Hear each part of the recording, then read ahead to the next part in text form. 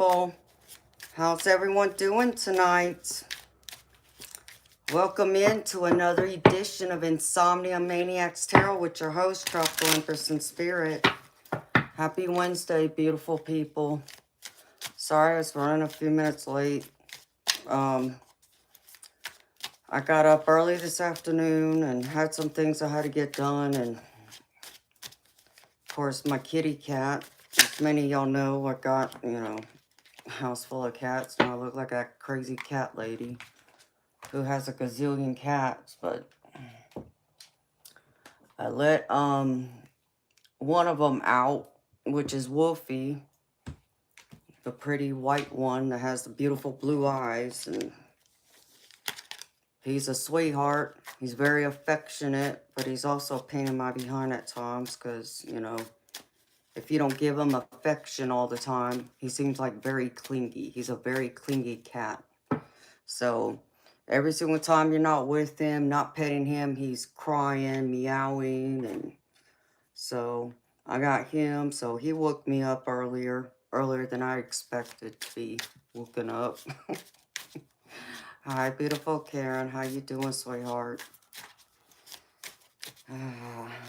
So I had Wolfie wake me up, and because he don't stop crying unless I give him affection or somebody else gives him affection or attention constantly. And then I had some other things I had to do too. I spent an hour on the phone with my cell phone company trying to get another number attached to my account so I can get a Cash App account going again. For those that keep asking me about Cash App, I'm trying to get that fixed. And so it's been a crazy few days. Hi, Bob. How you doing, baby? It's good to see you.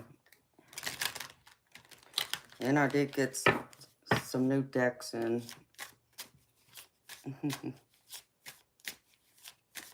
I'm good, honey. Just running around, my head cut off. That's all. Hi, Sunnyland. How you doing, beautiful? Did y'all have a good few days while I was gone? I missed y'all.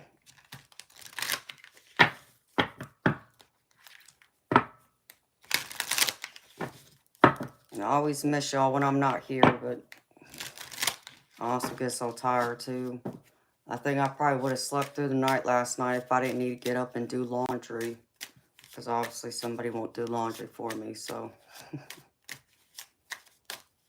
All my clothes are washed at least. And I didn't wash any of his clothes. He's going to wash his own clothes because I ain't touching them. So. Alright, beautiful people. Hi, Debs. So what's going on with y'all? I'm going to use this romantic love oracle, but this could be about, a friend, family, or even about yourself. So, let's see. What Spirit wants to share with me tonight, with y'all. What's been going on with y'all while I was gone. Hi, Nancy. So, beautiful people that are here, know that this is a general collective reading. So, this is for everyone who's here. Anyone who comes in the future, too. It's a timeless reading, so take what resonates, leave behind the rest. If something don't fit, don't force it to fit, y'all. Because not everything may apply to you. Because, again, it's a general collective.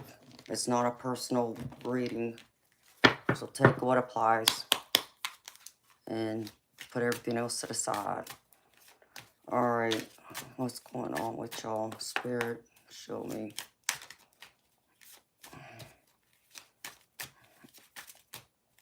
And it's also theme night, beautiful people.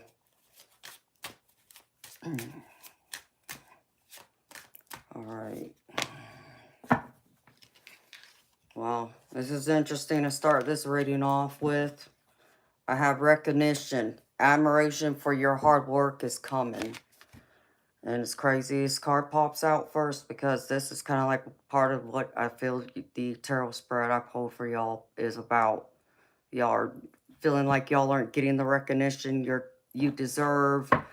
Even the energy of like, I feel like for someone out there, this is like someone you feel like there's someone in your circle that's um we'll say envious of you, envious of your success, envious of where you're at in your life compared to them.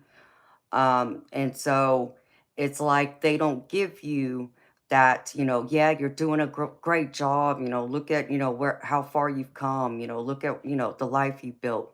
You normally will not see or hear anything like that from this person. So this feels personal, but I feel like this can involve, professional. Maybe, your boss won't recognize your hard work. Or this can just be in your personal life. You're doing something and somebody won't recognize you for it. The next one is acceptance.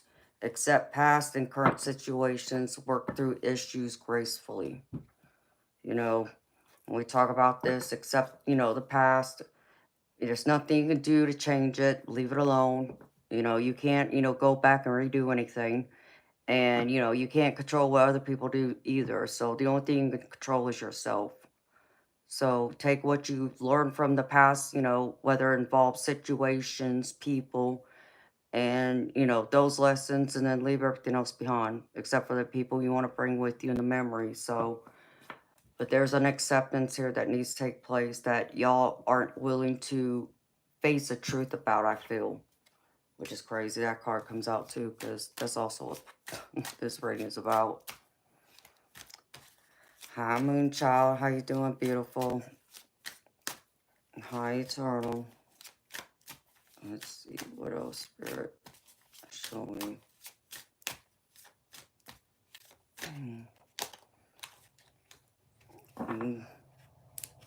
Confession.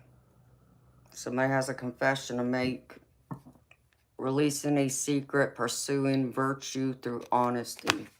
So, y'all got something y'all need to get off y'all's chest, I feel. It's not so much, I feel like really it's a secret. I just feel like there's something that needs to be said that you need to say to someone, but you're hesitant to say it. Like, I feel like someone needs to, like, stand firm in, their power and tell someone, no, they're not going to treat you a certain kind of way or talk to you a certain kind of way, or no, you're not going to accept their behavior. It's something along those lines. So it's time for you to, you know, step up and, step up for yourself. Step up for the person in the mirror, but even step up for the people around you. And if someone's being mistreated, don't feel like you shouldn't be strong enough to be that person. Just step up for yourself, defend yourself, and defend the people around you.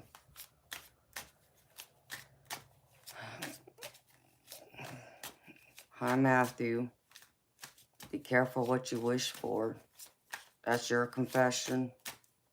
Is that right? What? Something happened, Eternal?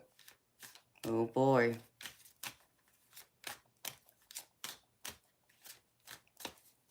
What else, Spirit?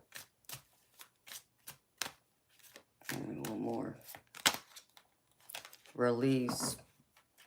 Release grudges, wounds, and pent-up feelings through healthy activities. I feel like y'all are trying to release a lot, letting go of things. And I feel like this is not just like, feelings y'all have, but I feel like some of y'all are even like shutting the door on people who, you come to understand and realize that they aren't no good for you, or they shouldn't be in your life, anymore, because, they create, destruction, or, there's a lot of toxicity around them. But this could involve situations too. But I feel like y'all are trying to release, trying to let go. And that's good, because that means that y'all are working on y'all's healing and, looking at things that, are going to help you through life and through your future without, feeling like, having that guilt of letting things go, or even people. So that's good to have too.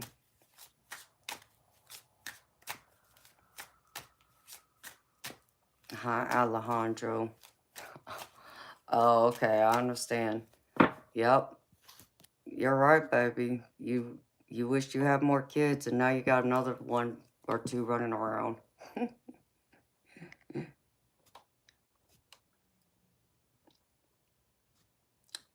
Things are still the same, baby.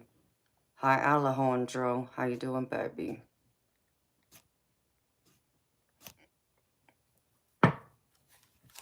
Anna's still about the same. I was waiting to hear from my lawyer friend about something, so but I didn't hear back from him yet, so.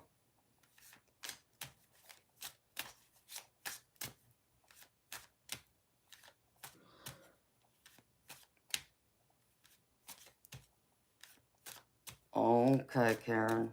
Yeah, send me an email, beautiful. I'll read it. One more spirit, and then we can get into this tarot. Well, this is crazy, because I know some of y'all still thinking about love. Y'all trying to manifest something, and what comes out? Twin flame. So y'all are trying to manifest this. Y'all's twin flame, a new love, making that love connection. Hey, I'm not mad at y'all. That's beautiful energy. That's a desire to want something. And there's nothing wrong with wanting love. Wanting to spend time and share your life with somebody. God knows I want that too. I don't have that. I mean, y'all already know. So, my situation.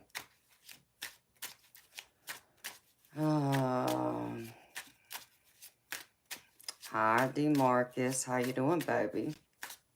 Thank you, honey. You're so sweet. Thank you, Karen. So y'all have a leap of faith. That's another one. That was at the bottom. Have a leap of faith that things are coming to you. That's meant to come towards you. You know, the things you're meant to have, they're coming. Don't lose hope. Even if things seem crappy right now, hang in there. Okay? Be strong. Be my strong warriors. Alright, let me put this up. I'm not going to pull out another deck, y'all. I'm just going to get into this. This tarot and the oracle cards. So, I just pulled out a few cards from my my messages of the cosmic instead of going to the other decks that I use. Try and switch this up a bit.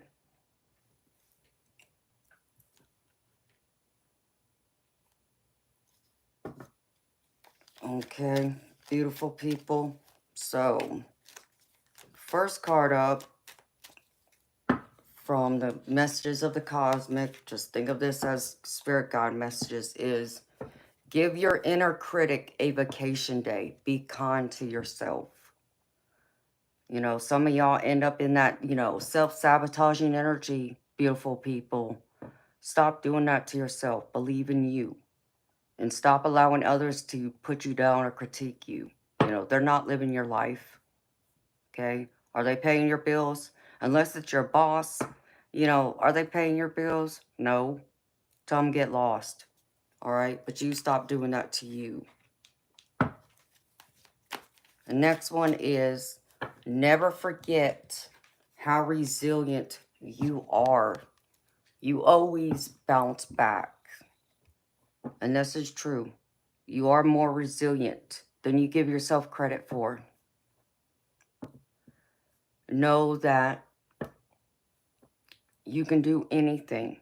You're strong enough. You can persevere, do anything and everything. You are that resilient. Sometimes it just takes time to dive deep. You know, you will bounce back. Believe that.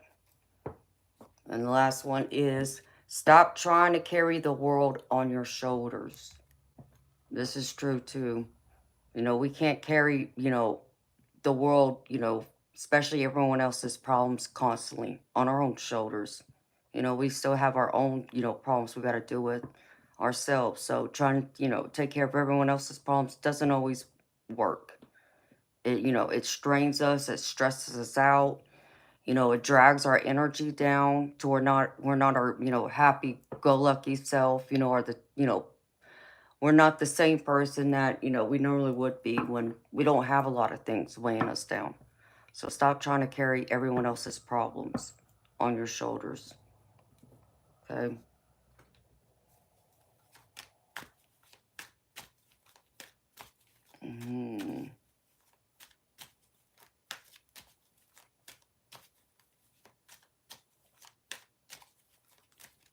Are you having trouble again, Karen?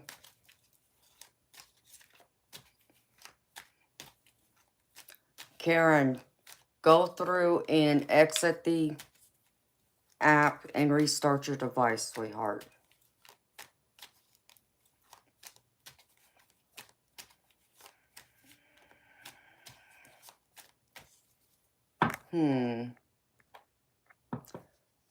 Oh, really, D-Barks? Let's see.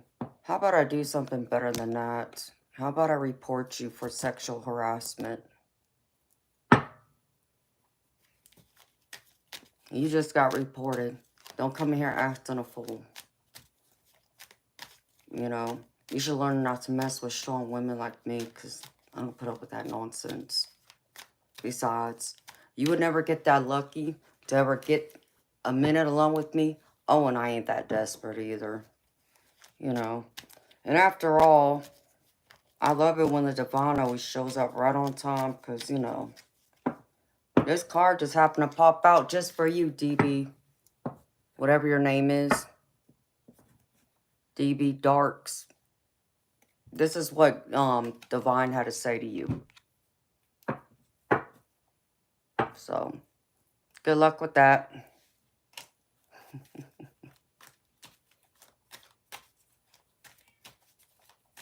Hey, people want to come here acting a fool. Y'all know me. I don't play. All right, beautiful people again.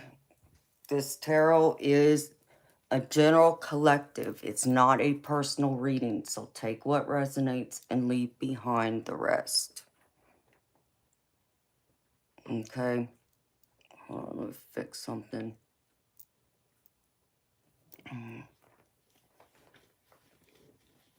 Hi, Sagey. How you doing, beautiful? Love and light to you too, girlfriend. Okay. So, I don't know what's been going on with y'all last few days while I was out, but y'all aren't trusting your intuition, is what Spirit's telling me. And y'all need to learn to really trust yourself. Again, stop, you know, allowing other people to persuade you. You know, stop allowing, you know, even yourself to say, no, that can't possibly be. Oh, no. I'm just imagining things. I'm just seeing things.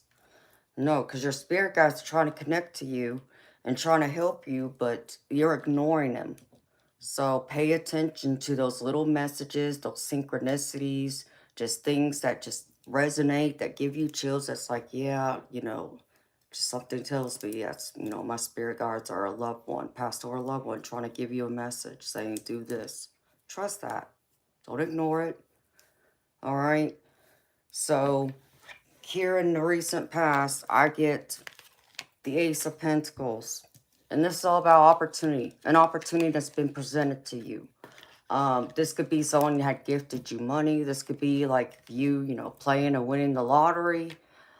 This could be a new job. This could be even an opportunity of like new love. But there's an opportunity that has been presented to you in your recent past, and Spirit showing me that it's going to bring you great, you know, great prosperity here with the Six of Pentacles. So this is going to be like an even give and take. So don't feel like you're going to be left out in the cold, okay? For whoever this could be a relationship I get for someone. Like this is a romantic connection, but for many of y'all, this has to do with like work, you know, in your professional life, I feel. I'll put this somewhere. An opportunity to start something new, like a project. All right. And then in y'all's present energy, this is the Three of Wands. This is all about planning. This is all about, you know, taking that deep dive forward with excitement. You're excited about something, a situation, or this could even be a person, but you're very excited. You're so excited that you're letting go of old beliefs, even things that may have scarred you, like wounds, so you can move forward with this opportunity that's in your recent past, that this energy surrounds as, you know, the main theme around your energy. This is the Six of Swords. This is you letting go and moving on, finding peace. You're able to find peace with this. You're able to see ahead of you instead of so much worrying about what's behind you. Go forward. And you're doing it with excitement. I feel like there's a lot of passion and energy that's driving you forward now. Like you feel like you can breathe again, take a sigh of relief, or like, you know, finally, you know, it's like finally, you know, my abundance has shown up, or that one thing I needed. It's like the, you know, universe finally was listening and answered you. That's the kind of energy I get from this. So be excited, y'all. Because in the center, look, I got the Empress. The Empress is all about abundance, y'all. She's all about that abundance. She has it all. She's all about being filled with all these creative ideas. And she's passionate. So this is y'all. And Spirit showing me that everything that, you know, I've seen here that so far is going to make you feel like this Empress. Where you're going to feel more abundant. Things are going to keep getting better. Because even Spirit showing me with, even though you may have had to let go of something or someone, you know, I get the Five of Cups or Pentacles. It's one of those. I can remember. But this is showing me that, you know, yeah, you've had some sadness because you've had to let go of something or someone, you know, a situation, person. So it's left you sad. But you're starting to look ahead again. You know, it's like you understand now that what you had to let go of was for your better good. It was like the universe trying to protect you so they could bring forward this new abundance that's coming towards you. So you're willing to face that now. And now here you are again with the Ace of Pentacles, with opportunity. Prosperity comes to you once again. Spirit's confirming that, you know, with the Empress and the Ace of Pentacles. Like, this is a lot of abundance, opportunities, things that will start getting better, even after the things you've had to, you know, say goodbye to. So know that things are going to get better. You know, that one opportunity, you know, person, whether it's love or, you know, a project, you know, your career, financial goals, whatever that is, Spirit saying it's coming towards you. But in the challenge, you know, as I said again, y'all not trusting yourselves. Y'all not listening to your intuition. And Spirit wants you to listen. Trust that little voice that keeps coming to you and telling you, no, do this. Yeah, go ahead, do that. Listen to it. Because I'm getting y'all in the Page of Swords, but this is in y'all's challenge energy. So, you know, it should be this way, but I'm reading it this way, okay? So the Page of Swords is a card of, normally, you know, the page has, you know, it's a young energy that's, you know, just starting out, just learning something and you know, willing to go out there and explore. Because you know, you're using your logic, your rationale. But now, you know, it's like, because you keep doubting yourself, because you're not listening to your intuition, it's leaving you confused. Like you have no clarity, like you have no sense of direction, because you keep allowing either other people around you to talk you down and tell you no, or it's yourself. So, you know, stop having that self-sabotaging energy. Or if it's someone who's telling you no, it's not possible, or it's not going to turn out the way you hope or dream it, tell them get lost. And this is going to take a lot of inner strength from you. This is, oh, what is this one? I think this is the 9. Jeez, Amanda. I'm using a new deck, y'all. And this is different from any of my other freaking tarot decks. Before I tell y'all wrong. So I can learn this deck. Which one is this, Spirit? That's what I get for trying to use a deck that I just got. But then that's the only way you learn it sometimes. Look on it. Where'd it go, Spirit?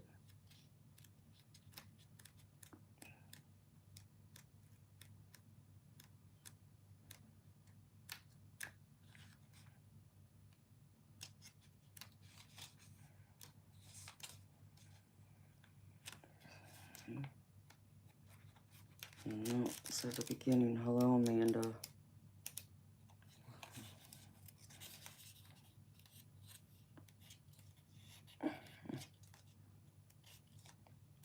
I should really read these guidebooks, but I don't.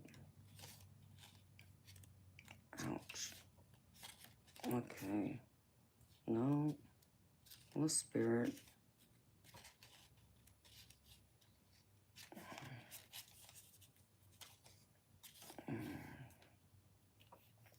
Okay, purple is what? So they don't have it marked. Okay. Okay.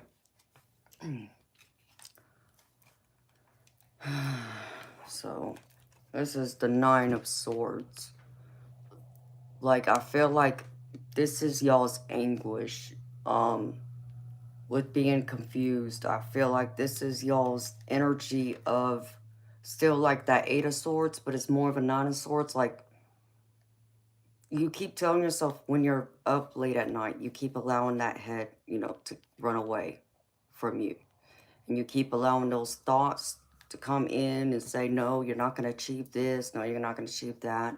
Or even the people around you. Because I feel like still there's like this strong energy that's trying to like disrupt your life and tell you you're not going to get anywhere. Or you're not going to be successful. Or no, you're not going to get married and have a family and live happily ever after. Or someone at work doesn't recognize your hard work, what you bring to the table. Or even in a personal relationship, you know, whether that's family, friends, or possibly romantic partner. Don't allow them to do that. Go within. Draw out that inner strength that I know all of y'all have. Again, like this card that talks about how resilient you are. Like, I feel like, you know, I can't make this up. Spirit just didn't, you know, bring this out of nowhere. So be resilient. Trust yourself. Know you can do this.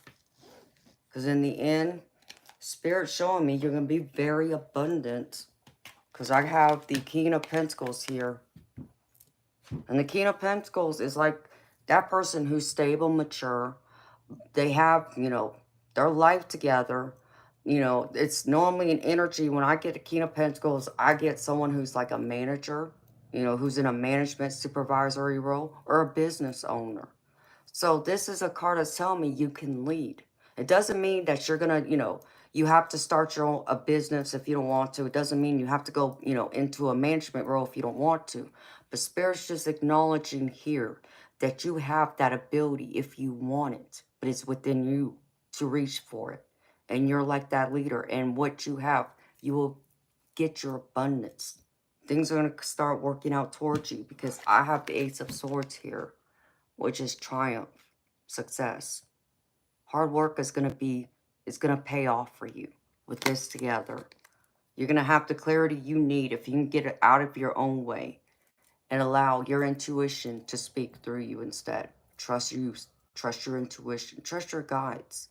You know, because I hear like some of y'all are complaining. This is what Spirit told me. Some of y'all are complaining to y'all spirit guides, like you feel like they aren't helping you. They're not answering. I just saw a spirit orb. Like they're not answering you. And they are answering you. You're just not listening. You're not paying attention to the signs. Or the messages you get through, you're just like, no, that's just my imagination. No, that's coincidence. No, it's not. Trust yourself. You get that gut that's just pulling you and telling you, no, do this. Don't ignore it. Why? you know? And think about it this way, beautiful people. All the things that you have done this far, if you've done something constantly, done the same thing over and over again and nothing's changed, well, isn't it time to try something else? Or go a different direction? Or reevaluate, readjust, you know, where you stand at and to adapt to something new. And I know change is scary. I know doing something different is scary, because you don't know the outcome. But that also comes back to your intuition, trusting you, trusting your capabilities, your abilities, trusting, the divine, trusting that divine is going to guide you right. Not they're going to guide you off the cliff or anything, okay? So believe in you. That's what Spirit wants y'all to know, is believe in yourself. Because y'all's abundance is here. I feel that King of Pentacles is very abundant. Both in, their life professionally and, they have stability, security. So it's someone who has material or financial abundance as well. Know that, beautiful people. Alright, now for y'all's Oracle cards. I have here, let's see where to go. Okay. First card up, from the Gods of the Hidden Realms. Grace within the chaos. Okay. And this says, some days the chaos and division in the world are so overwhelming, you lose sight of what you're actually witnessing. Media gives you a bleak yet seductive view of life, focusing on drama, suffering, division, and danger. Beware this false mirror. You might have fallen down the rabbit hole of social media, gossip, or a barrage of bad news, or found other distractions to avoid making a decision. Pledge to take a media diet and remember what really matters. Life will bring pain, but it also offers more. Open your eyes and your heart to see the gifts beyond the chaos. Get back to nature, to who you truly are, a spiritual being here on purpose, brimming with life and potential, directly connected to source. You just temporarily forgot. Yes, the world is changing, but it always changes, and there are always challenges. Duality exists in our perception of it. Breathe and breathe deeply. Life loves you. Let it. I think that's it. Yeah. Get to his next page. Yeah, that's it. Okay. So no, like through the chaos again, this is like, disruption to me. This is either, yeah, there could be other things in your energy that's distracting you, but I do get a chaos energy. I feel like for most of y'all, this is someone in your circle, someone you end up either know on a personal level, or this is someone you work with. And, they always are putting you down, not recognizing you for, what you have done and your success or where you are in life. They don't see your true potential. Again, tell them take a hike. The only person you can't say that to is your boss, because they write your paychecks unless you own your own business, and that's different. But know that through all this disruption, this chaos, you will get to the other side. And that's what Spirit wants you to be strong in, to believe in you, to trust your intuition instead of listening to the outside noise, outside distraction, whether that's social media, the news, or people in general. Trust you and only you. Because even I pulled another card from one of my other decks, and this is the Goddess of the Moon. And this is like the High Priestess. So Spirit again is coming forward and saying, trust yourself. Be that High Priestess. Trust your intuition. You are tuned into divine. They're connecting to you. Your spirit guides, your past over loved ones. They're trying to guide you.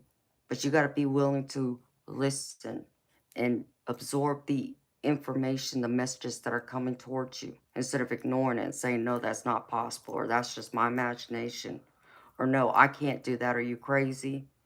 Stop doubting you. You know, when you doubt you, it shows in your life. It shows in your energy. People pick up on that and they feel that.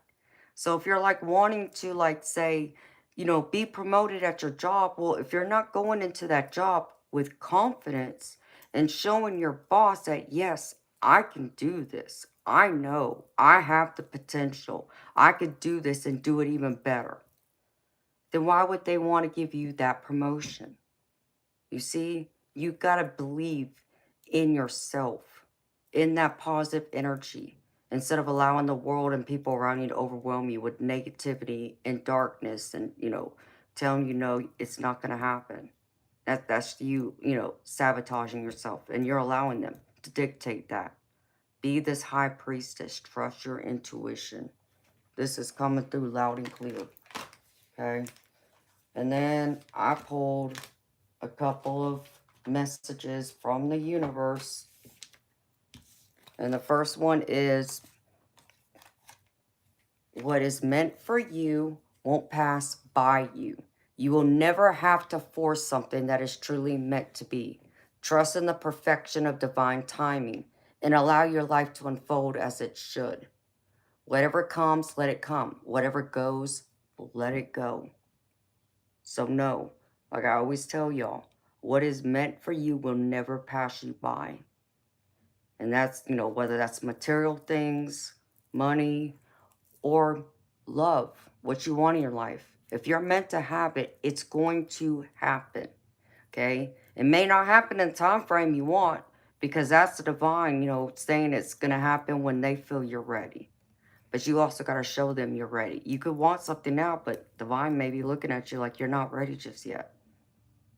Be ready for it. You know, don't just want it, but believe you are ready and make yourself ready. Make that plan. And the things that you are meant to have, you will have. Trust that. And the other one is, the journey wasn't the smoothest or the most pleasant lately, but everything is coming together.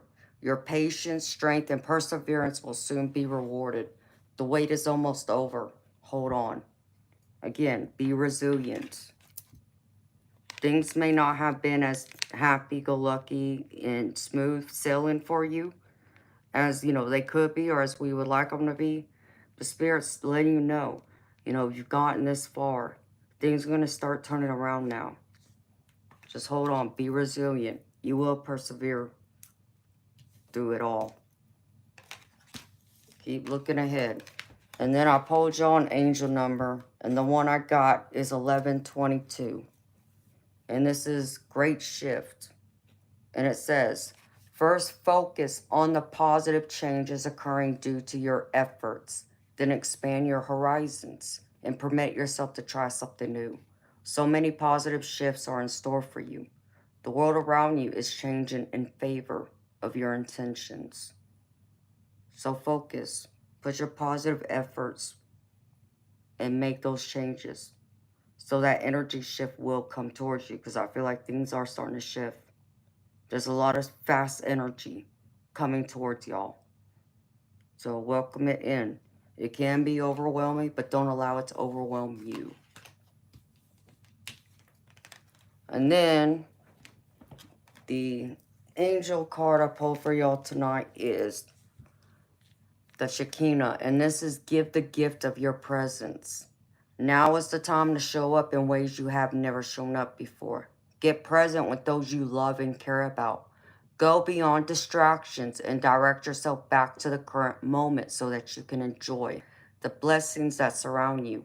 Instead of focusing on where you are going or what has previously happened, enjoy the beauty of the here and now. And the positive affirmation is, I awaken to the blessings of the present moment. I awaken to the blessings of the present moment.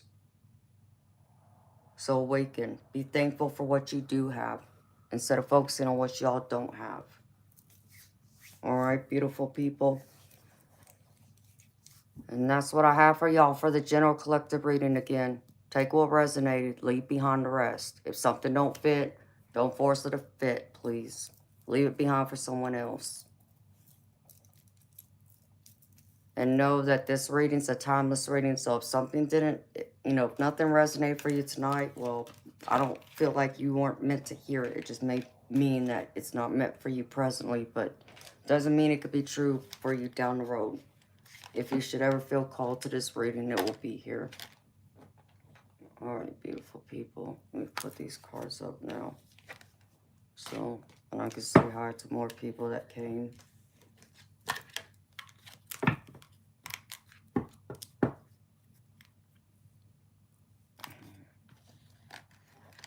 Hi, Cheryl. How you doing, beautiful? Oh, you're welcome, Seiji and Bob.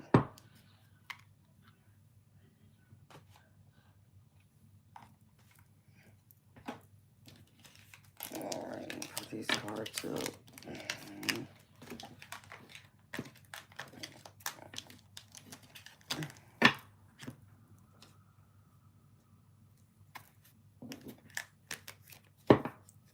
So what y'all been up to the last couple of days? Hello, Greg. That's right, Greg. Hold on to that, baby. Oh, Bob, you didn't hear me, baby. She's still the same. There hasn't been any more changes. She's stable, but I wish she'd hurry up and wake up, but I think she's up there dancing with her husband is what I think she's been doing.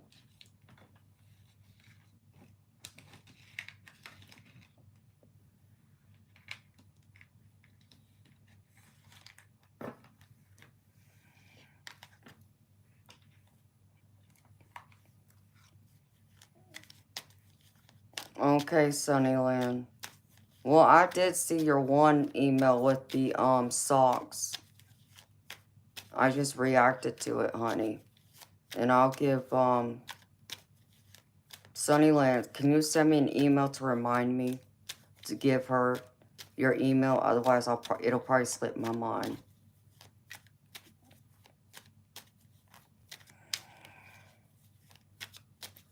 Court is June. What did Judge say? I think it's June 2nd. It's the first week of June. It's June 2nd or June 3rd.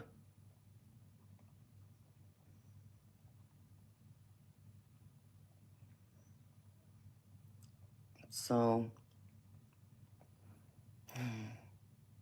there's still pretty much a couple weeks that she has, pretty much.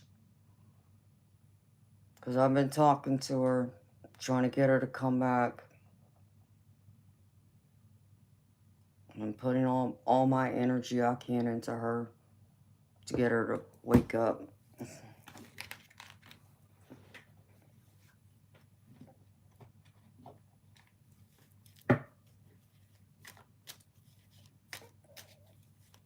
No.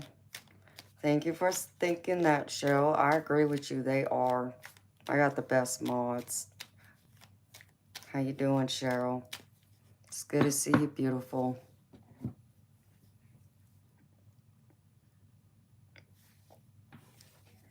Did you, Moonchild? You know, beautiful people, yeah, I hate looking at my email because normally it's full of junk. So I'm going to try and set up a separate email, y'all, because I just got a new number attached to my phone that I'm going to use. So I can set up my, a new Cash App account. I just haven't gotten to it because I just got to get the number, activated today, and I spent over an hour on the phone with this cell phone company. It's like, this is crazy. So, and they said it would take a few hours to get the number actually activated. So I'm gonna use that so I can create another email account that, you know, I'll use that'll be strictly just for, like, you know, for this. So it's not like my personal email where all my other junk goes to. So once I get that set up, I'll let y'all know. That way y'all can email me and I'll be able to see it sooner. Because right now, my email is full of junk mostly. It's like I just need to go in there and wipe it all out and start fresh again. But I know there's some emails I still gotta look at. I haven't.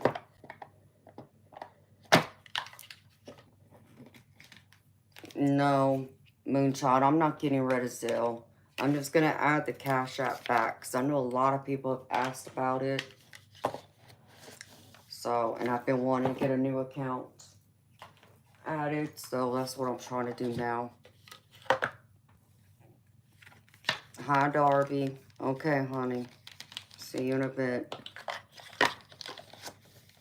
So I'll keep the Zelle and the Venmo. I'm just going to add the Cash App back into it because I'm going to hate doing it, but that Buy Me a Coffee app is a pain in the butt. I still haven't gotten the money that was in there. I haven't gotten it yet, and it's like a whole big hassle of it having to be transferred somewhere else before I get it, and I just don't want to deal with that. So, and I have the PayPal, so I know everybody can have PayPal. If you don't have PayPal, I guess someone's going to have to download that app, because I know PayPal's global wide.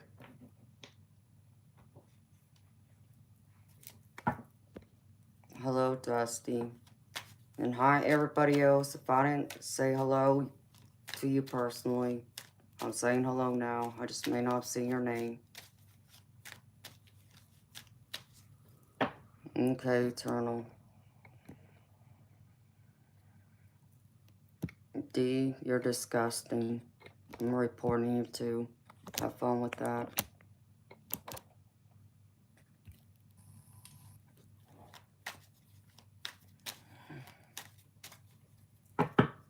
You're funny.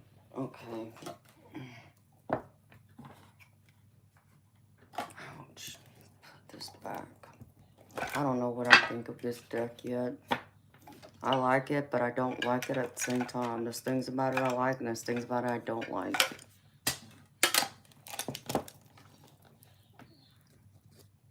Oh, really? Yeah, now I'm just gonna block you, D. Bye-bye. Say goodbye. Disgusting. Hi, JK. How you doing?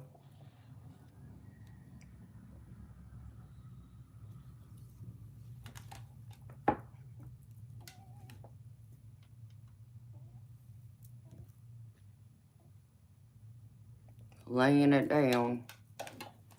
What do you mean, Cheryl? What are you laying down, girlfriend? Okay. My rebel deck.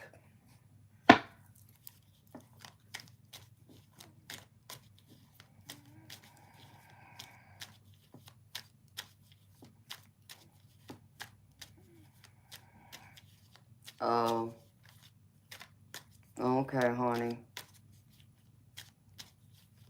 Well, girlfriend, just put the phone on the floor. You ain't gotta watch me, honey. Just listen to me.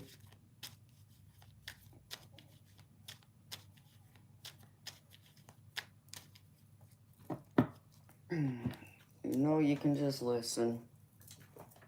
Alright, beautiful people. Let me put this up real quick.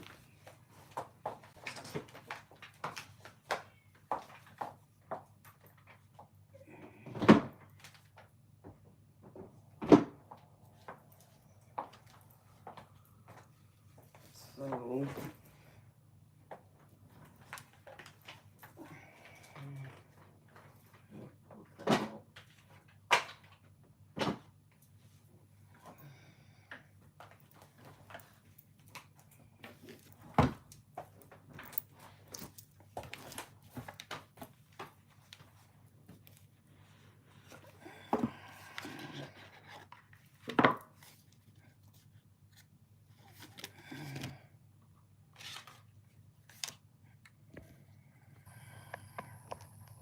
Shane, what do you mean strife?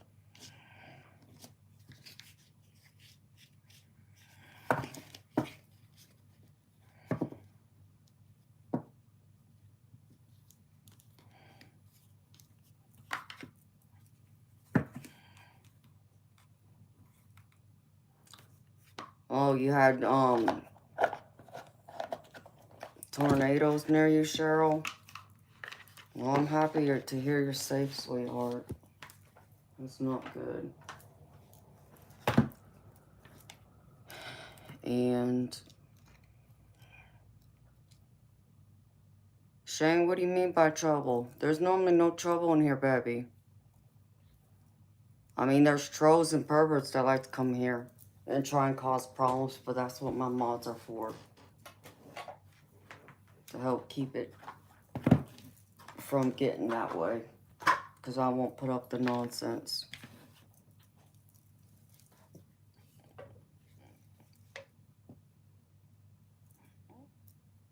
Hello, Pink.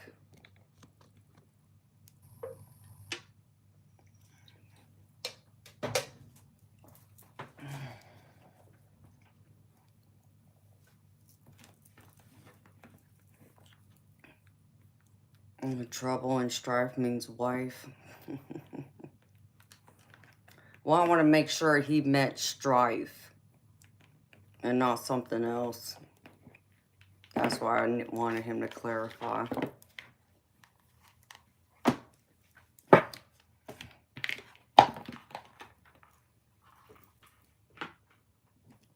Okay, put this up.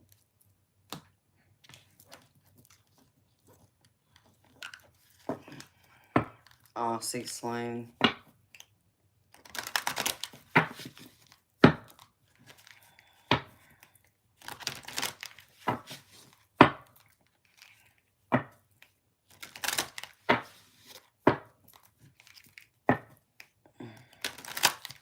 Yinzers.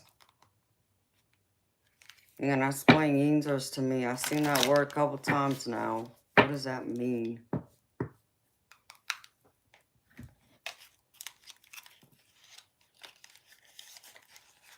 Hello, Rockin' Johnny. How you doing?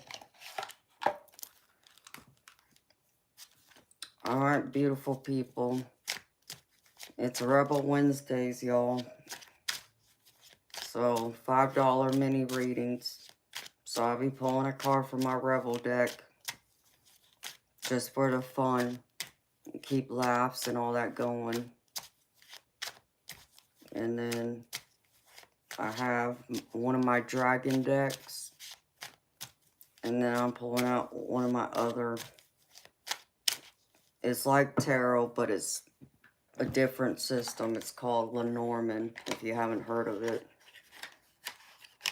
So I haven't messed with this deck at all. So I need to use it and get to know it. So if y'all want a mini reading, it's $5 US, beautiful people.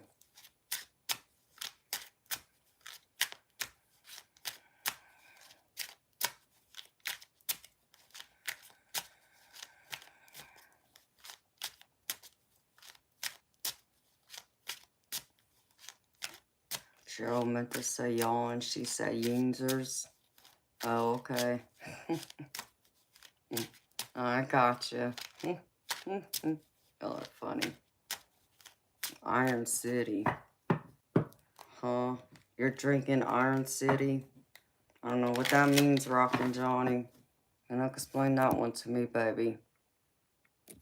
What's an Iron City? Is that some kind of beer that I've never heard of? Oh, it is? Okay. Yeah, I wouldn't have a clue. I don't drink beer. Yuck. Hi, Bonnie. I'm Gravy, beautiful. Thank you for asking. How you doing? Well, Bonnie, I had to take a couple days off, sweetheart. I had to get some sleep.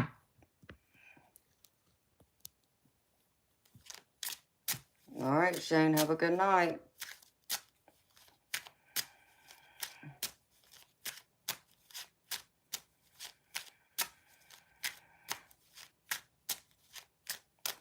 Okay, Sagey.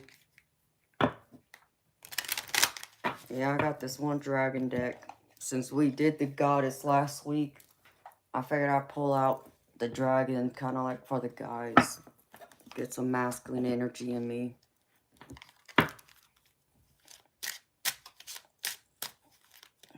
Yeah, I can do that, Bob.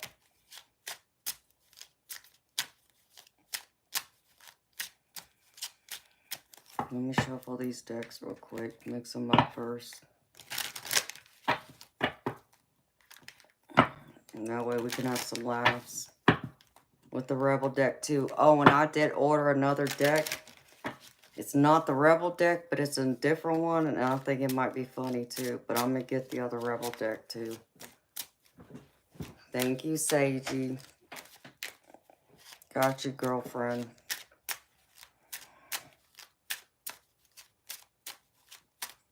All right.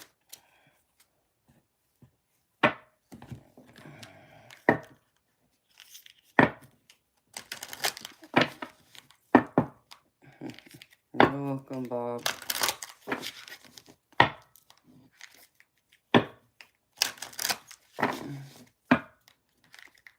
All right.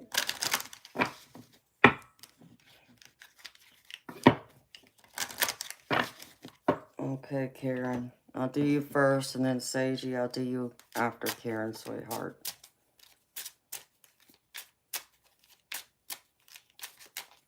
All right.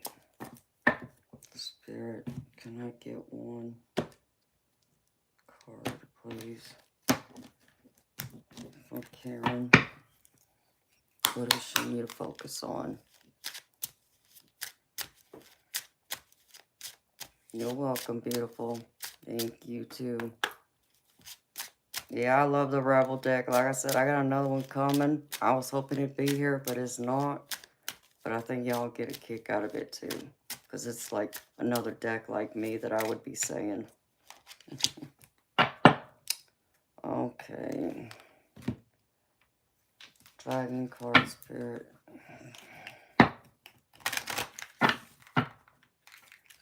One card for Karen, please.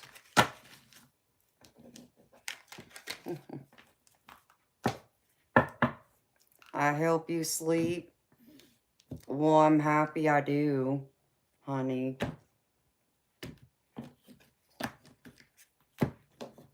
I'm glad that my voice is so soothing to y'all. That's what I keep hearing. That y'all can't fall asleep. One card spirit for Karen, please.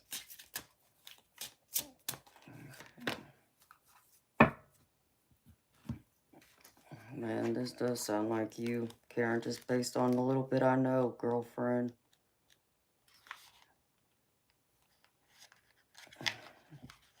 Amanda, pay attention.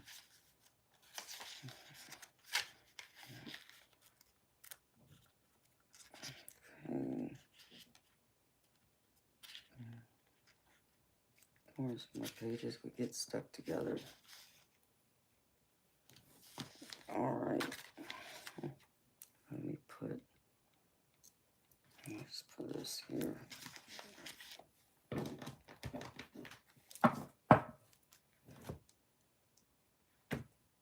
Okay. Can I get one Rebel card for Karen, please? Give me a good one, Spirit.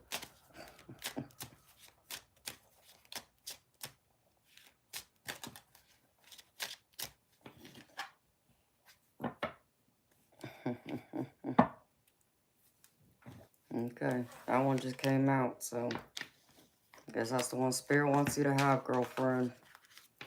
33.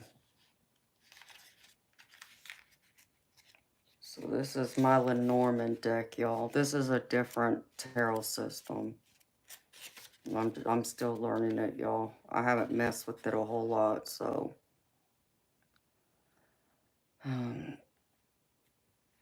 All right, Karen. This is the key. And this is, it says the solution to the problem can be found by being in possession of this key card. It both unlocks and secures, depending on which way it is turned. The answer is within your reach. This is the card of liberation, although it can also be a tool of captivity. The gilded bird cage of the Revere speaks of a bird palace which can become a prison. Inside is a rose symbolizing mystery, a mystery that unfolds as the key unlocks. It also, of course, is a symbol of love, the most common of all mysteries.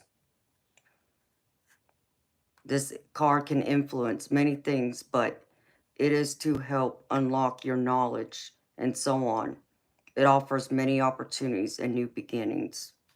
So, Karen, to me, this is almost like the Wheel of Fortune card. Like, things will change because you have the key to your destiny without allowing yourself to get locked or get trapped. You may feel like you're trapped, but you're not. And Spirit's reminding you of that.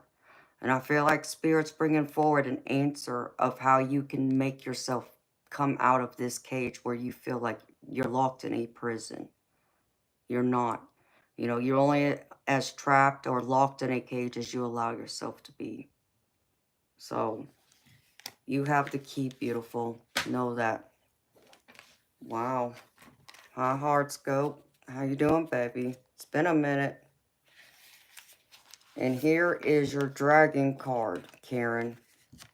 Hellish Trials. And it says, the gentle yet persistent tapping of the elegant, shiny, ebony claws of a patient, yet smug and devilish blue being in the shadows reaches your ears. But this dragon waits, biding its time, and knows your weakness and knows your fears. But most of all, it knows the path to your downfall. It whispers from the shadows, addiction, indulgence, temptation. And so doing it highlights what may be your overdependence on and seduction by material and physical pleasures. It's sinfully tantalizing, isn't it? Devilish almost. You are being advised to stop, drop your shoulders, breathe deeply, and take stock of your current situation. Are you living in fear, caged in, or dominated by your own obsessions? Do you harbor an obsession with someone else, perhaps? Or is there an area of your life that devours your whole being? Or are you being deceived? This is a challenging question to answer at the best of times, but a poignant and essential one nonetheless. Caution is advised. You are on trial, and it's up to you to determine who the judge, jury, and executioner are in this courtroom. Will you pass this devilish test? I mean, these go together, Karen. Like the key, you being trapped in this cage, and this card saying you're also allowing yourself to be trapped. You know, by obsessions, by people, by things. So you have the power to untrap yourself, to open the door to new beginnings. Welcome them in, because this is all about a new beginning too. A new start. A new way of being. Don't allow your obsessions, worries, fears, people to hold you back, girlfriend. And then your rebel card is winning. You got a good thing going. Don't ruin that ish. No, you got a good thing going. Something good's gonna come along, Karen. Have faith, beautiful. If it hasn't happened, it's fixing to, I feel. For you, girlfriend. And that's what I got for you, Karen. Thank you for trusting me to read for you, beautiful. I hope that helps you, Karen. Okay. And hi to the new people who came in the room. I'm doing $5 mini readings. It's a theme reading. So if you're interested, the information is in the box.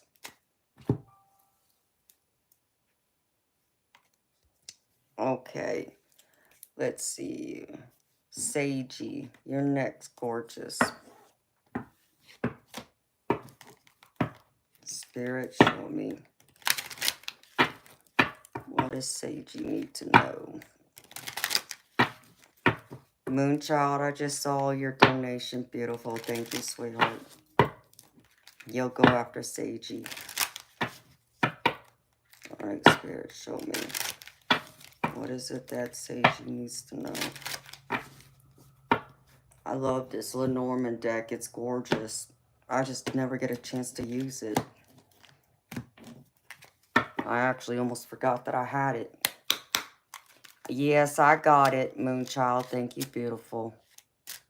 You'll go after Sagey, girlfriend. Ooh, I like this one. No.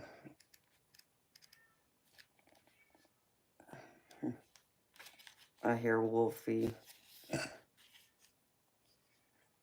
Wow. Alright, Spirit. Can I get a dragon card for Sagey? Please. Thank you.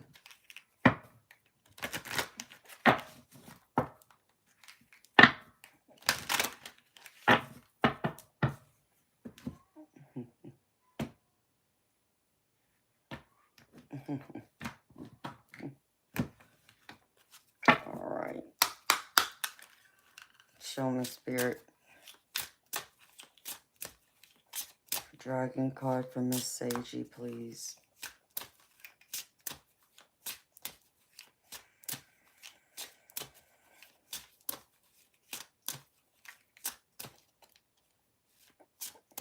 One card, Spirit.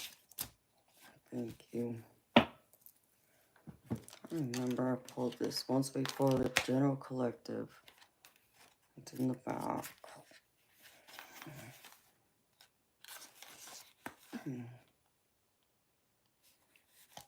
Like this.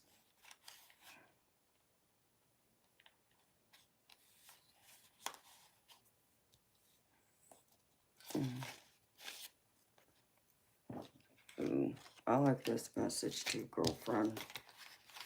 Alright, Spirit, give me a rebel card, please. I like that one too. Okay. Alright, Sagey, here you go, gorgeous. You got the Rider. And it says, the Rider brings news. It is the first card that announces new things. We behold a dreamy female rider who sits astride a carousel horse. The horse who, in fairy tale stories, is the conveyor of messages. She may even be Iris, the Greek messenger of the gods. The fastened messenger bag across her shoulder may be suggestive of additional messages for different destinations along her night's voyage. In her hand, she grasps a white envelope, a letter that is out of the bag and ready to be delivered for the current reading. The carousel is the ideal metaphor. This is a new cycle being initiated and an ending of the old state. The ups and downs of the carousel also symbolize the magical flight that power this messenger to its destination. Feed from the ever-evolving merry-go-round of life, whose circular motion is also defined by the laws of physics as acceleration. Our rider symbolically reflects the pace and speed of information by which our lives are increasingly affected. You know, Sage, this reminds me kind of like the Fool, but, you know, this also kind of makes me feel like the energy of it is like the eight of wands, where there's a lot of fast moving energy coming towards you. And like how that, you know, it talks about how there's a lot of information coming towards you. So I feel like there's going to be a lot of face pass activity with a lot of like intensity behind it. Things that I feel like are going to be good for you. Things that I feel like are going to make you see a whole new beginning, a new start. You know, something new that's going to open up for you. But I feel like there might even be some challenges there that you need to watch out for. So that Eight of Wands energy is both that intensity, that passion, that ambitious action, but is normally good positive movement going forward. But I feel like there's going to be something that's going to clash against it. So just be mindful of that. Know that you are this resilient, beautiful being that can get through anything. You can persevere. So I think the good will overweigh, you know, whatever challenges are coming towards you, beautiful. Just be on the lookout for that. And then the dragon card is, I love this, since it's my favorite color, infinite embodiments. And this represents like the Archangel Gabriel. And it says, thousands of voices sing and rejoice in the name of the seraphim. Rejoice. These 1,000 pure white dragons sing as they fly through the realms via a portal of purples and blues, the colors of the divine feminine. These are the dragons of Gabriel, her heralds, her choir, and her steeds of pure seraphim light. Hear their voices call out to you. Over and over, they sing Gabriel's words. Place your hands on your heart to hear their song. Your heart, the divine gateway to the angels, is where Gabriel's dragons are guiding you to go, inside yourself and through to the portal of Vir. Vir is a portal of the seraphim where we can access angelic energies to love, heal, and reform absolutely anything in our lives, past, present, or future. Here we encounter birth, death, and a rebirth of the consciousness to worlds beyond our own. Take your time and do not rush on this newfound journey through Veers that's being presented to you now. No one can tell you what lies at the end of this journey or what wonderment awaits you along the way. This is your time, a time when your inner guidance is being sought to navigate this newfound path, and you must take your time to explore, experiment, and experience all its wonders. What is being shown to you here is the portal of Vir, the infinite embodiment of the infinite power of Archangel Gabriel's gathering of dragons and their transformational magic. I mean, I can't make this up. New beginnings, beautiful. And this card's like going through and confirming that. You know, with all this fast moving energy, you know, where something, you know, starts, that means you walked away or something ended behind you in order for that new start. It's the constant circular motion we all go through. A new chapter, a new cycle. We go through it, you know, we live through it, get the lessons, and then we end it, and then we start a new one. But it's a constant, like, rebirth of consciousness for you to gain knowledge, wisdom, experience, to learn, but also to learn something more about yourself and to take that newer version of yourself and allow that the world, the outside world, but even the people in your intimate circle to see you in that different light. Allow yourself to grow into that new version of yourself, that new beginning, because that new beginning is going to take you to the next level in your life where you're meant to go. I love that. And then the Rebel card I pulled for you, Seiji, is thoughts. Don't believe every crappy thought you have. Thoughts can be sneaky, lying bastards. And this is true. I think that's true for everyone.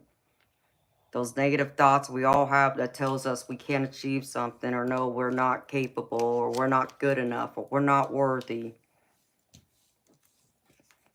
Tell those sneaky bastards to take a hike. I love that. Love, love, love. And that's what I have for you, beautiful Sage. Thank you, honey. Thank you again for allowing me to read for you, girlfriend.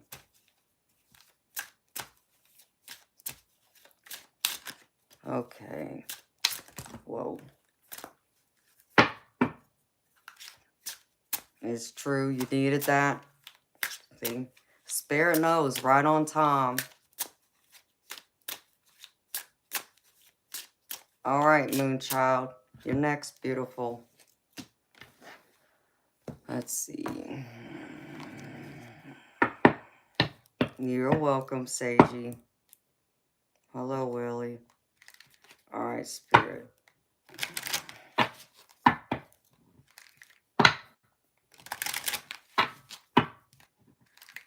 Can I get one card from Moonchild, please? What is most important that she needs to know right now? Hi, beautiful Judith. How you doing, honey?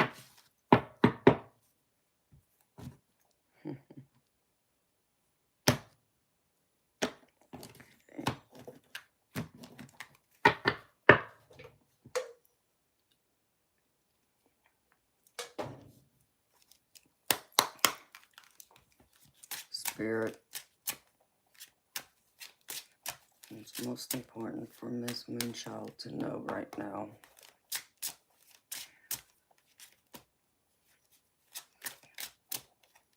Thank you. Uh-oh. You got romance coming towards you, girlfriend? I only say that because of the picture of this card. But this can represent someone in your life.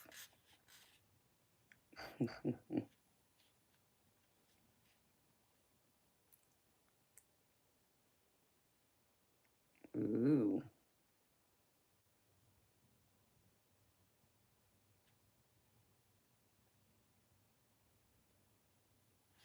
Looks like you might have someone coming towards you. But you know, it could also be... Hold on, let me pull this other card. And then I'll be able to get no more.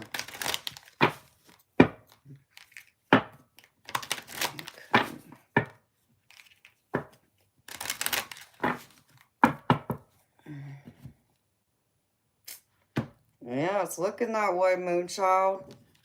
Hold on, girlfriend. I'll show you why I say that.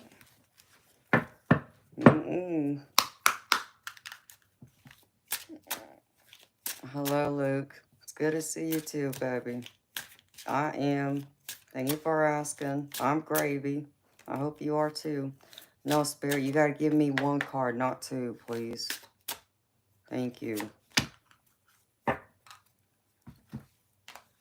Right, poison. What? Spirit? Come on now.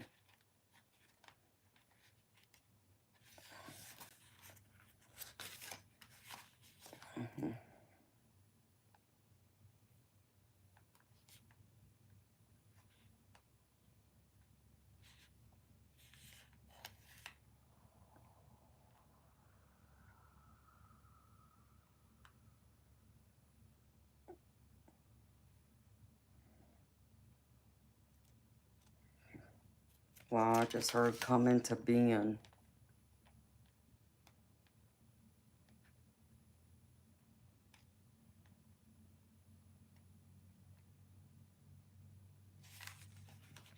Okay.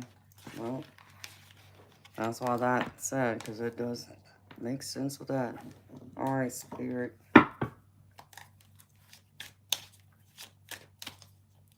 Can I get one card? Alright. Thank you.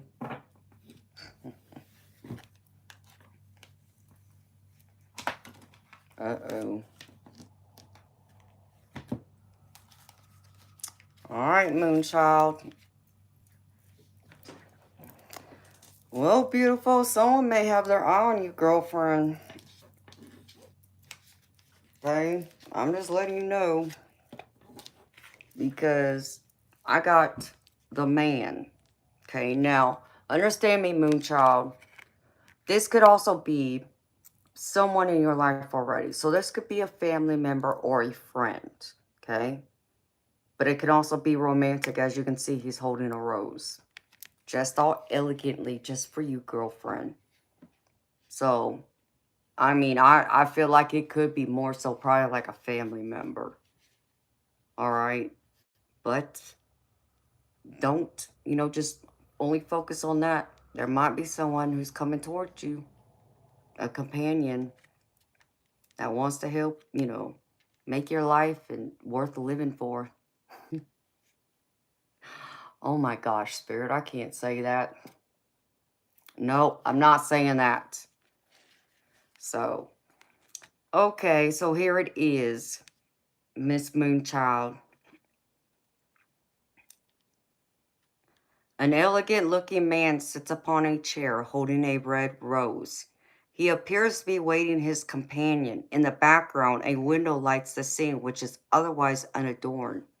It speaks of waiting, of patience, of a quiet endurance. There is a sensitivity to the scene that communicates the nature of romance. Ooh. So you see, saying romance. Someone got their eye on you. Someone got their eye on you. I don't know who it is, Moonchild, but you better let me know when you figure it out. An elegant man got his eyes on you. He better have a rose too. Did I just hear church bells? I don't know, did you, Sunny Lynn? Okay. And then the dragon card I got for you, Moonchild, is Right Poison. And this represents the Archangel Harut, the angel of sorcery. Ooh. Okay. It says, when this dragon appears, you are to take its poison, a medicine that heals but also deals. Growth does not come without sacrifice. However, this is a message that goes beyond the need to shed that which no longer serves you. Shed and sacrifice any and all parts of you that are no longer needed moving forward. Like a snake shedding its skin, a new you is being formed for your new direction, and your old way of doing things is no longer necessary. When you're faced with this dragon, be honest with yourself about what is truly called for in your life.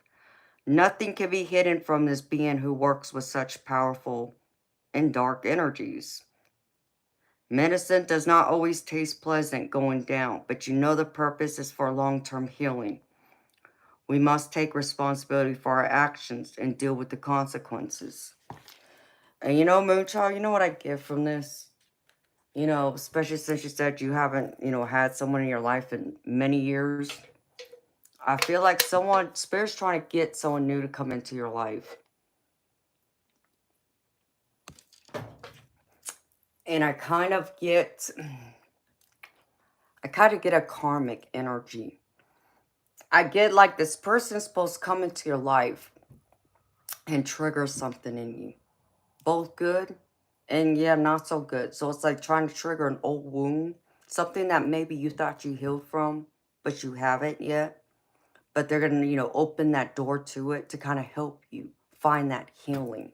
So you can, be more full of yourself, full with your light, that shines outward.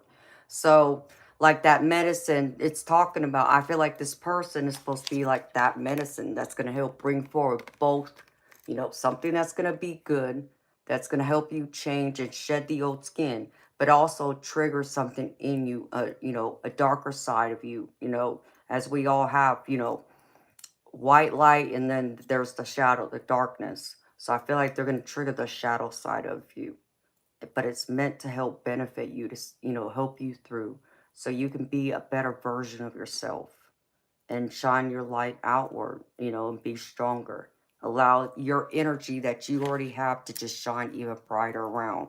That's what I get. So someone's going to be coming towards you, beautiful. Don't just toss them to the side, beautiful. If someone just randomly starts talking to you, beautiful, don't just ignore them. Just kind of, listen to yourself. Does your intuition say, like, this is like that person Amanda was telling me about? Answer it honestly and don't be afraid of it. Because this person's going to help, like, test you, challenge you. But like I said, it's like a trigger to help you heal, but also to help you shed something that needs to be shedded away for you. All hell may break loose. Hey, if it does, I hope it's in a good way, honey. You know, because Spirit just said something that I cannot repeat. And that's all I'm going to say. Okay? So, there's going to be some spice in your life. And I'll just leave it like that. And then the Rebel card I got for you, girlfriend, is whatever you are thinking about, don't do it. Now is not the effing time. So whatever you're thinking about doing, Spirit said don't do it. Now's not the effing time. They didn't just say now is not the time. They said now is not the effing time.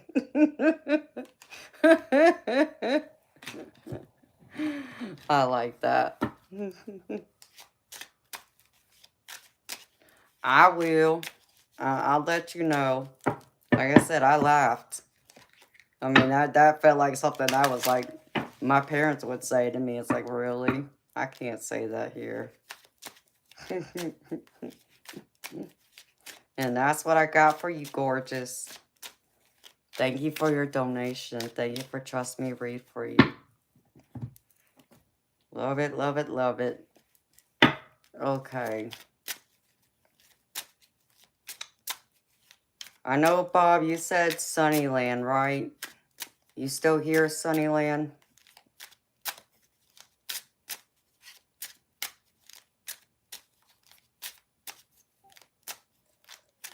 Oh, you're welcome, Moonchild. That made me laugh, girlfriend.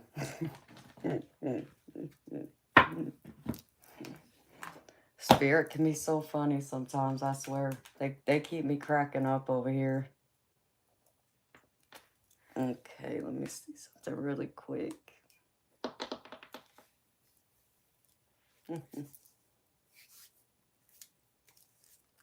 All right. Oh, crap. Okay. You needed a laugh. Well, good, honey. I'm happy if I can make you laugh, girlfriend. That's what I want. It's supposed to be one of those easy nights. So I don't drain all my energy, but we keep it fun in here.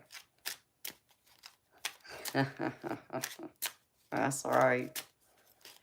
All right, Sunnyland, you're next, beautiful. All right, Spirit. What does Sunnyland need to know right now? Most important for her.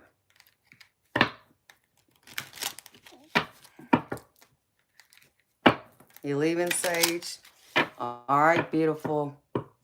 Thank you again for the donation, beautiful. And thank you for trusting me read for you. Have sweet dreams, girlfriend. See you next time.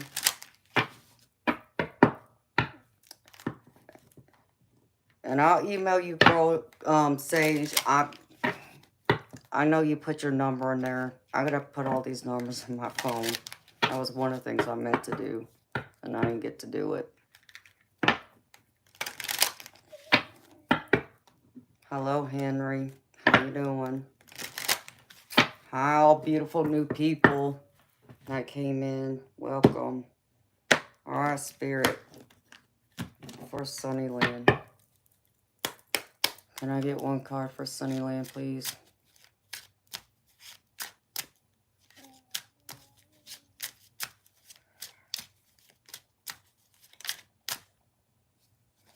Y'all should see this new deck I got. Oh my God, y'all. It feels like velvet silk. And that's the best way I can describe it. The images are beautiful on it too, but I didn't get a chance to shuffle it all up yet. So hopefully I'll be using it in the next few days. We'll see. Ooh. Well, this is like a big, huge... What is this? Spirit.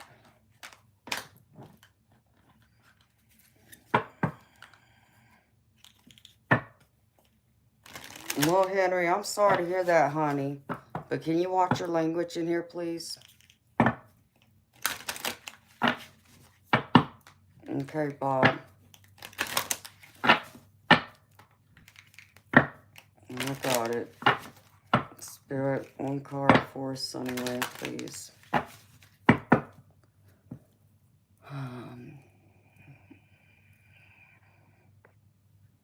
Thank you, Sunnyland.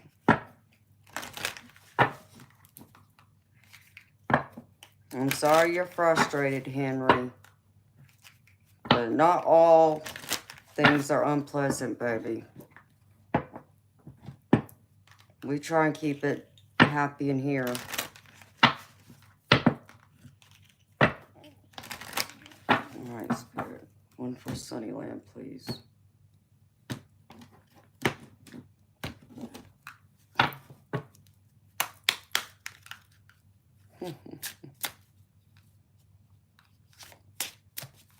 Spirit.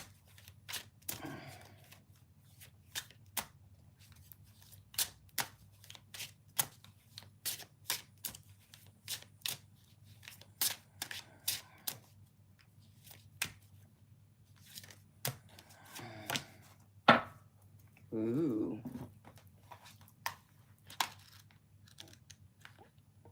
I like this dragon.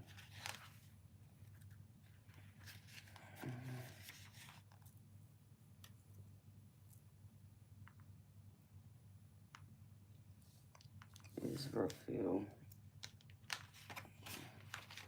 Okay, I want to know what this is, though. Spirit.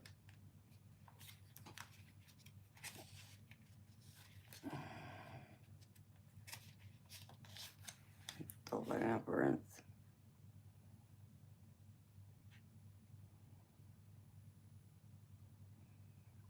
Okay, well, we'll make it good.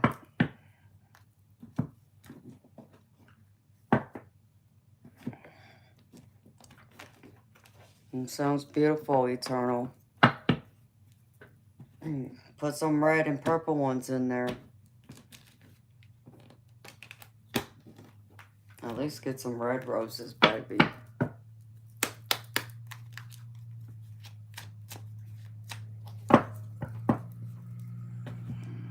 Nice, Spirit. I love that.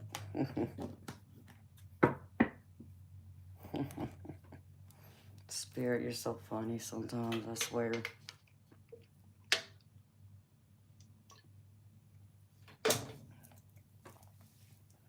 Okay, Sunnyland. This is what I got for you, gorgeous. You got the labyrinth. And the labyrinth is, it's about making your way through a confusing stream of events, often by trial and error. You may have goals and destinations you wish to reach, but getting there may prove more difficult than you expected. Your road isn't a direct one, but has twists and turns. No matter how much you plan and strategize, at some point you will face inevitable mistakes. Be prepared for a few false turns and dead ends. It directs you to retrace your steps if necessary and take a different route. Sometimes there simply is no direct path. Regrouping and starting again is not failure. It's all part of the process. Even when you feel you are starting back to square one, you will be able to begin again with new information and greater knowledge of the landscape. This can mean a puzzle or a problem requiring rational deduction to solve. There are no easy answers or shortcuts. A narrow viewpoint will keep you from seeing the larger picture. You should also notice that this card shows more than one person. It is a message that you are not going down this road alone. Others are facing the same challenges and may be able to help you work out a solution. This card illustrates your frustrating attempts to connect with others. Something is keeping you separate from people or goals. Now is not the time to turn your back on others as you calculate your next move. Think now just of how you can get ahead individually, but how you can contribute to group solutions.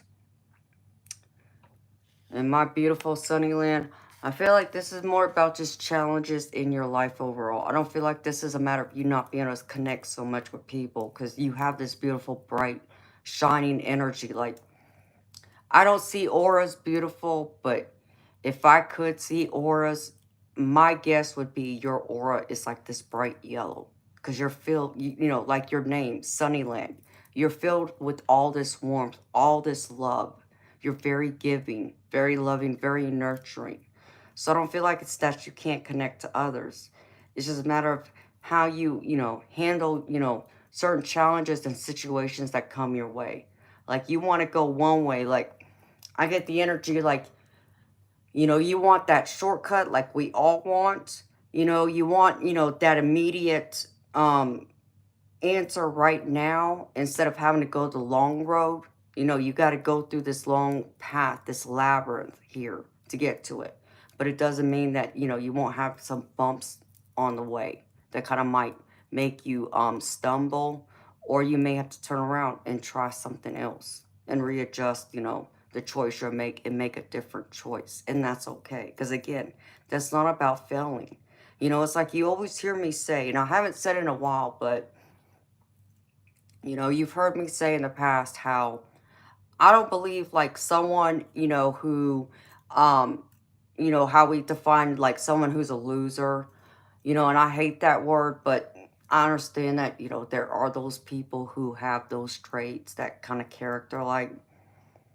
But, people would look at themselves as a loser, like as if, they tried something and then they failed. It didn't come to fruition like they hoped. They didn't achieve that one thing, you know. And if you, stumble and you have to reevaluate and do something different and try again, to me, that's not a loser. You didn't fail. You just learned another way of how to not do something is all. As long as you get back up and try again. So a loser to me is someone who sits on the sidelines and allows life to pass them by and doesn't even attempt to try. Because they don't think they're good enough or worthy enough or they're not capable. So that's not you. This is just spirit saying there's other ways of how to do things. Like the saying goes, there's more than one way to skin a cat. So there's more than one path to get you to where you want to go. It's just a matter of how easy going it'll be, how long it'll be, that it's not going to always be the easy way though. There's going to be those roads that are going to be the long way, and even the short ones are going to have some bumps in it. So be prepared. And don't feel like because you stumbled that you can't get back up again and go a different path. There's always another choice. There's a second choice. And then the dragon card I pulled for you, Sunnyland. And I like this one. This is the Flame Dancer. And this is Angel Israfil, the Angel of Fire, that fuels the angelic flame of the fire dragons. And it says, light a candle and watch its flame dance. This is your divine connection to the fire dragons. The fire dragons are a connection to the angelic flame. Their breath burns away and clears all obstacles in our path. Fire dragons will only work for you if it's for your higher good. It will not interfere with free will or the free will of others. Their flame is true and pure of heart. They are one with fire and nothing can extinguish their flame. When this dragon appears, you are reminded you can call upon the fire dragons to clear away any and all obstacles in the way of your success, freedom, and higher purpose in life. The fire dragons are also useful in clearing lower vibrational thinking and energies around you, your home, and your loved ones. All you need to do is ask for their assistance and they will help. So call on them, beautiful. I can't make this up. I pulled the labyrinth and I pulled this where this dragon is saying they can help clear the path for you. So whatever obstacles or dead ends you're running into, Spirit's saying your fire dragons will come in and help you clear that way. So don't lose hope. Don't lose faith. Okay, I know it's, us being human, we get frustrated at times because we want things to go our way. We want it now and not wait. So connect to the angelic realm with the fire dragons and they will help you, girlfriend. And then the rebel card I pulled for you is, it says, you are talented and effing amazing. The world needs your power. Use your voice. Just don't use it for dumb crap. And you are effing amazing and talented. And yes, this world needs your voice, girlfriend. You know, don't ever feel like that you aren't being heard or, you know, nobody cares, because I care. And I know a lot of us here care about, you know, your words, about how you think, how you feel, and what you bring to the table. You bring a whole heck of a lot. And a lot of warmth and sunshine and love with it, girlfriend. So that's what I have for you. Thank you for trusting me to read for you, gorgeous. All right. All right, Eternal, you're next. Let's see. What does Spirit want to talk to you about? What trouble have you been causing? Oh, well, I hope it's a good cross, Sunnyland. Eternal, are you here? And thank you for the heart emojis.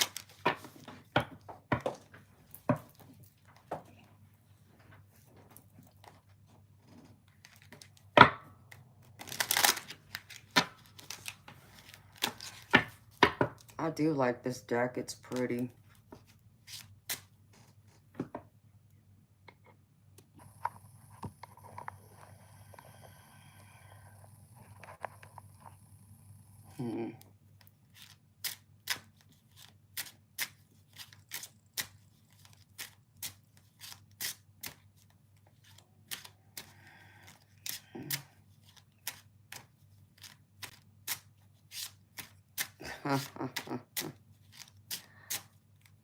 Yes, they are, baby. You gotta believe in yourself, Eternal. Alright, Eternal. Spirit.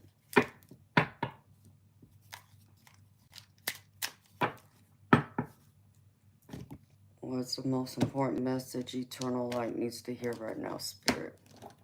Please and thank you.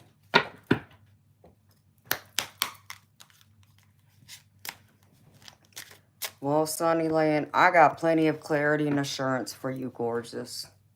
Anytime you need it. Y'all know, y'all can always email me. Like I said, once I get that new email started, y'all be able to reach me there, and I'll be able to keep track of y'all's messages easier that way. So I can get out of all that junk spam, because I'm getting so sick and tired of it.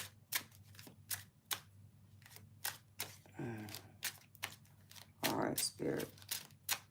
One card for Eternal, please. That one want to come out.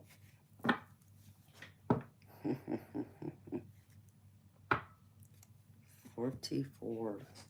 Oh, Spirit, what's this?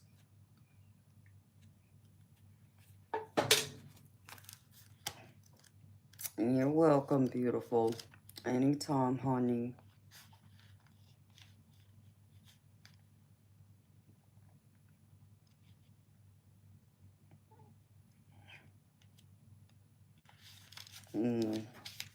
Well, something else you need to look at, Eternal. Alright, Spirit. Can I get one card for Eternal Light, please? Thank you. Hello, none of it. Welcome. Alright, Spirit. One dragon card for Eternal, please. Thank you.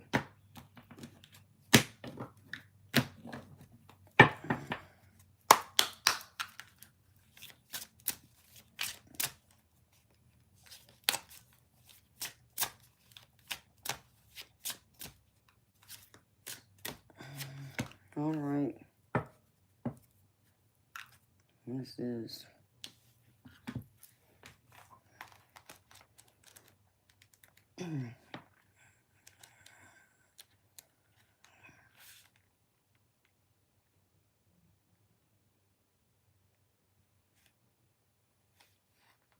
Well,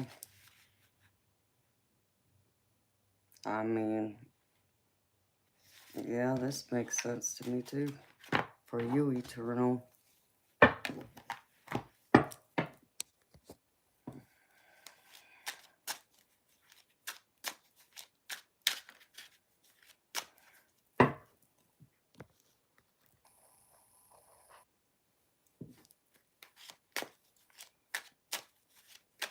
Hello, Randy. Yeah, my balloon's still floating. Hello, Lisa. Hello, Nanita Vasquez. Alright, Spirit. One card for the eternal light. Yeah, really.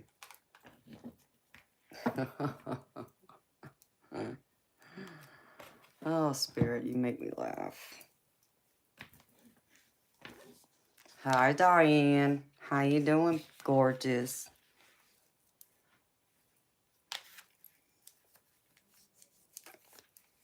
It's good to see you, honey.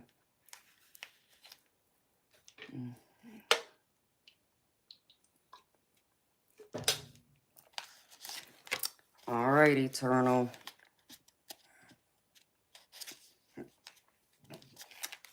You got the magnifying glass. And this means you need to take a closer look at a current issue. Now's the time to focus, scrutinize, and analyze. You might be overlooking something that isn't apparent or even visible. The smallest details may be vitally important. Use the magnifying glass to help you investigate and uncover more information that could lead to a greater clarity. So I feel like you need to get clarity, baby. There's something that you're not seeing that Spirit's trying to draw your attention to. It can also be a warning. So do not be afraid. It could be just take things with caution. But if there's something that you feel like doesn't feel right to you, it feels off, I would say take a closer look at it, Eternal. Trust that intuition. Trust what it's guiding you to, baby. It's there for a reason. You know it.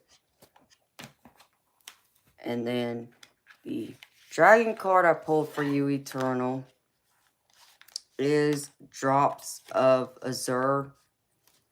And this is the Angel Catil, the Angel of Water and Divination of Waterways that intensifies energy generated from the flow of water. So it says, there are ripples on a still lake, movement on its surface, yet nothing is in sight. Waves crash upon the shore, sweeping back and forth. Yet a single wave breaks against a tide. A river plods along its course, then splits in two. A whirlpool dividing its path. This is the dance of water dragons, their footsteps in the deep.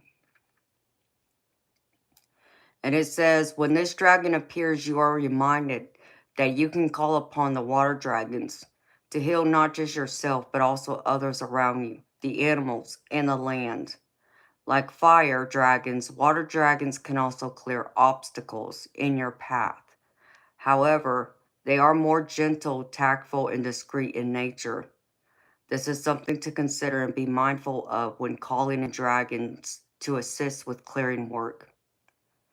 Take a moment today and immerse yourself in water of any kind, from a shower, a bath, a river, or even the sea. As you do, ask the water dragons to wash away all the stagnant energy in your aura and calm your mind. Let them bathe you in their energies. When ready, emerge glowing and clear and thank the water dragons for their service.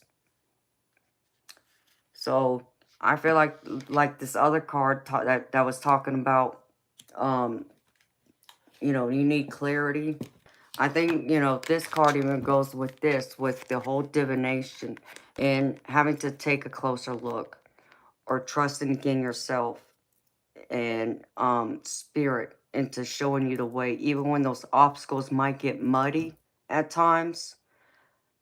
Even this water dragon's going to come in and wash away that mud so you can see things clearer than what you would have without, things being all muddled around you. So have clarity of thought. Allow, water to cleanse your mind, to calm your spirit, so that, again, you'll have clear thoughts, clear clarity. Just like this magnifying glass. I feel like it's clarity of thought. That's what Spirit's trying to show you.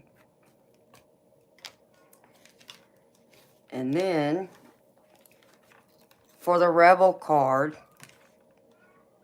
it says, be effing grateful. Because the crap could be so much worse. So here it is. Be effing grateful. Because the crap could be so much worse. And that's a true message, I think, for all of us. And remind ourselves to be grateful for what we have. Because God knows it can be a lot worse. So don't forget that. Gratitude brings abundance, beautiful people. Hi, Polly. And that's what I have for you, Eternal. Thank you for trusting me getting a read for you, baby.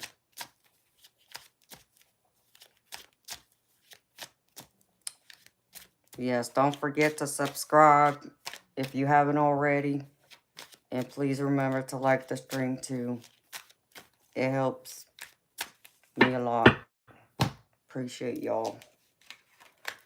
Ooh, I just gotta chill. Okay.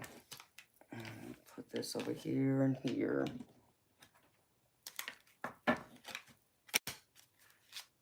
You're welcome, Eternal. I hope it resonates, baby. You always say everything I tell you does. So, it's something you ain't seeing, baby.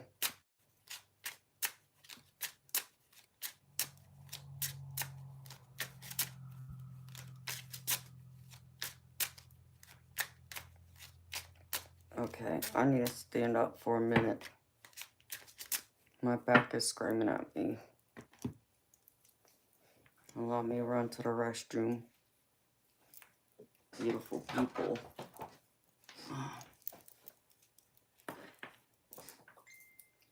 I don't have anybody else just yet.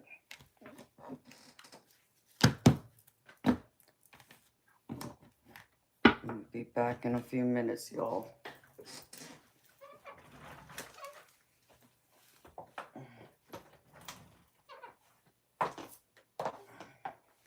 Oh, let's take this out.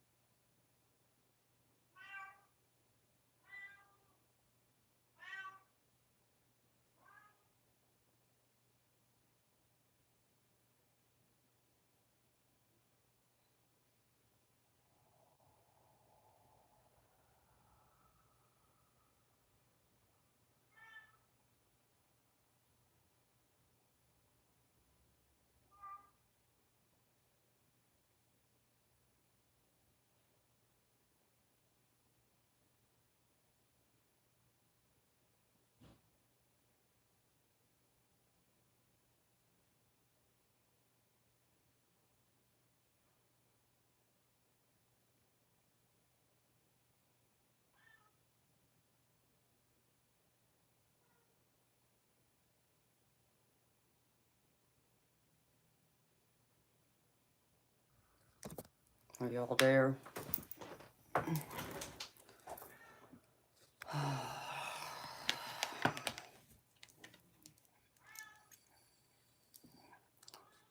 Yeah, I reconnected it. Can y'all see me?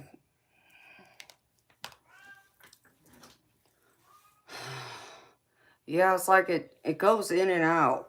So if I'm not here, it's like the Wi-Fi drops and disconnects, and I gotta hit the button that says reconnect. So sorry about that. Thank you, beautiful. Can y'all hear Wolfie in the background? That cat is so clingy. He's such a, a beautiful, affectionate cat, but he just wants attention constantly. Like I said, if you're not petting him, he's meowing the whole time.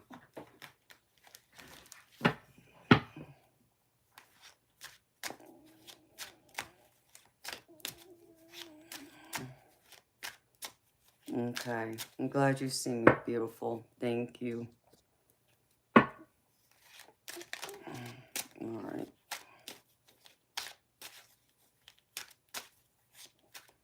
Diane, my beautiful soul sister, do you want a reading? Because Bob's offering. Yeah, he's so cute, Diane. I allowed him to follow me in here, was it yesterday or the day before? And so he was like smelling all around and, but he don't stay still.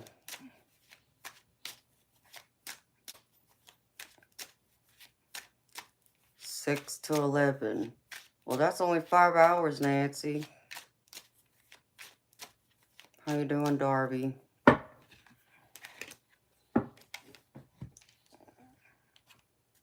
Okay. All right, Diane. Let me do you, beautiful. Spirit. What's most important for Diane to know right now?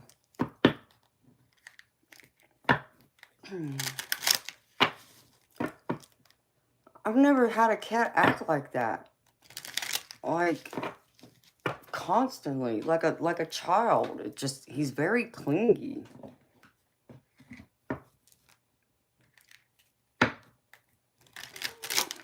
So, and Toby still don't like him. Toby hissed at him yesterday. Toby hissed at him. And then because I was petting him. So Toby gets mad at me. And as soon as I reached over to try and pet Toby to let him know, to not be jealous, Toby tries to take a swipe at me aggressively. So he don't like it.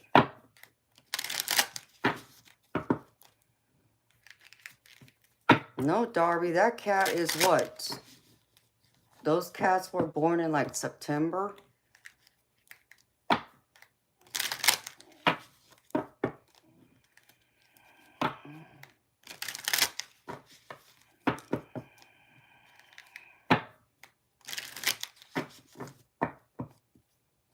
So, I mean, he's wandering around the house. Yeah. Well, he's definitely acting like a dog. I'm not used to it.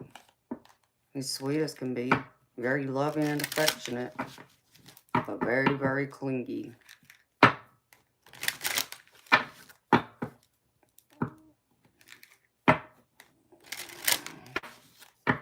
Okay, Bob.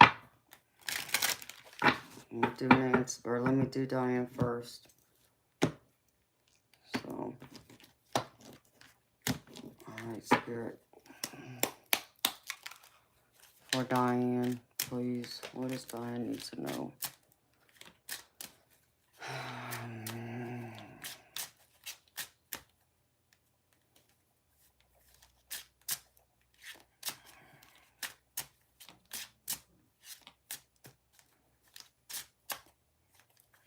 I find it funny because he's in there doing his laundry.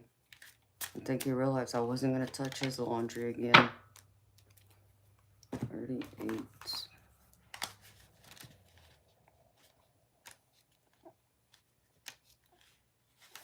Bridges. Alright, Spirit.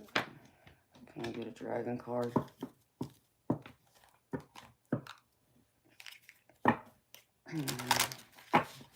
Maybe Darby.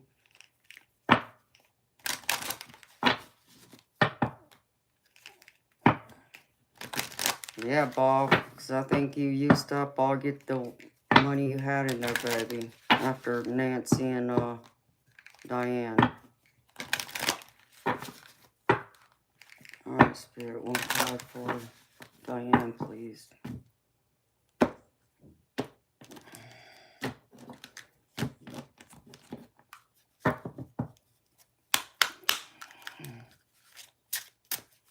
Spirit, one card for Diane, please.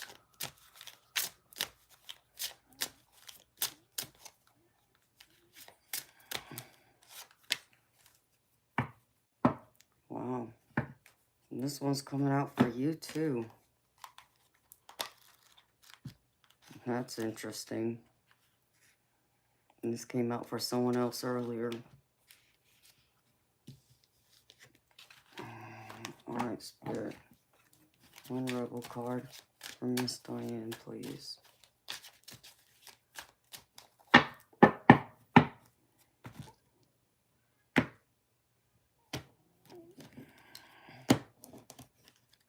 Hi, Fred. How you doing, baby? I hope so, Debs. That's crazy, honey. Make sure it's working, girlfriend. Spirit. One card for Miss Diane, please.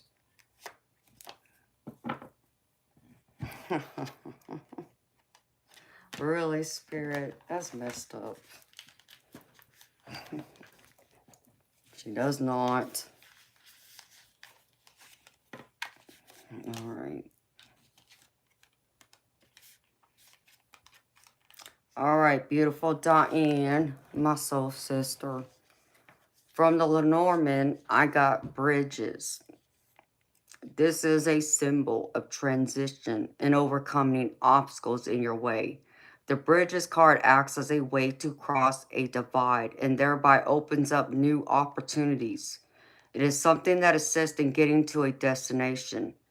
It's a significant addition to this Lenormand deck because it offers a solution to a problem by helping to bridge a gap. For example, in the combination of a cross, 36 plus bridges equals 38, suffering equals, suffering overcome. That doesn't make any sense, Spirit. For example, in the combination of the cross, 36 plus bridges and the 38 equals suffering overcome. I don't understand that. Maybe someone else can. However, if the bridges card lies behind the other combination, it is warning you to not burn your bridges, as there will be no going back on the decision. No, that don't apply here, Spirit.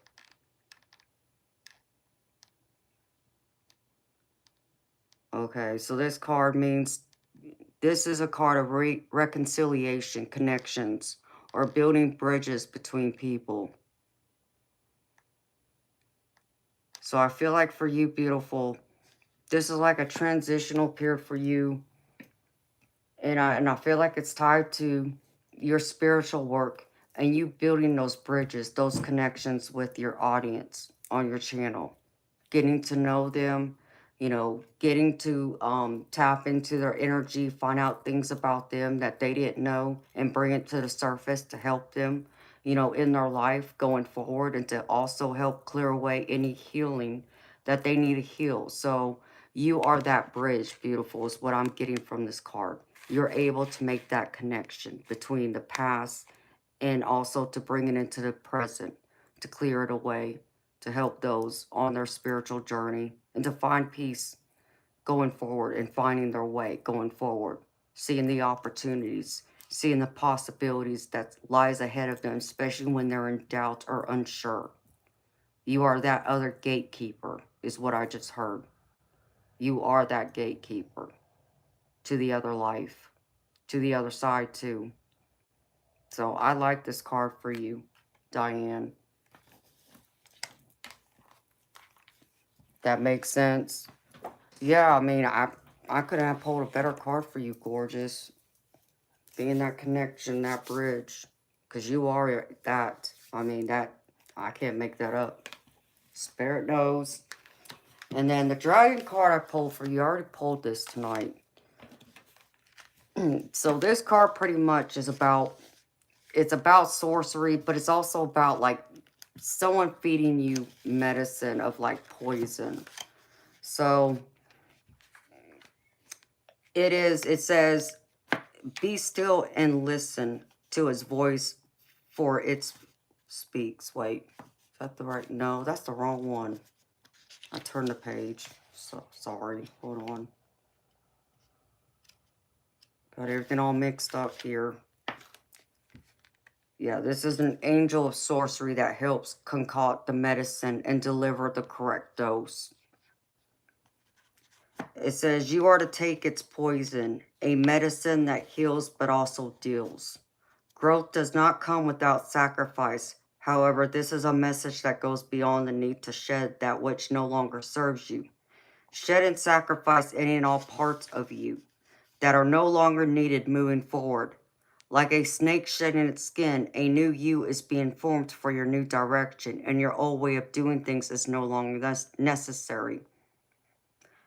When you're faced with this dragon, be honest with yourself about what is truly called for in your life. Nothing can be hidden from this being who works with such powerful and dark energies. Medicine does not always taste pleasant going down, but you know the purpose is for long-term healing. We must take responsibility for our actions and deal with the consequences. You know, and again, Diane, it goes with this card because just like, you know, you are that bridge to the past, you also bring that healing. You are this medicine, you know, and I feel like in essence, like what Spirit's trying to say to me is like maybe sometimes as we all do, you know, who are psychically gifted, you know, we doubt ourselves, especially when the outside world of people, when the majority tells us we're crazy or no, that's not possible or that's not true or you're wrong. You know, that's like that medicine I feel that, you know, it's hard for us to swallow. It's hard for us to hear people who doubt us, who don't believe in what we do, you know, or don't believe in the other side, or don't believe that we can have that kind of connection to the divine, to the universe, to be that bridge, to help people and to heal them. So you are that medicine too. You're the bridge and the medicine. And I love this. It all makes sense to me here of what Spirit's conveying here. You know, don't forget you are the medicine because you are the bridge to the past that does bring forward that healing. And it's also about you being that in that, you know, transformative time. Like, you know, I think of the death card. This is like what makes me think of like the death card. Shedding away the old, opening up to the new beginnings, the new start, and like this new journey that you're going down now, doing everything you're doing and more. And that's a beautiful blessing because you are that blessing, Diane. Dig up trauma to bring up healing too. Yeah. But I think that's true for all of us, right? We all got some kind of trauma that we have kind of like, you know, put away just because at the time it wasn't right to deal with it. And now later in life, it's like something comes out of nowhere and triggers it. Triggers that wound for us to have to face it head on now. But I know you're strong enough, Diane, to face it. You're a healer. You're gifted yourself. You know this. And I can't tell you that enough. You know, you don't believe in yourself as strongly as I do. And you got to believe in you more. Because I believe in you. I know your abilities. You know, you're a strong being. You're a beautiful light worker. Allow your love and light to shine. And allow people in the world to be able to feel that. And present that in the universe. You know, because we're all here, right? We're all here for a purpose. We're all here to help each other and to evolve in order to go to the next level, to the next stage, you know, that transition. Even when we leave this life, there's something after this. And sometimes I think here, we forget that because we're so busy with this life here, trying to keep up with it, that we forget There's a past, and there's something ahead of us too. And you're the bridge between both, is what you are. You're the medicine of the past to bring forward to the present to heal. So you can move on to the future in this life and also the next.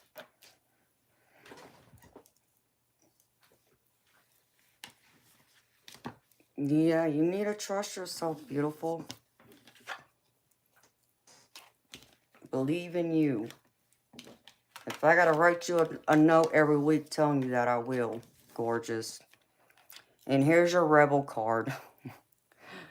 Spirit is something else. You look like a crap show. You're a hot mess. Fact. Clean yourself up. Spirit is something else. And I don't think you're a hot mess, okay? You might feel like that way inside, but you're not. You're beautiful. And don't let anybody tell you anything differently, Diane. You will tattoo it on your forehead. Yeah, you do that, gorgeous.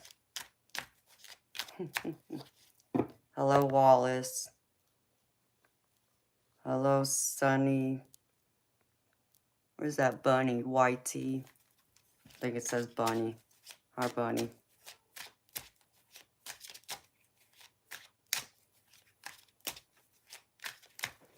Okay, Moonchild. I'll do that, beautiful. Thank you.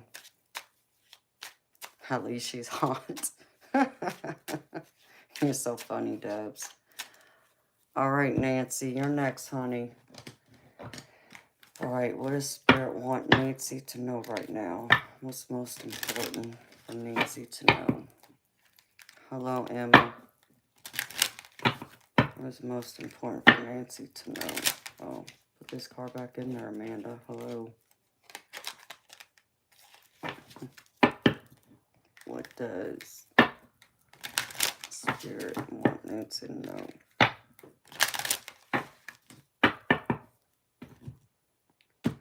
Let's see.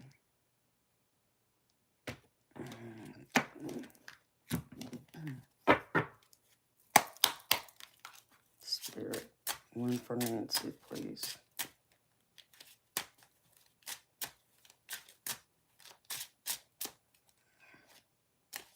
One card, not two, Spirit. Come on now.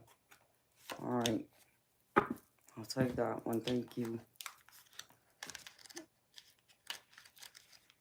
Man, I'm disappointed in myself for not messing with this deck more because it's beautiful.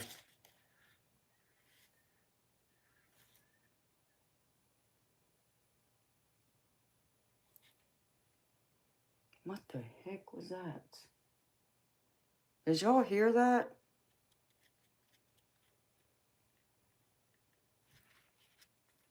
It almost sounded like a screaming child to me. Okay, well that's crazy because this card is child. Maybe that's for you, Nancy, since this card's for you. Like, you really need to pay attention to what this card's gonna say to you. Do one for Bob. Okay. It did. It sounded like a screaming child, but it was like outside in the distance. That's the best way I can describe what I just heard. All right, Spirit. One card for Miss Nancy.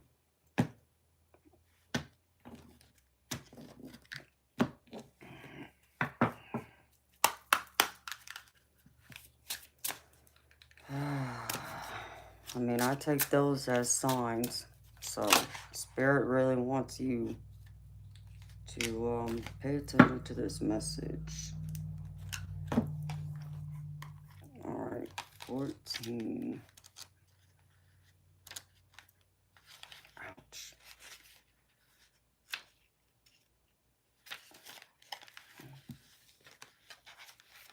Okay. One rebel card, please.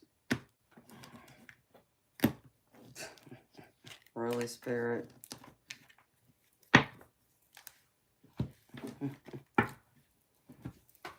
Okay.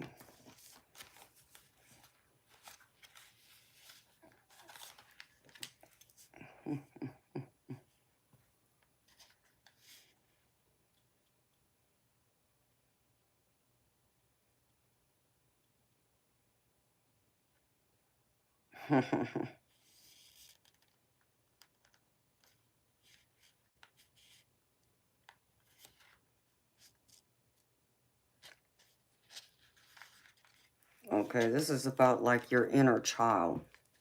So here's your card, Nancy, and this is the child card. And it says the child inhabits a place of wonderment, innocence, hope, and the ability to play at something just for the fun of it. It is another time and place where imagination is unchained and reality is taken at face value. It is the early stages of development where changes can be made and a positive future formed.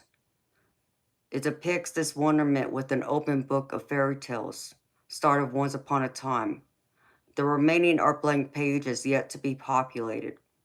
A fairy tale castle can be seen with hope in the form of a rainbow, an image that occurs throughout this deck, alluding to the original game of hope from which this Lenormand deck derives. So, Nancy, this is like a card of allowing that inner child, that playfulness to come out, that wonderment in you. Instead of, which this is, this message kind of resonates with me, to be honest, because I understand I can be a very serious person, and I am a serious person. And so sometimes I might forget to allow my playfulness to come out, that childlike innocence in me to wonder, to explore, to have some fun. So I can relate to this card, but for you, I feel like that's what it's relaying. You need to have more fun. You need to get out and do something that's fun, that allows that inner child to come out, for the world to be able to see, for you to express yourself in that fun, playful way. Because I also know, Nancy, you're looking for love. You can't find love sitting at home, beautiful. You got to get yourself out there and be playful, laugh, enjoy life more. And when, people see you having fun, having that playful laughter, feel good, that's what it's going to attract a partner to you. So be more playful, be more open, stop being so serious all the time. Life doesn't need to be serious 24/7.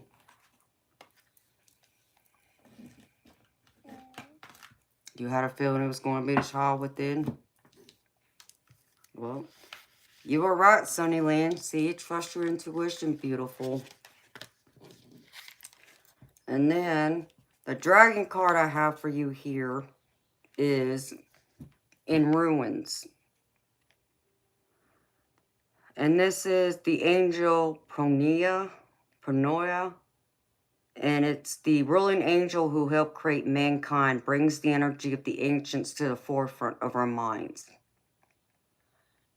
And this says, this indicates it's time to learn from these ancients, also yourself. What can we learn from their fate? Or even what can we learn from the time before their fall?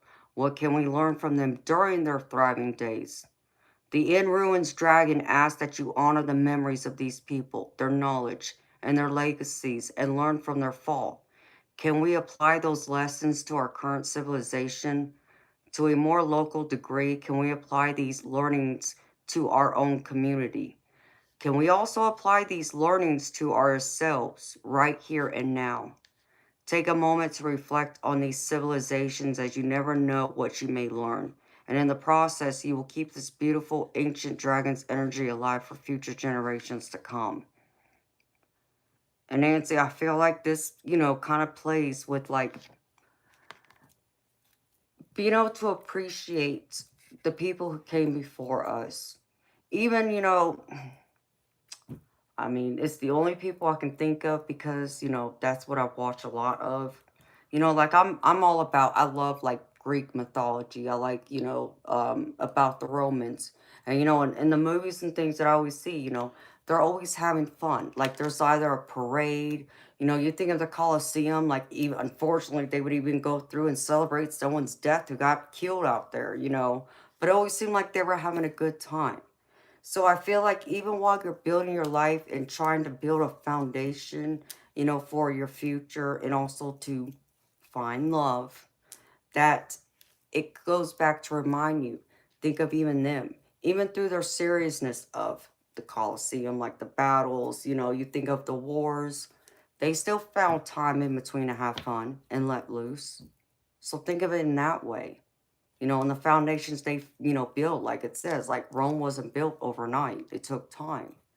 So I feel like this is like the balancing of both. The balancing of the foundation you're building, the serious side, being responsible. I'm not telling you to not keep being responsible. Be responsible. Do what you got to do. Fulfill your obligations. But also remember to balance it, to have some fun. And show some love to yourself too in the process. Pamper yourself one day. If you don't go out and take care of yourself, how can you expect others to come forward and treat you right or to want to do things for you? If you're not showing them that you take care of yourself and take pride in yourself. So remember that too. It all reflects. You know, it's so crazy because earlier, yeah, it was earlier this morning. I woke up because Wolfie woke me up. Absolutely, Sunny Lane. You definitely can't pour from an empty cup. But it's crazy. Like, we talk about love on here a lot because, depending on the general, collective readings, it seems like many times it's about love. Um, but it's like, I watched this thing earlier this morning, and it was about this woman who went through, she caught her husband cheating on her. So she goes and confronts him and his mistress. What does she do? She does something crazy stupid. She gets in her car and rams her husband's mistress car.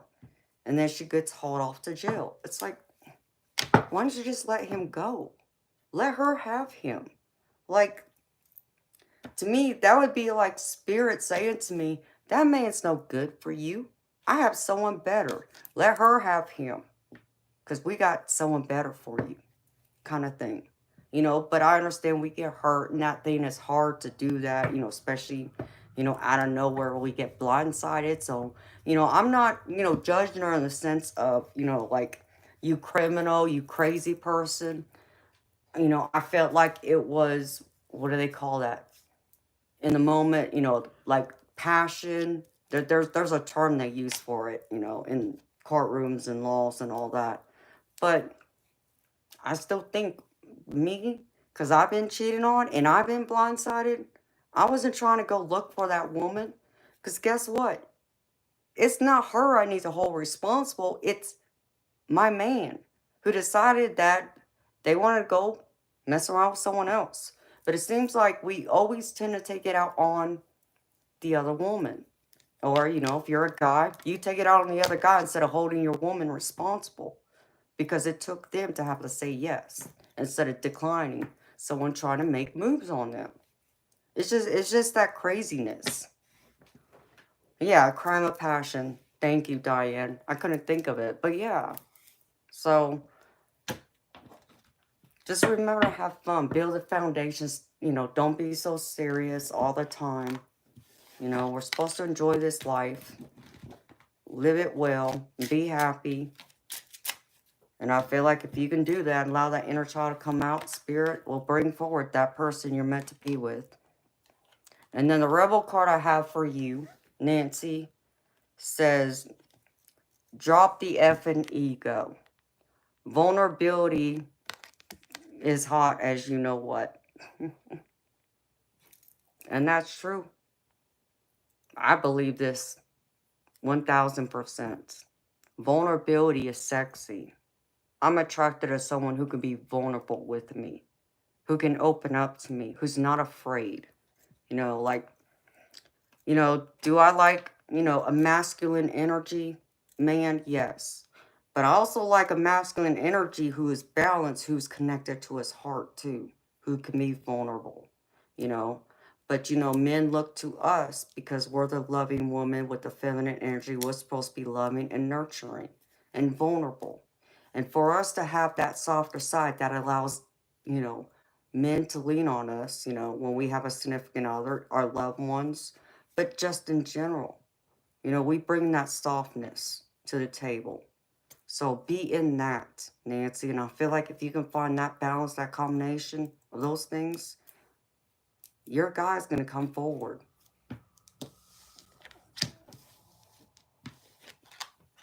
And that's what I have for you, Nancy. Thank you for trusting me to read for you, sweetheart. Okay, who's next? Oh, Debs. Okay. All right, hold on. Doggone it.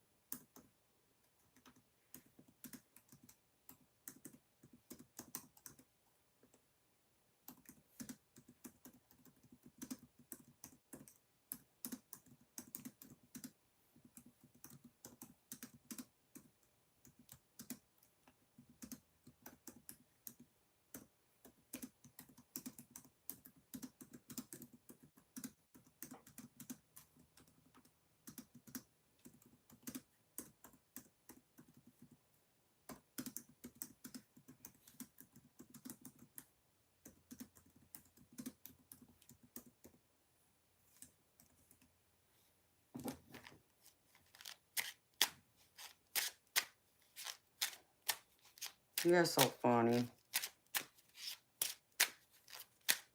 Can y'all hear me? Yes or no?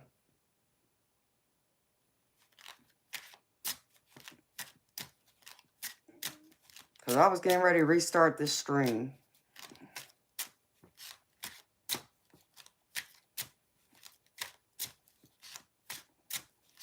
Okay. As long as y'all can hear me and y'all can see me, hopefully it doesn't act up again. That's what I get for living out in the country. Alright.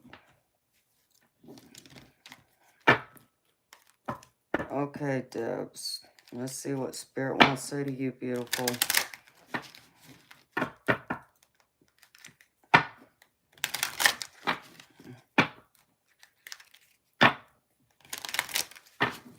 Yeah, Debs, I love technology too. Well, it's crazy, like me trying to get my other number connected to my device. Like, they told me I had to wait like 2 or 3 hours for it.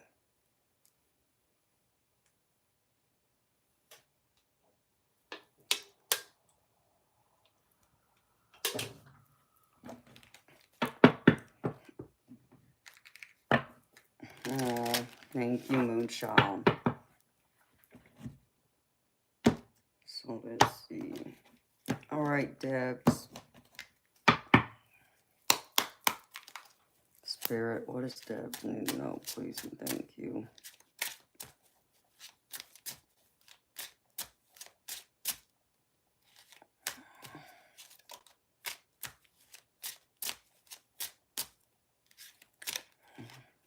Well, that one wanted to come out.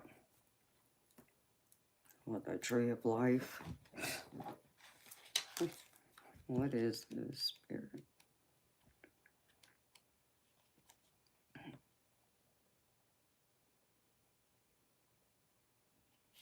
Ooh, I like this for you, Debs.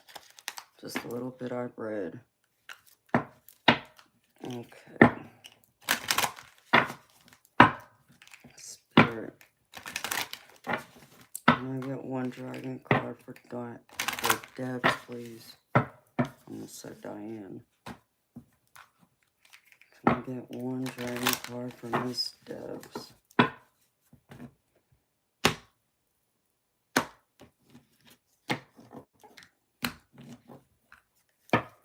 Hello, Champagne. King Salute. How you doing, sweetheart? Alright, Spirit. One card, please.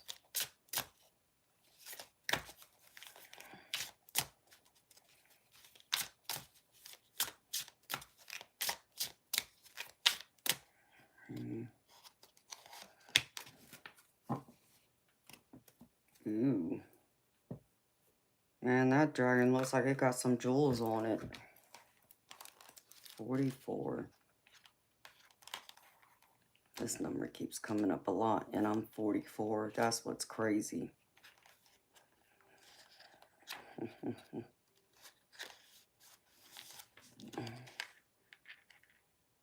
Wow. Out of all the angel dragons to get.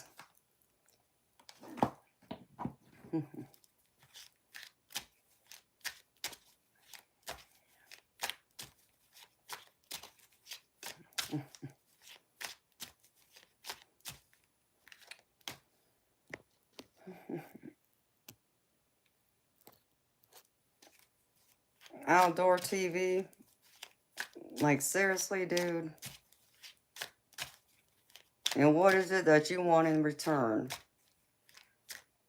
You live by Route 44-4?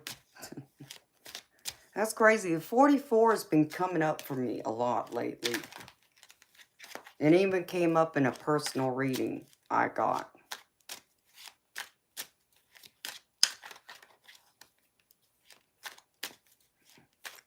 Just feet pics? Oh, really?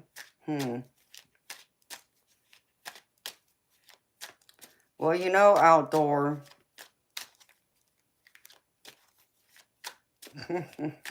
That's so funny. You want to pay my bills, huh? Because I need my car fixed. For real. Alright, Spirit. One rebel card.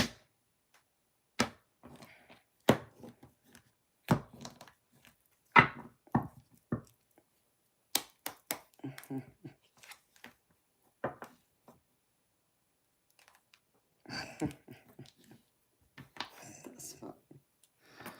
Oh my goodness, Debs. What am I going to do with you, honey? Spirit's so funny.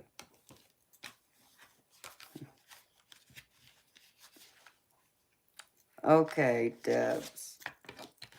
Here you go, beautiful. You got the card tree. And this is a sign of health and longevity and the imperative to put down one's roots to ensure a secure future. This can indicate a health condition that is inherited. And we have a treehouse that speaks of security, but great family responsibility and possible ill health through stress. It also depicts the tree of life, a spiritual symbol that has its roots in the most ancient civilizations. Whether it is Babylonian, Egyptian, or Jewish images of the tree, it speaks here of antiquity and ancient roots. It can also be seen in the rainbow, perhaps suggesting that true health is to be found in aligning ourselves between that which is above and that which is below. The harmony of the colors reflecting through the tree symbolizes the holistic nature of healing and life itself. And you know, beautiful, I know you've had some issues you've been dealing with, but I feel like you've been getting better. You know, when I look at this tree, beautiful, and I see this rainbow, this, like, was just telling me, like, everything's going to start getting better because you got this rainbow surrounding this tree of life when it comes to your health and your, you know, your life overall. I feel like there's good things coming to you. You know, I feel like that's what that rainbow's supposed to represent with the tree of life. When it comes to you, you know, your happiness and overall health. Exactly, like that saying, as above, so is below. Yes. You understand. Hello, Bella. And then, a dragon card I got for you is Sword of Deliverance, which is the Archangel Michael. And it says, an archangel's sword is the most powerful weapons in the Seraphim's armory, and the same applies to this dragon. Here we meet a giant bronze red Nordic-like dragon ripped from the terrifying tales of the Vikings. It has huge horns, Michael's blue aura, and a fiery gaze that stares through the realms. This dragon's size is immeasurable by human standards and its sheer power unstoppable. It is capable of destroying whole mountains, lands, and worlds with a single fiery breath. Truly a dragon of Archangel Michael, this is the most powerful celestial beast of all the prides and absolutely knows no fear. Michael's dragon leads the march of his army of light, an armada advancing across the realms in the name of Christ's light itself. You are being called to soldier forward. So take up the sword of deliverance and fight with the army of light. And I like that for you, Debs. You know, and I feel like you're being protected and watched over. I feel like, you know, and I know something was mentioned. You mentioned something recently about Archangel Michael. And I feel like this is your confirmation for that too. So if you are ever doubting, here's that confirmation, gorgeous. You know, from, you know, your overall health, you know, happiness, to know that you are protected. Like nothing is going to get you. Because I know you're in a situation where there's some craziness going on over there. But don't allow that craziness to get the best of you. Don't allow their energies or toxicity, you know, that chaos to disrupt your energy and the surrounding aura you're in. Because you are in the protection of Archangel Michael. And don't doubt that, beautiful. You're safe. You're protected. Above all else, know that. Well, there's your confirmation. If you had doubt, there it is. I can't make it up. Hello, Skeletor.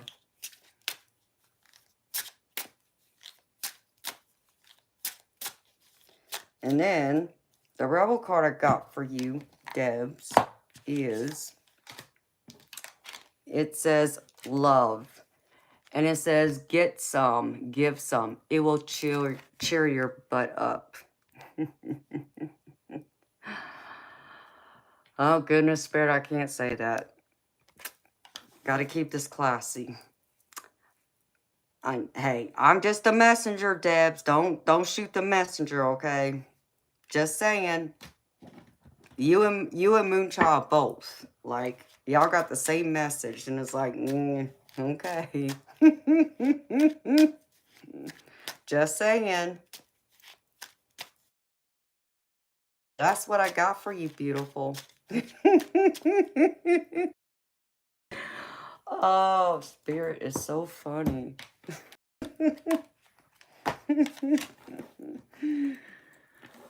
Oh,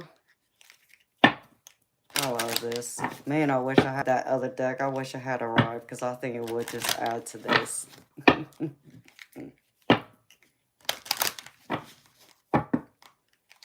Hey, Debs, I'll let you know in an email. We'll keep it classy, honey. And you're welcome, honey. I'm sure it will cheer you up.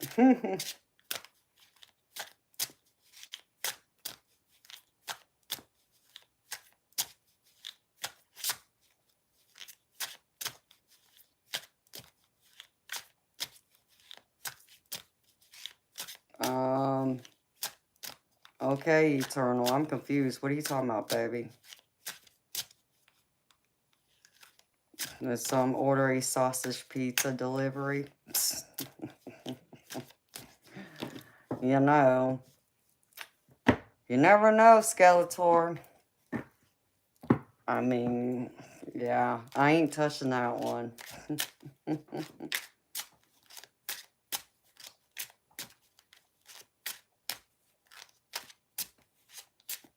Oh, okay, Eternal. I was like, what? I was confused.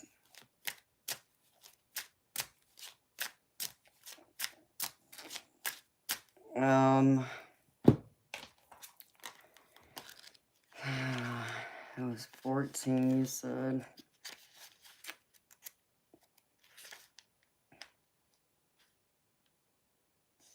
You're gonna have to, I'll spell this for you.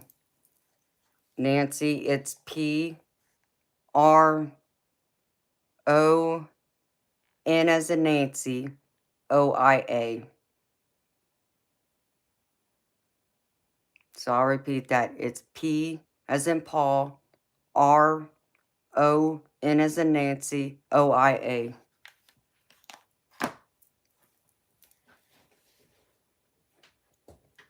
Seeing 44s, I'm completely surrounded by angels.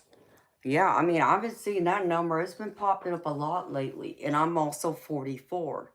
But it's crazy because I have a connection to 44 because that was my baby brother's ball number. So I've always liked 44. I'm 44, but that number's popping up everywhere here lately. So I think something good is on its way, or I hope it is. That's what I keep telling Spirit, make sure.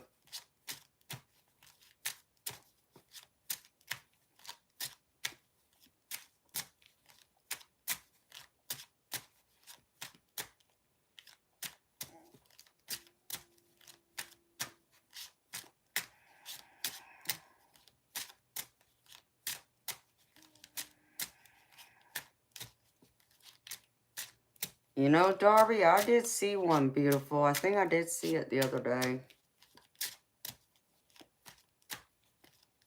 I'm sure you are excited.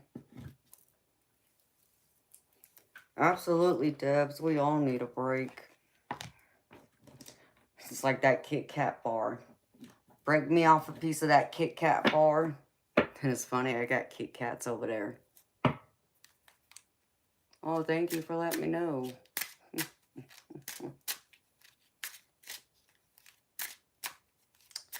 No, Bob, I haven't eaten yet. Should have known you was going to ask me.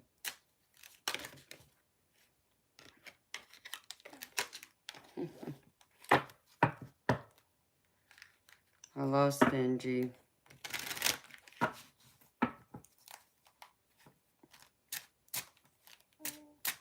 I don't even know what I can eat in there. Ooh, hot chocolate sounds good, Debs. Of course, Bob, you know me, baby. Like, listen, I don't think about food unless my stomach growls, okay? So it's not like I eat on a schedule, okay? It's when my stomach growls at me.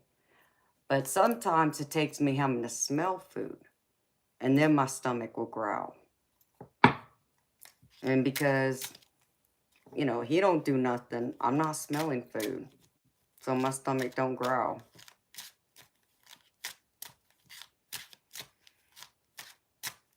Hello, David. You just got back home from South Pacific. Back in Southern California. Well, welcome home, baby. I'm originally from California. Your stomach growls when you see me eating chips. I'm sorry, honey. That's probably what I'll be munching on. I could probably get me some cheese, too. Because all I have is beef jerky. I think I ate the last frozen meal yesterday. Oh, really, Darby? That's not good, honey. I'm sure your appetite will kick in gear before long, honey.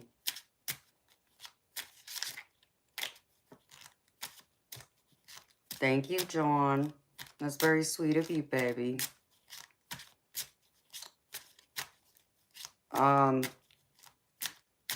Well, John, if you want a mini reading, I'm only doing mini readings.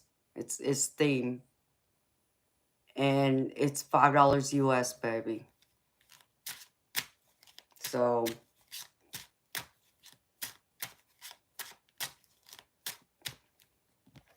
well, welcome, David.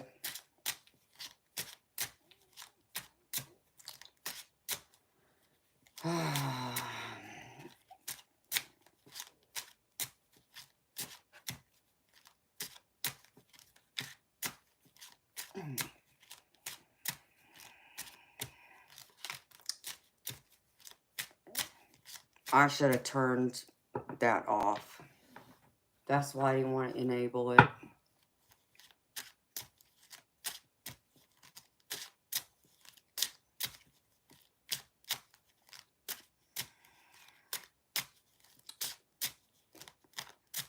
John, I don't do third party, baby. You're asking about someone, what they're going to do. And I don't do that. Okay? The only thing I can do is ask Spirit what you can do. Okay? What would be your best move going towards her if you want to reunite? That's all I can do.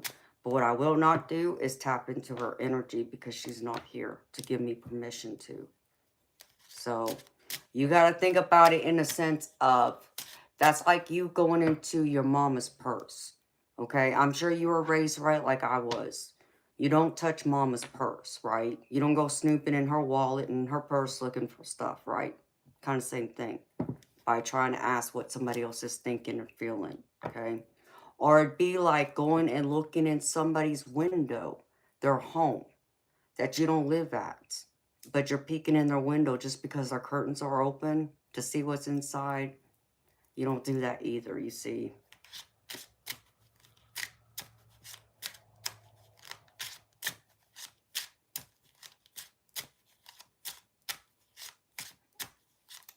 I understand, John, but you see, John, let me say this to you, baby. You can't control what anybody else does, right? You can't control the way they think or how they feel. The only person you have control of is yourself. So let's take you into account. What can you do to try and help increase the chances of reuniting with her, if that's what you want? So it's in your court, okay? Instead of waiting to see if she's going to return, how about you go towards her instead? And what can you do to help facilitate this? That's how you live life. Not waiting for other people to do something. What do you do? You see, because like I tell people on here all the time, you go through and, you know, you can't go through and worry about the things that's out of your control. Like you can't change the past, so leave the past behind. All you can do is bring forward the lessons you've learned from your past, plus the people you still want in your present and the good memories you have. Bring them with you, but everything else you leave it behind because you can't change it. It's done with. Now in the present, what can you do now? What did you learn from the past that you can apply to the here and now to help increase this possibility of this union? Is there something like you did that caused the split? And that's where you need to be honest with yourself. What is your role in this?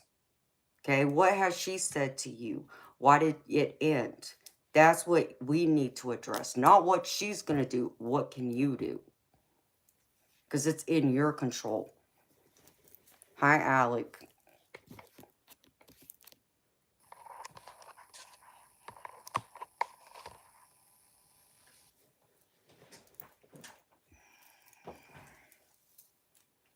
Does that make sense, John?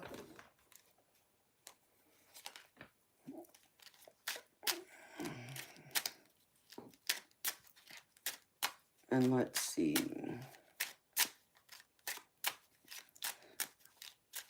I'll see what this Lenormand says, baby.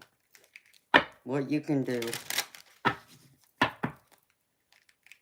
to help facilitate and increase a union with her.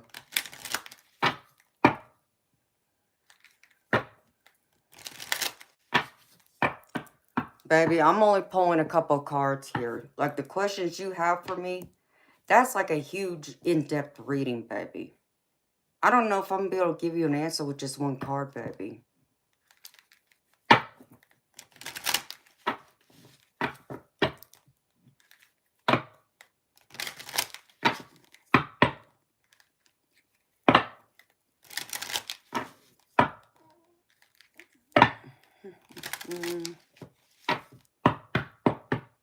Oh, I look like I cast spells. Yeah, you know what I just did? UNC, stop trolling. I cast a spell and bounced your butt out of here. Bye-bye. Good luck with that. People are crazy. That's fine, John. And baby, that, you know what? I I applaud you for, you know, being honest about that, baby, and let me know that. And it being your first time and you asking me. So, that's a compliment to me, baby. But we'll see. I'll see what comes out in this, baby. Instead of pulling from my dragon deck, I'll pull 2 cards from this Lenormand deck and see what Spirit wants to say about this. Like I said, I don't know if it'll give you the full answer you're looking for, baby. You would have to come back to me tomorrow when I'm doing my more in-depth readings then. And those readings are $30 US. But you would have to, you know, if you were interested in that, John, you would have to send that payment through PayPal or Zelle or Venmo. If you do it through my stream, it's more because YouTube takes like 45% of what everyone donates. So, which would make it like $50 through the stream. All right, US.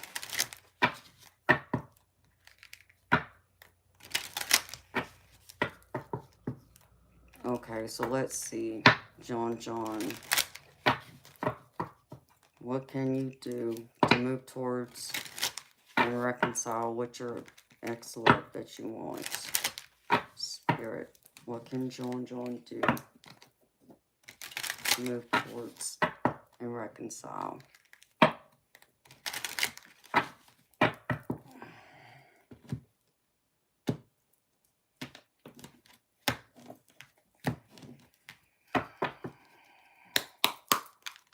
Oh, it really does, Debs. That's why I've still been hesitant to start the memberships, but I think I've made a decision that I'm going to wait till I get like at least 10,000 subscribers before I start it. And that'll give me some time to work on a few things behind the scenes. I know I ain't going to share with y'all right now.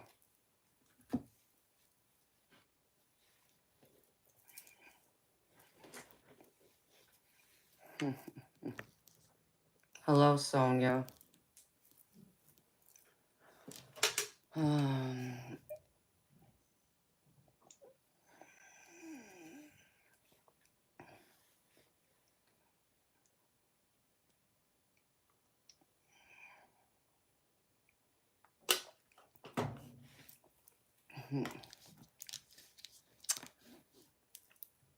Yep.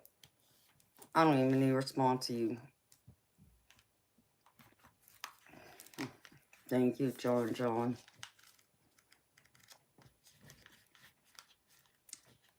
It's fitting for me. I couldn't have my hair short. I don't think I look right with short.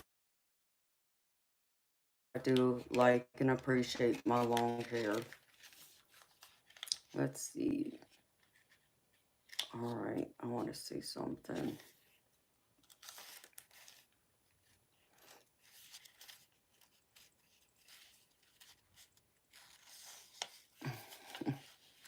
Then y'all are going to make me eat. Okay. I'll eat after I do this. I'll grab my beef jerky and all that after I do John.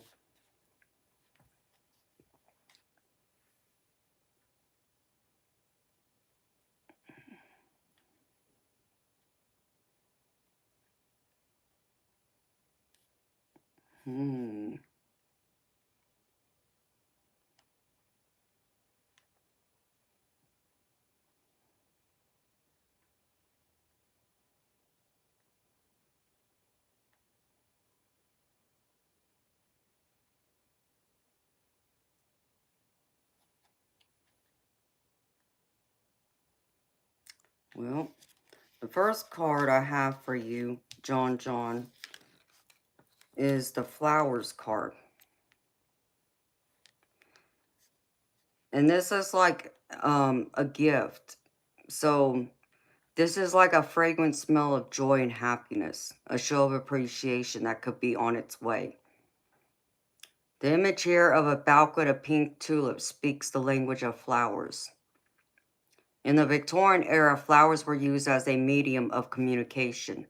They became the code of lovers, a perfect way to covertly express love, passion, and appreciation. So, John, You know, I feel like, ladies like flowers, baby. I don't know what lady that doesn't like getting flowers once in a while. You know, I'm not saying you gotta get it all the time, but, you don't have to get a big, huge bouquet of flowers either unless you want to. You could always get her like a single rose or, and get her like one of those eternity roses. Get her something that lasts forever or one of those other roses that's put in like a container. It's a real rose, but it'll never die. It's just you don't have to put it in water. So there's like a gift, like an exchange here, like Spirit saying, do something nice like that for her. Go over there maybe and present it to her. To let her know you've been thinking about her and you would like to have another chance with her. It's sometimes you have to be vulnerable. You know, just like, how you guys say, us women expect y'all to read our minds and y'all can't. Well, the same is true on the other end. We can't read your mind. We don't know what it is you want until you communicate to us what you want. What are your intentions? What are your desires? What are you thinking? What are you feeling? That's the best way we can help you. That's how we become, divine feminine, help nurture you to be that loving, softer side of you to help balance everything out. So, but John, you see, here's the problem, baby. Maybe she does, but maybe she doesn't. And now here comes a wise thing that one of my parents always said to me growing up. Never assume anything, because all it does is make a butthole out of you and I both. Okay? So you assuming that she could possibly have a boyfriend or she's married, that's possible. But there's always going to be that what if. Unless you go over there and find out for yourself. Okay? You're never going to know. If you automatically assume she probably has someone, you're going to spend the rest of your life going on. And at some point, she'll come back to mind. Because you won't have the courage to go see her or to reach out to her to let her know you want her back.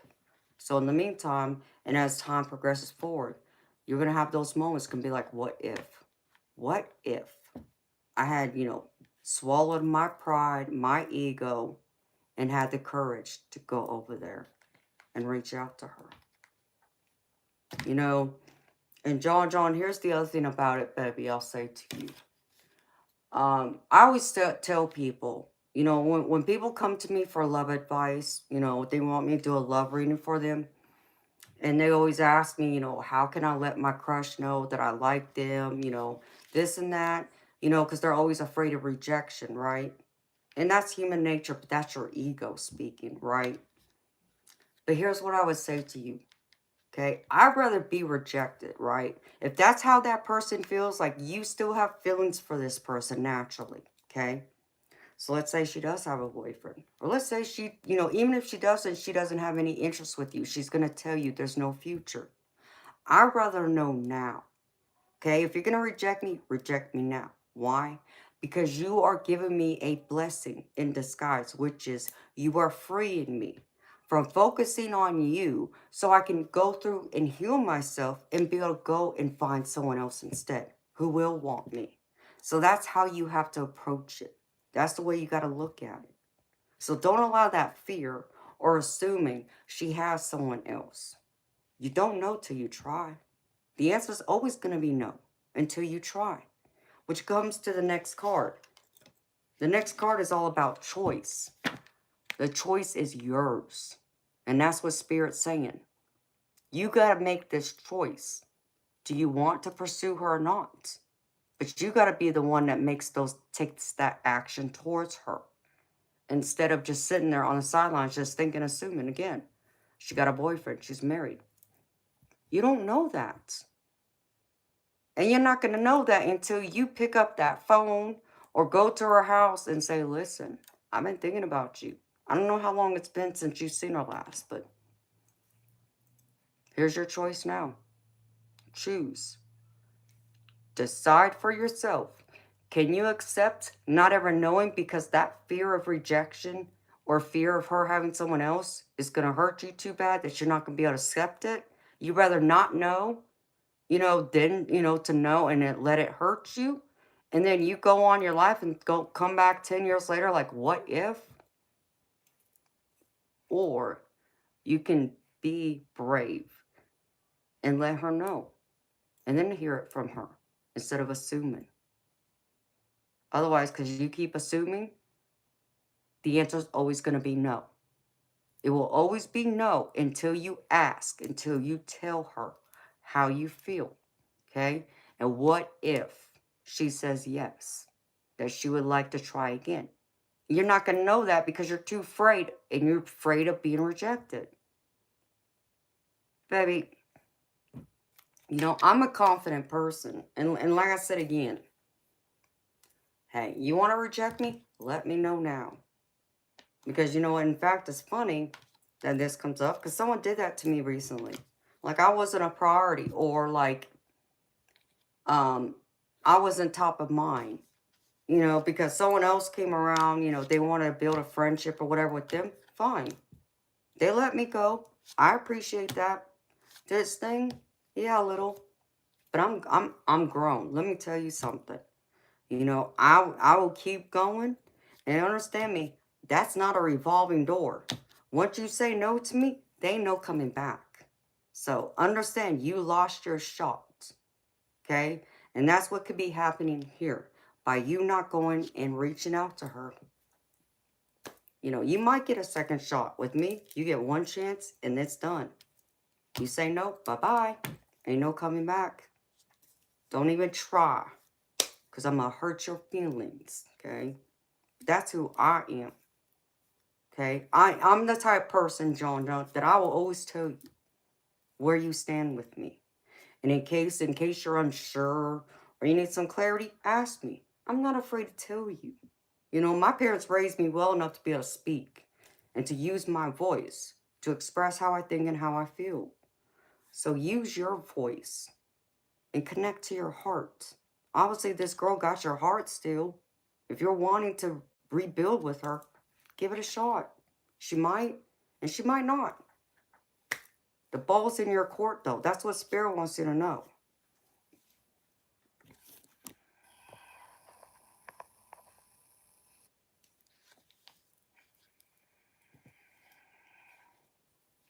Oh, wow, John. I'm sorry to hear that, baby. Hi, Hannah. How you doing, honey? I'm gravy. Thank you for asking. How you doing?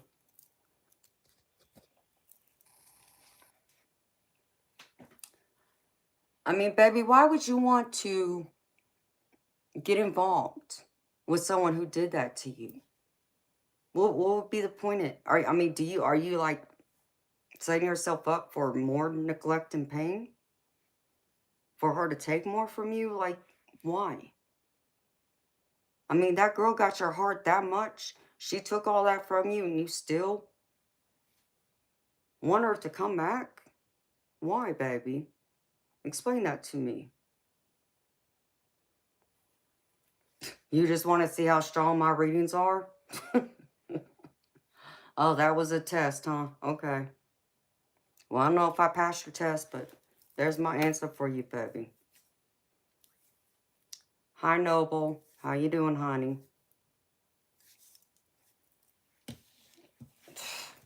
Ooh, I just gotta chill.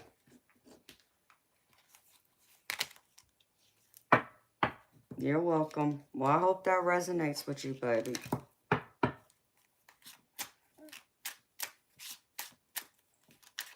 You're welcome.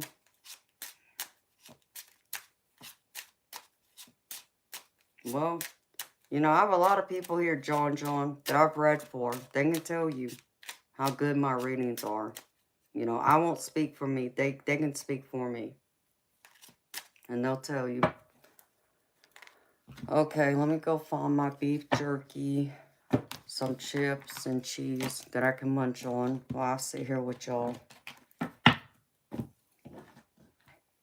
So thank you, John. I hope you'll come back, baby. You can hang out. Just don't forget to subscribe. And like, because I stream 5 nights a week, baby.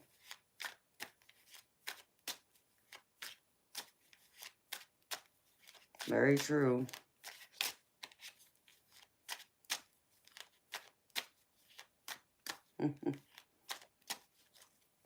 No, thank you, Bob. You're so sweet, baby.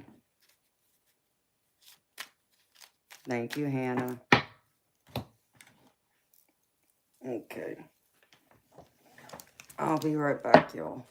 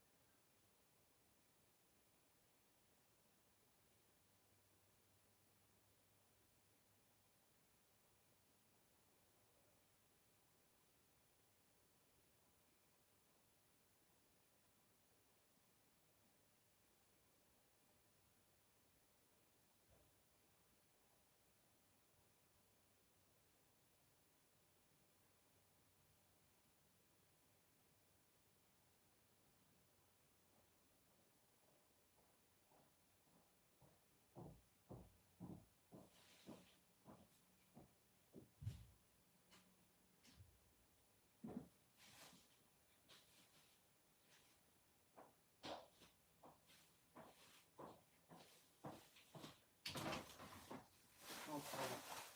I did leave something on, didn't I? Yes, I did. Of course I would.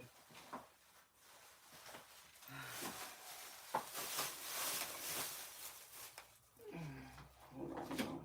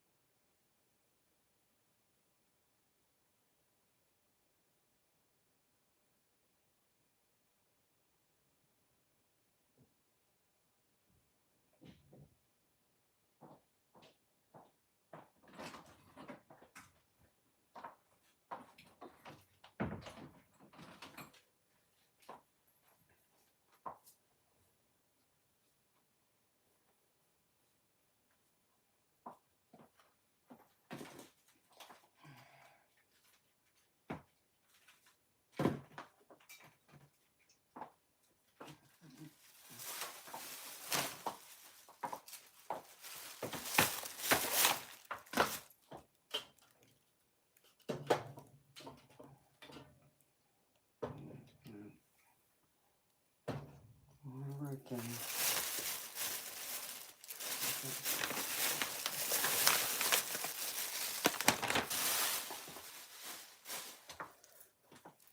Okay, beautiful people.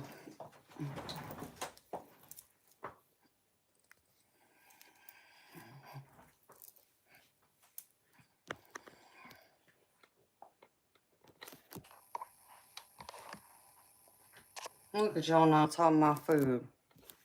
Crazy people. Y'all was really trying to make me hungry, huh?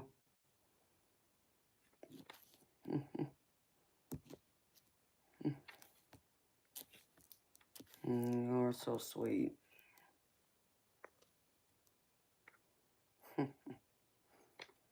Yeah, I have to give y'all a tough dose of tough love sometimes, too.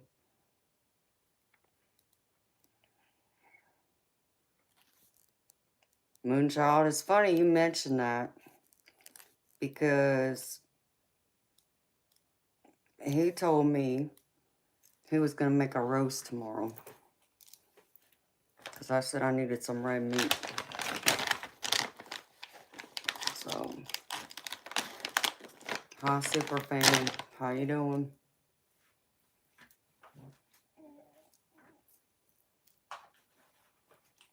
Okay.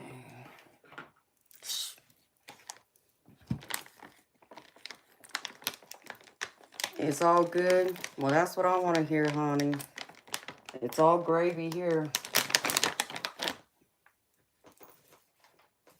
No, I'll eat this instead. I'll make them chips alone. It's been a while since you've been here. It must be, honey, because forgive me, I don't remember your name. I don't remember you, honey. Maybe I was busy doing a reading. But welcome back, honey.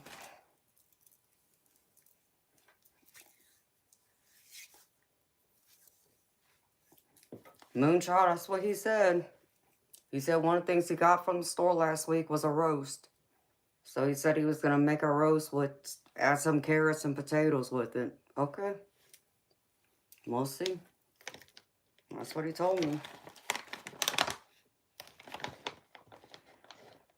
And that's only after I said I needed some red meat because, oh, he asked me about that sandwich he made a few days ago and asked if I was going to eat it. I said, nope, he can have it.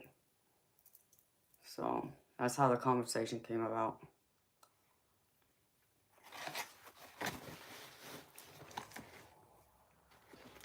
So we'll see.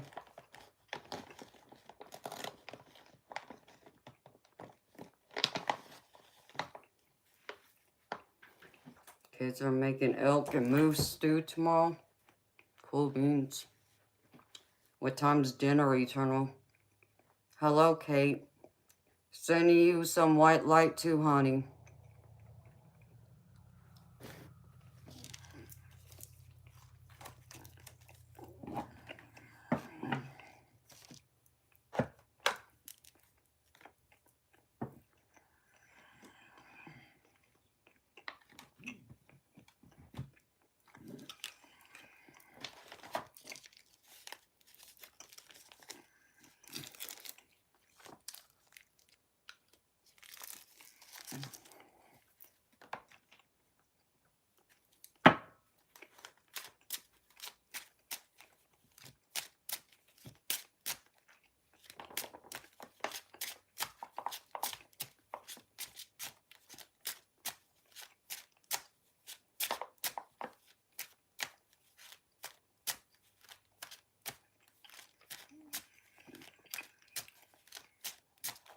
Sweet, Eternal.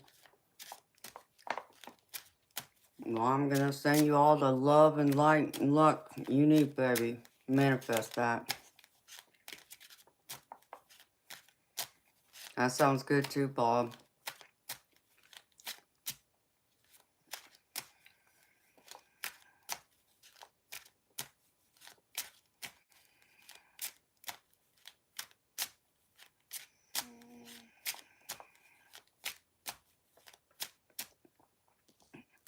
High level up, Dojo. Thank you, sweetheart. I am. I'm gravy. Thank you for asking. I hope you are too, sweetheart. It's good to see you again. How's everybody feeling? I hope y'all are gravy.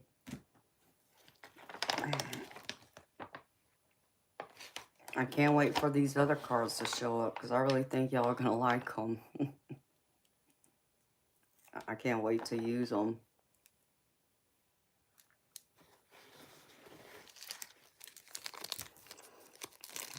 And that's right, Dibs. Your kind of food to munch on. Yeah, it's all I got, so.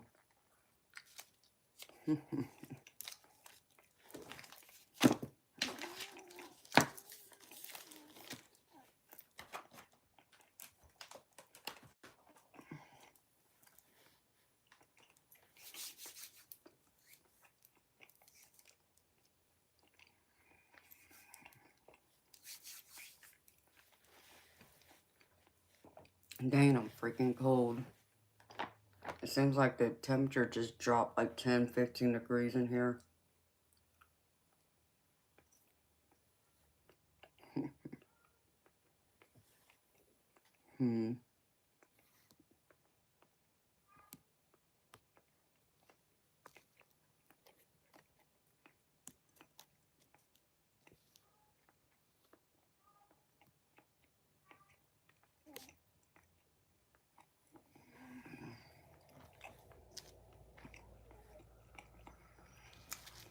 Amen, Kate.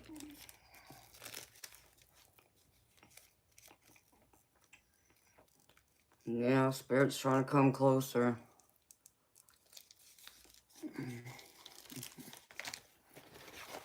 Let me put this sweater back on.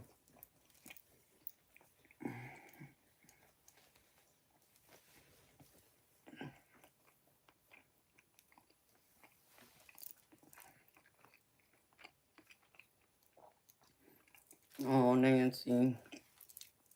I bet your cats are precious. Mine are too, but they're a pain in the butt sometimes.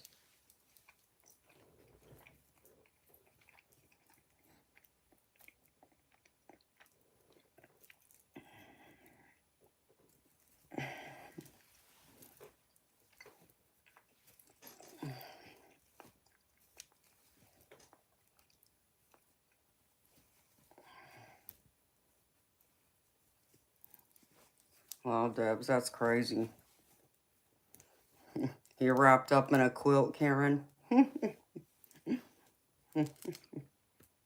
mean, I got that thick blanket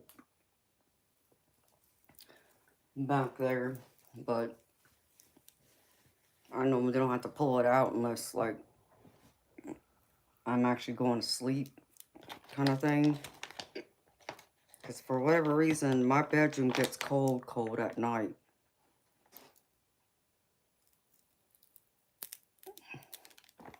A Jason Momoa? What's a Jason Momoa? Electric blanket. Dang, y'all act like it's winter still.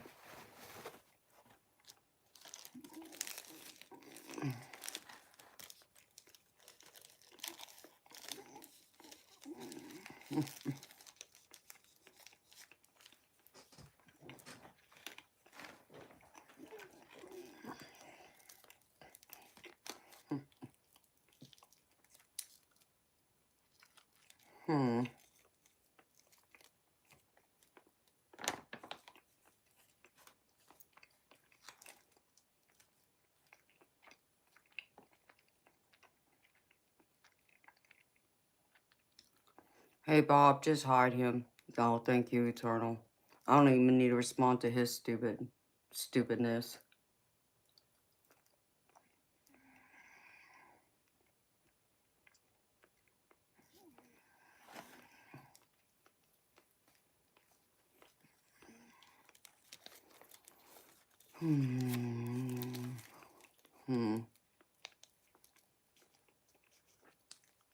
Yeah, whatever your name is in whatever language that is, only you would think something like that.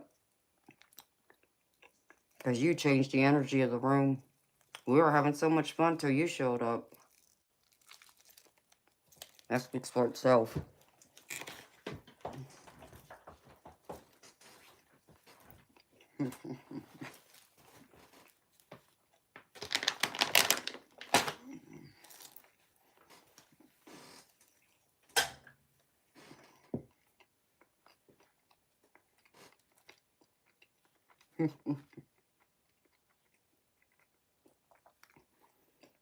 I know you do, Bob. And I think it helps embarrass them even more. Come in here acting like a fool. You know, they get treated like one.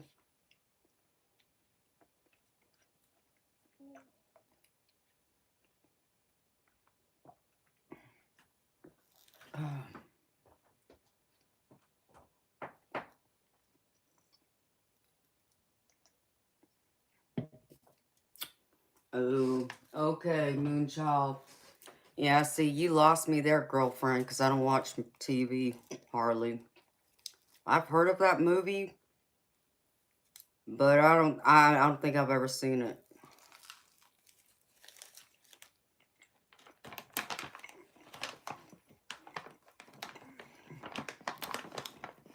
I'll put it to y'all this way. I haven't watched a movie since I've been living in this house.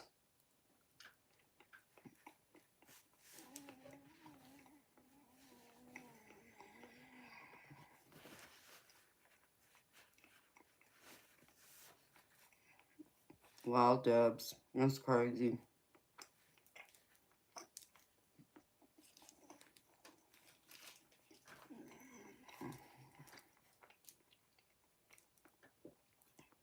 And you know, I believe it's this week. It'll be a year ago this week that I closed on my house. So you can say I've owned this house pretty much a year. But I didn't move in right away. I didn't move in until like the last week of June, I think, is when I actually moved in. But yeah, so a year now, you can pretty much say. So I haven't watched any movies in a year. And the only TV I've watched, if you call it TV, is YouTube. And that's it. And that's like sparingly. I hardly ever watch that anymore.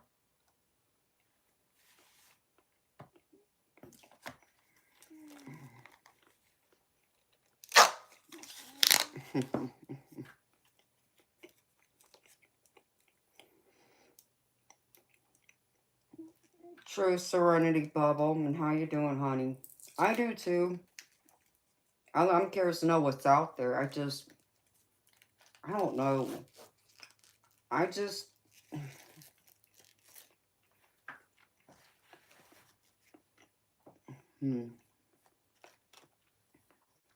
I guess I'd rather, if I'm going to sit around, like if I'm not sitting here streaming, I'd rather be like doing something else. Like going through my decks, cleansing them, talking with spirit, or, you know, resting in my bed, even like to take a moment to write a poem, because I like to write poetry. Or that's my time in between where, you know, I try and reconnect with my loved ones when I don't get a lot of time to be able to see them, which in this past year I haven't. So really my main communication, you know, of seeing my loved ones is through the phone. And usually it's on video chat, so.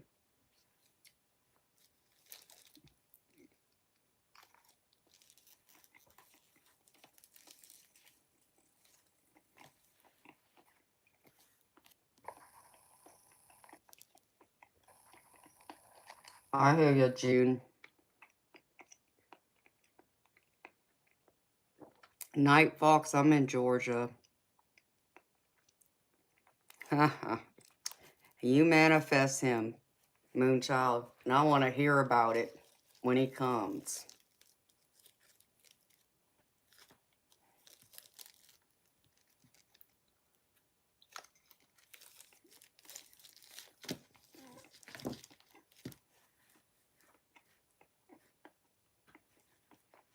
Jean Paget, you're right, honey. But I don't intentionally mean to isolate. I just need to make sure I get enough sleep so I can get out of my house more.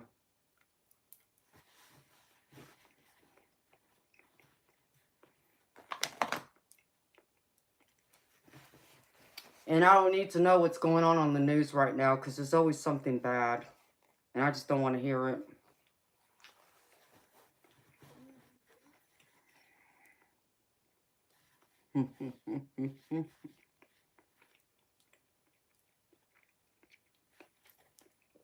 Yeah, you better, Moonchild, because I want to hear about it.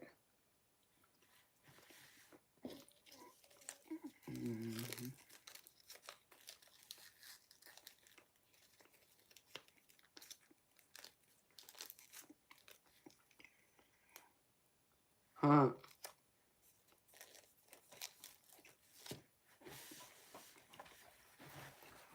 And Dubs, that's a good thing, but you also live in a, big city too.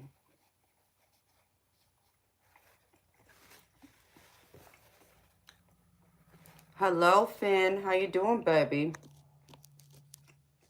Hello, Gonzalo de Jesus.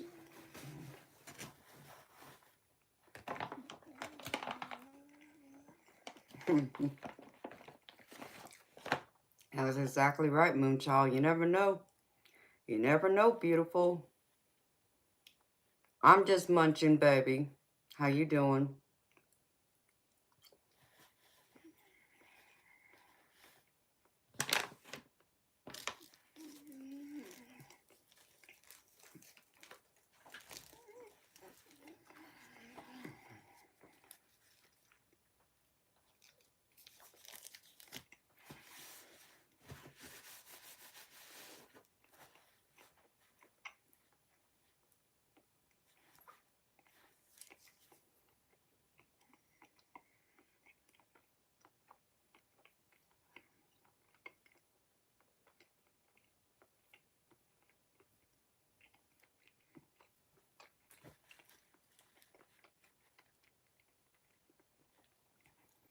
You know, Karen, you're starting to sound like me, beautiful.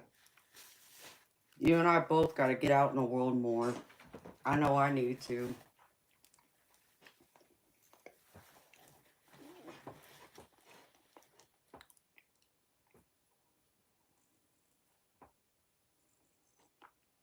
No.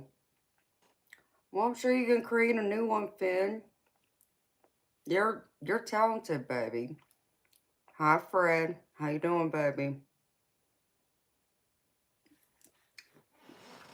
Yes, Karen. It is and can be, honey.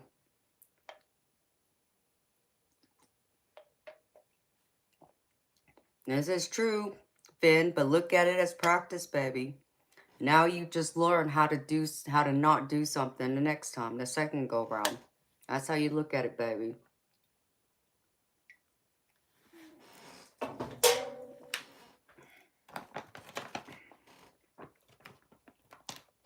So I'll be excited to see it when you're finished with it.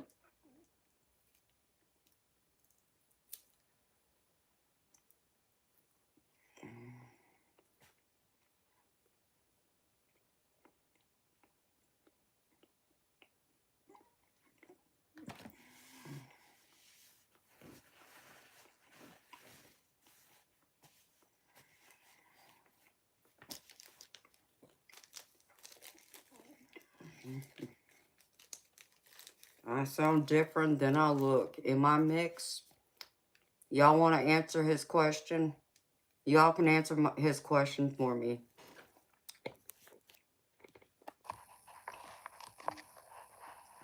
And hello, no way, that's Derek. So can y'all answer no way, that's Derek's question for me, please?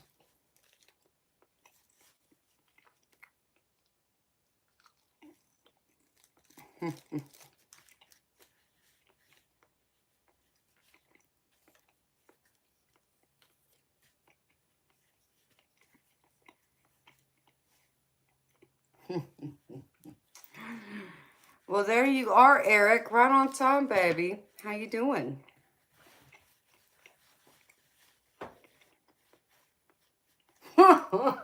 Finn.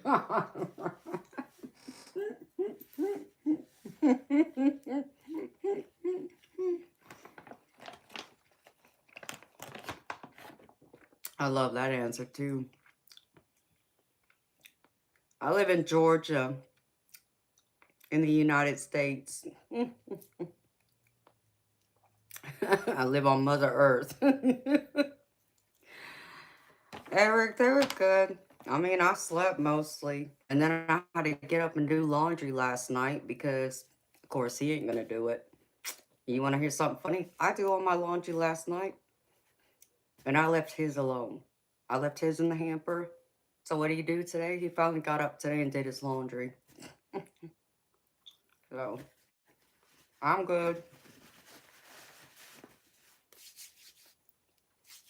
Eric, I did get a few new decks in, but I haven't gotten the Japanese theme one yet. That's the one I'm waiting on, baby.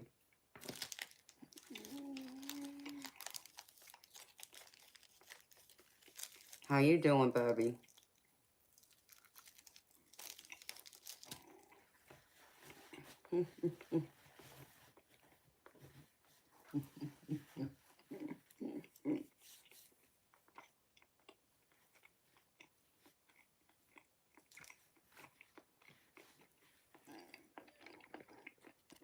Oh, thank you, Finn.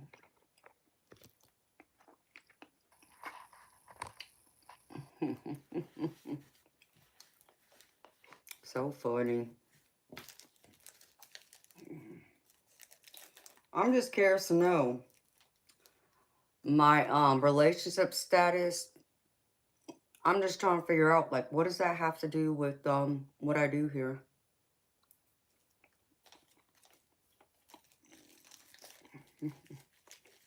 Oh, thank you, Karen. Love you too, honey.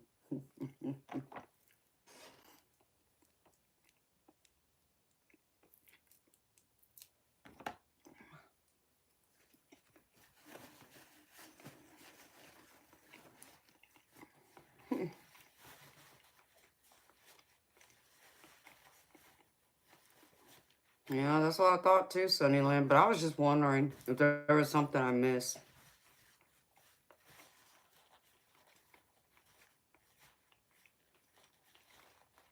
Haha, that's funny, Eric.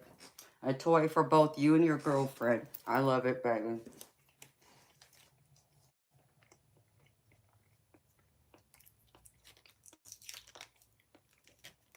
You know, Eric, I wouldn't ask you for a bike, baby, but I do need my car fixed, you know.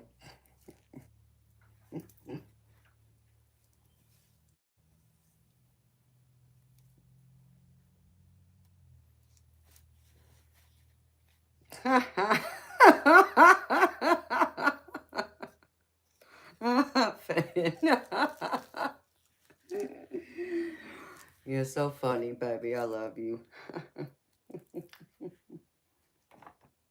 They wouldn't know what to do with me, even if I gave them instructions.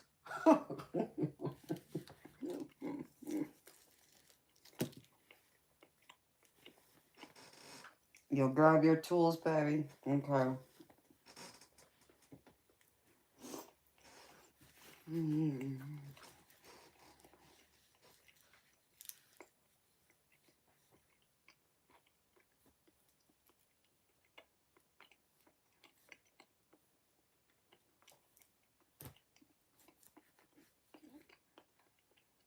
You know, Finn,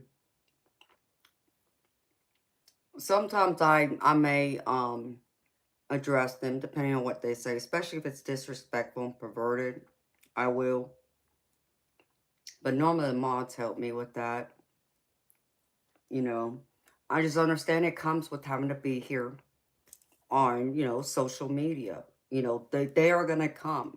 And it would not matter whether I'm dressed, let's just say, how some of these other ones out there that I've seen, dressed very sexy, wearing like a bodysuit, bra, whatever, have their boobs all hanging all over themselves for every guy to see that way.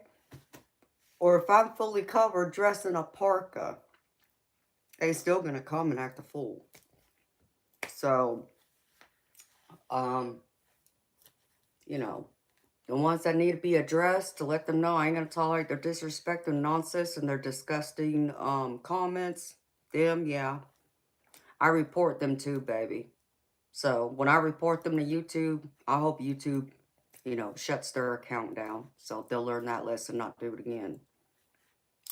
But some of them I don't even acknowledge. I let the mods help with that, but others I'll just bounce them.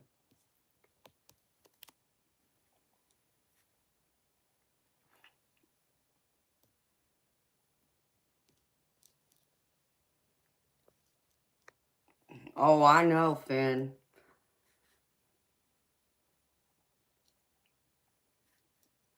I mean, but you know what, Finn? And that's, understand me, baby.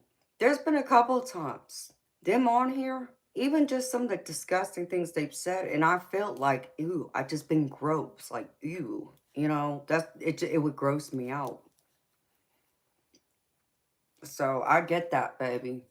Um, Thankfully, in all the years that I shot pool, spending all the nights at the pool hall, playing pool, at the bowling alley, it was rare that I went to a bar. And if I went to just a local bar, it was with a friend because they were going and they invited me. So it's not like I wanted to go to the bar. They wanted to go to the bar and I just tagged along kind of deal. So the closest thing to a bar you could say was at the pool hall or the bowling alley, or if I went to a restaurant, right? Because I didn't go to clubs. I wasn't into like the dance party scene type. I'm the girl that was at the pool hall or the bowling alley, competing, trying to make money. So in all those years, I only had someone grope me maybe less than a handful of times. And one of them, I laid flat out on the floor in the middle of the pool hall. Because he decided he wanted to come up and not just like, touch, like my waist, but, try to touch my butt. And his hands went up. Yep, he got laid on the floor. And then I had one of my friends, boyfriends, try and like not grope me, but he would come by, he would walk by me and pop me in the butt. It's like, what the hell are you doing? And so I ended up slapping him. And I told him, I said, don't you ever do that again. You have a girlfriend for one, too. I'm tied to somebody. Not like you would ever get that chance, even if I wasn't. And I told him, because I didn't know what to do. Do I tell his girlfriend, who's a friend of mine? And it put me in an impossible situation because I'm like, what do I do? And I know how his girlfriend was too. Oh, you talk about jealous and insecure? Oh, she very much was. Except for about me. She trusted me. Because she knew I wasn't trying to get nobody else's man. I wasn't out there like that.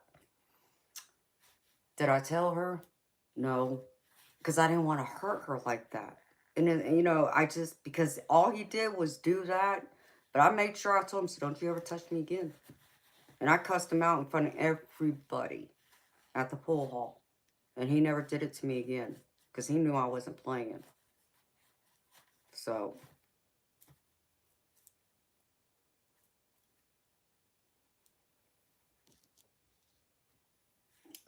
And at the time, Finn, I probably should have. I think it was such a shock to me, to be honest. I didn't know how to handle it. Because this was a night where like they took turns because we were playing league. So like one night, one week he would be there, and the following week she would be there because they had a baby at home. So if they didn't have a babysitter, somebody had to stay home with the baby. So, but that's how they were able to have a night out, from being mommy or daddy. Okay, so they rotated. So that week it was his night. So the next week she'd be there. And I didn't know how to handle it. Even her father played with me. And I even said stuff to him. It's like, what do I do? I don't want to hurt her because I know she loves him. They got a child together, and he felt it was best to not tell her, because it's not like I was trying to, like, accept his moves, and I've made myself perfectly clear I would not tolerate it. And I told him if he did do it again, I would tell her. So I did make that much clear, but I just think it was a shock. It really did come to me as a shock. They ended up breaking up, though, eventually, which I think was the best thing for her, to be honest, because he was, I mean, I'm not going to say he was a bum. Um, he got in some trouble with the law, and so he served some time. And when he came out, he had to get a job and become responsible, which he did. But I think they were doing, I think he was doing something else. Like, I think he was gambling, doing something stupid with whatever money he was making. So, but whatever it was, they ended up splitting up. And I felt like that was the best thing for her, to be honest. Because then she ended up going through, she took her daughter, their daughter, and, she had a good job. And she was able to buy her own house by herself. Even though I know she said she would get behind on mortgage payments, but she was able to do that as a single mama. I mean, she got nothing but respect from me. I have nothing but love and respect for her to be able to do that. That takes a lot. So, yeah, Finn, he did. And, and he was drinking that night too. So, I think part of me also played it off like I knew he had been drinking. So, and he probably had a little too much drink on top of it. But still, it was, yeah.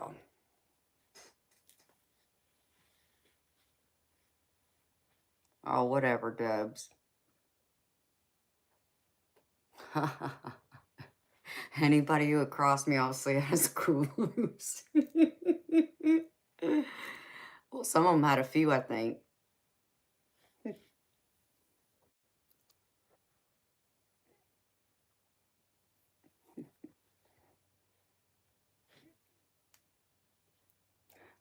Some of them probably lost a few screws too after I let them have it.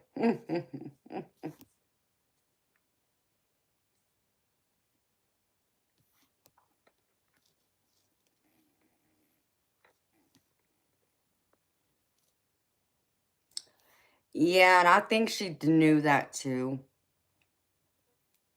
To be honest, Ben. And that could have been what played into her insecurities of her getting jealous. So that would make sense too.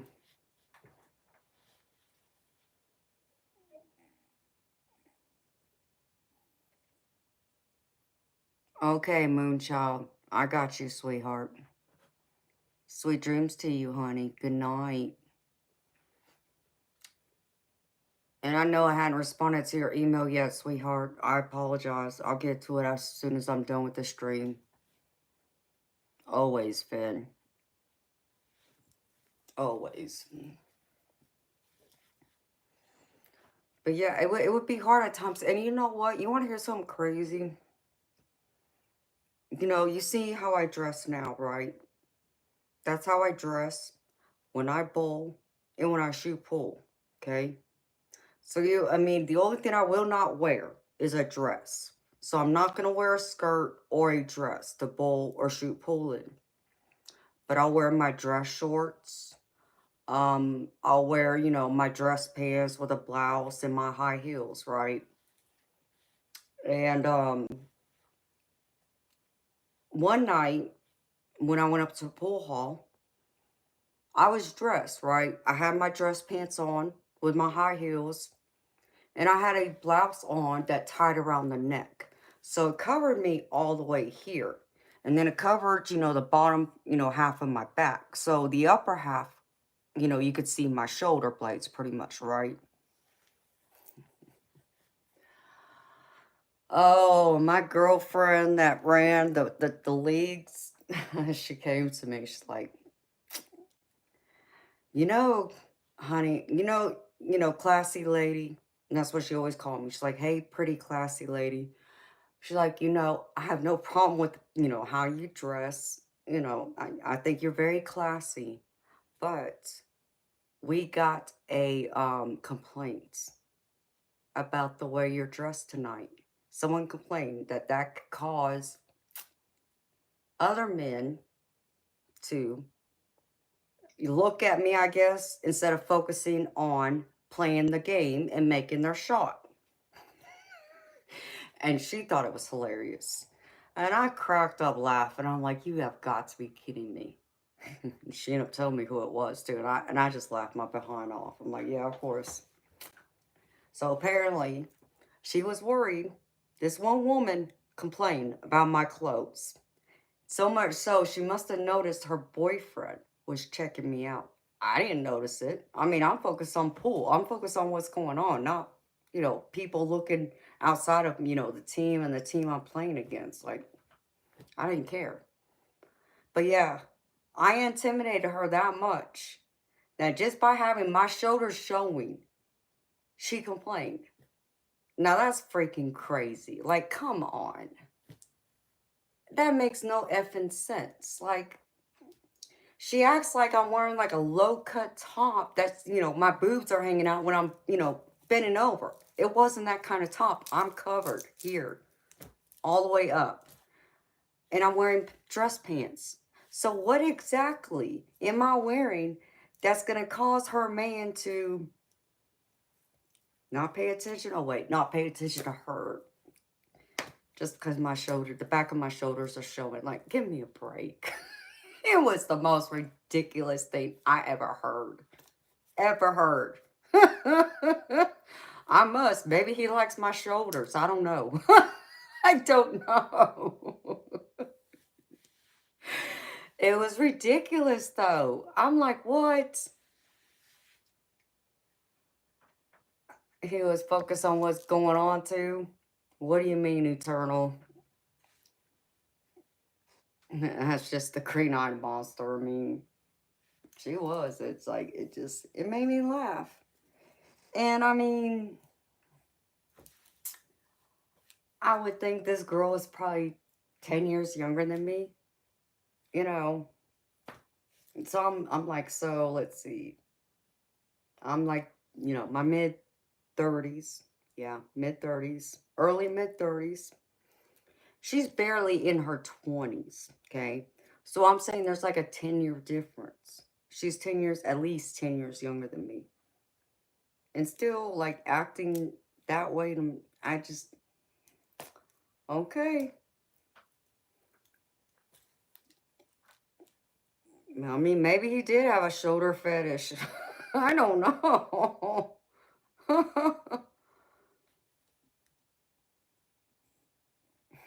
Oh, Eternal, you're sweet, baby.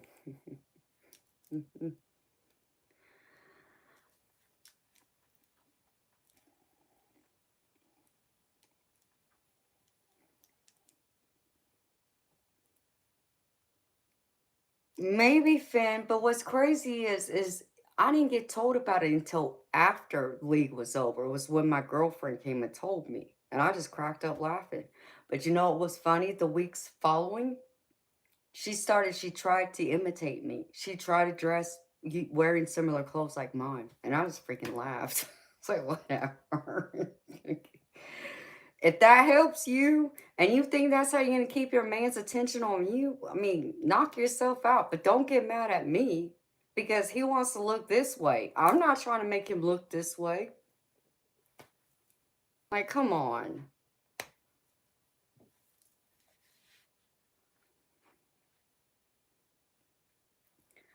Could be, Karen. It was just funny. It was the most ridiculous thing I'd ever heard. And my girlfriend, who was in charge of the league, said the same thing. She thought it was absolutely insane. The absurdity of it all. Like I said, I would have understood if I had wore like a low cut shirt, that if I bend over, you can see, even, just part of my cleavage or something, that I would understand. Or if I was wearing, a skirt and I bend over, okay. I mean, I figured she would wait till I was wearing like my dress shorts or something. Then, okay, but I'm still wearing shorts, right? Unless when I bend over them, you know, my butt cheeks are coming out. And they're not short. I mean, they're short. Y'all see me wear them, but they're not that freaking short. Okay. So it's just, it cracked me up. It was just ridiculous.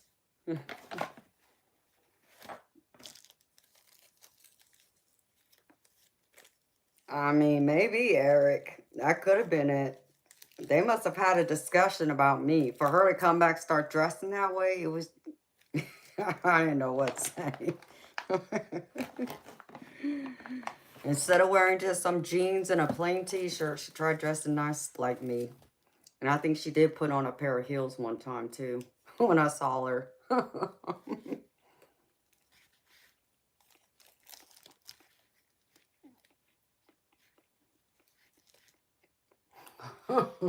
Bob. Typical man.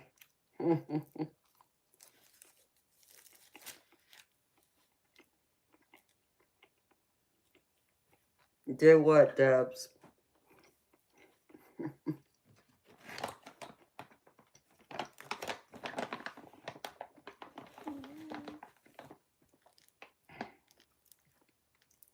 Yeah, Bob, we were talking about boobs.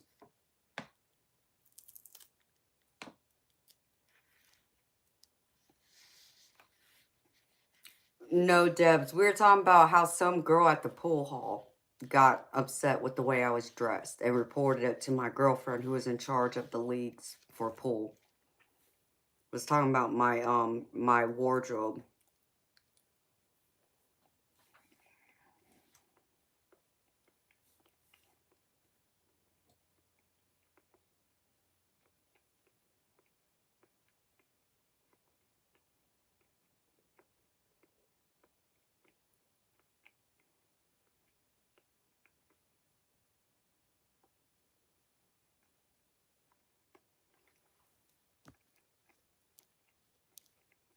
David, I don't know, baby. That sounds like, I don't know. That doesn't make any sense.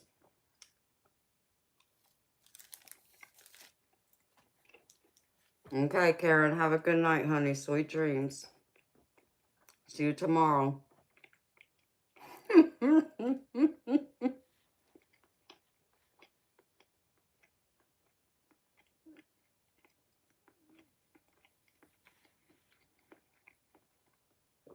True, Finn.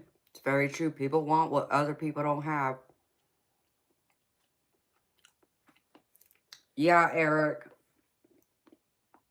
That's what I'm eating. Yep, still can't figure out where all that money went to. But, you know, whatever.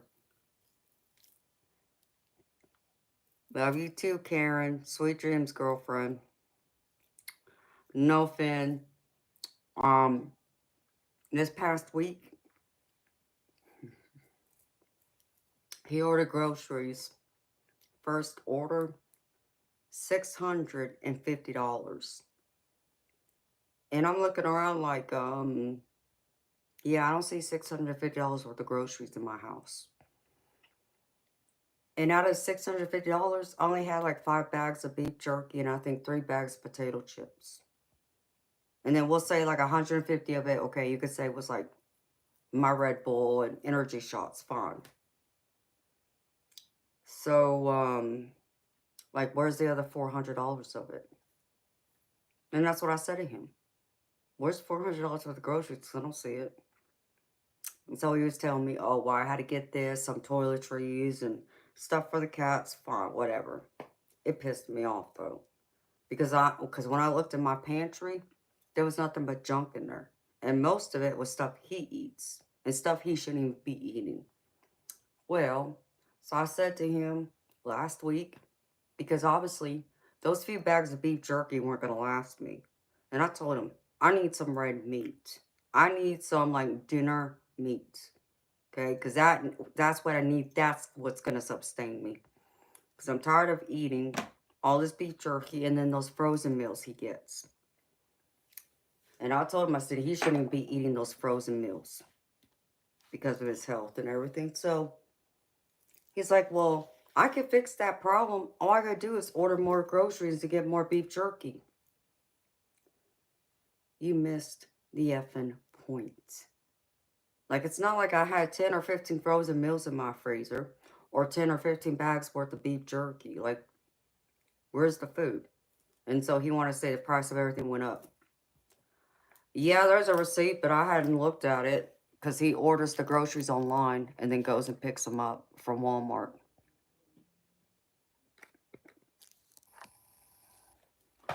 So,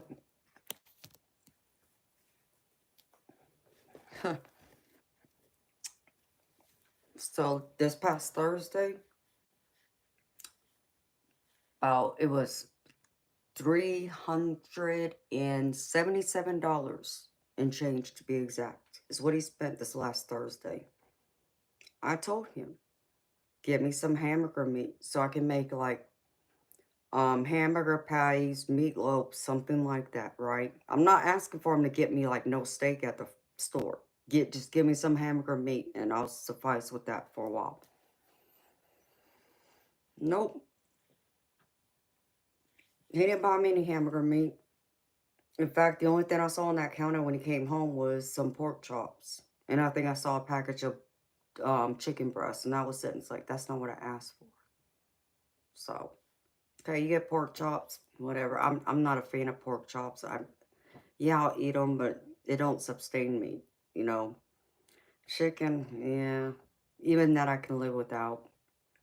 I'm more of red meat, plus the fact that I'm anemic, so I need more red meat. And um I looked and I think I saw, I mean, he got me like 4 or 5 more bags of beef jerky, a few more bags of chips, another case of Red Bull, but I didn't see hardly anything else in there.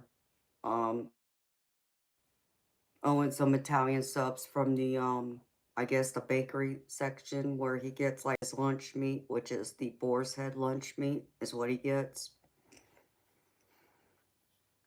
Yeah, I didn't see any more frozen meals in the freezer. So I'm still looking around like, where in the hell did that money go? Like, come on, you know? And since I told him that I needed, some red meat or whatever, do you think he would offer to cook me a meal? Mm-mm. Not one night. Since he got all that meat. And I even asked him, where's my freaking hamburger meat? Oh, well, there was already a couple pounds of hamburger in the freezer, so I didn't get any. But I got a roast for you instead. Okay, I'd like to know where that package of hamburger meat is, because when I looked in there one night, I didn't see it.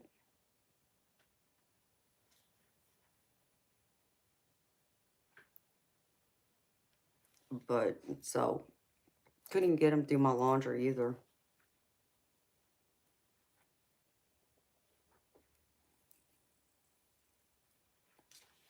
I mean, yeah, Fanny got off the couch and drove up to Walmart and allowed them to load up the car because he don't go inside and grocery shop. He places the order online and then goes and picks it up. They fill up the car, though. So he sits in the car while they load up the trunk, is what he does. So, nope, he never cooks for me. He didn't do my laundry either. So last night I did all my laundry and I left his alone. It's like, nope, I'm not doing it. If I gotta sit here and work like this and then also do my laundry, I sure the hell ain't doing yours when you're doing nothing but sitting around all day. And you would think he would help me clean this house? Nope, he don't do that either. But he would tell you, oh, but I take care of the cats. And, all right, so you take care of the cats, you order groceries, not like you're going to the grocery store and picking out everything going down the aisles. You let someone else, do all the grocery shopping and you just let them load it up the car and you bring it home. Like, it's so effing annoying because I know when the roles were reversed, he didn't have to do anything. He went to work, come home. He didn't have to worry about nothing. Nope. It don't work that way on when the roles are reversed.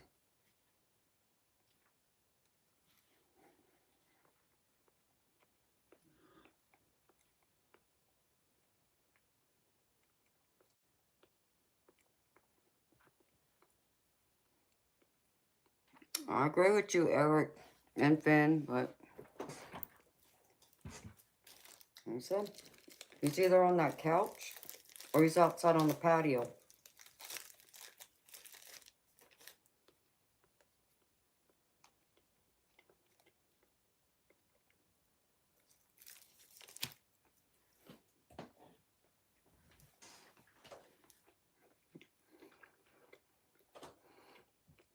But he would swear up and down. If you were to talk to him right now, he would tell you he treats me like a princess. You call that treating me like a princess? No, I don't think so.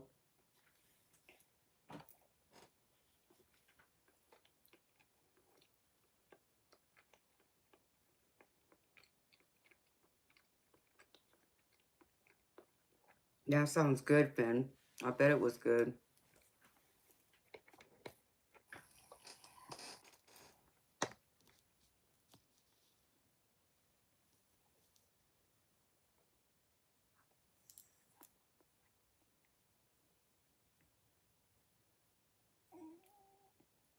Bob, why'd you delete that message, baby?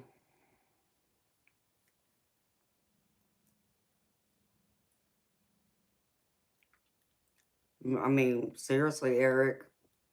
That's the best way of putting it. You want to say he treats me like a princess? Yeah, he treats me like a princess that's locked away in a dungeon. Yeah, true.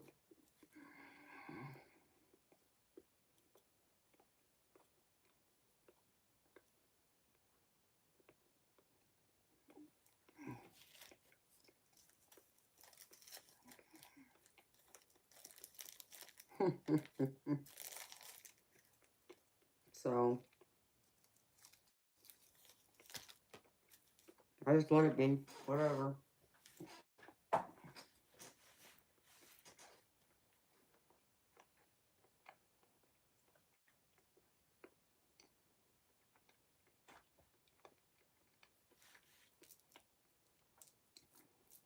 Spam does sound good. I don't have any in my house though because he can't have it. Maya, what do you mean $50?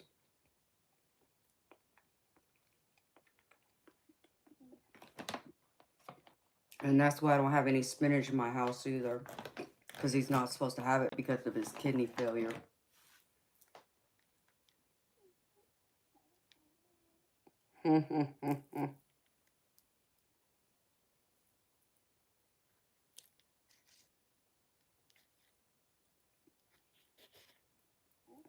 It's alright, baby. Our salsa won.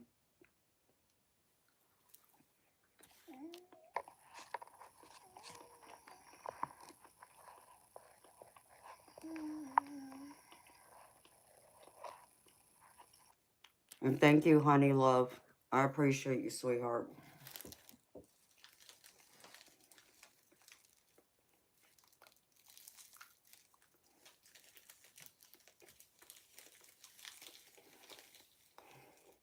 Pretty much, Andre. Many things is that way, yes. Because he doesn't have any self-control to leave it alone. Or he doesn't monitor how much he's allowed to have in a day.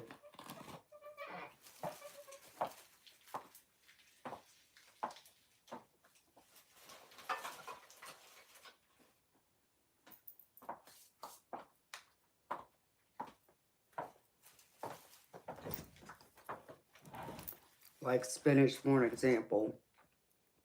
That's one of the worst things for him to eat with kidney failure. He's only allowed to have a tiny amount of it. He has no self-control. If you were to make any kind of spinach dish, you know, instead of him getting like a spoonful, we'll say, that's probably about the right amount he would be allowed to have. He's getting one of those big, huge spoons and taking at least 2 spoonfuls out of it. So, I can't have it because I know he's not supposed to have it.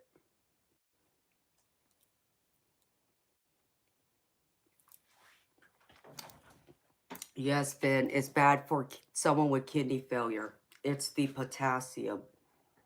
Because spinach is high in potassium. And when you have kidney failure, you're only allowed to have so much potassium in a day. There's 3 things you're supposed to watch. You're supposed to watch the potassium, your sodium, and there's a 3rd one. And I'm drawing a blank. Potassium, sodium. There's one other one. And plus him being diabetic, he has to watch his sugar intake too. So, it's not that he couldn't have spinach. He could only have a tiny amount of it. Otherwise, he's asking for trouble. Because there's one, I can't remember if it's the potassium or the other one. But if he gets high levels of it in his body, it can cause him to go into cardiac arrest. Like he would have a silent heart attack. And we would never know, it'd be too late. That's why he can't have it or have a lot of it.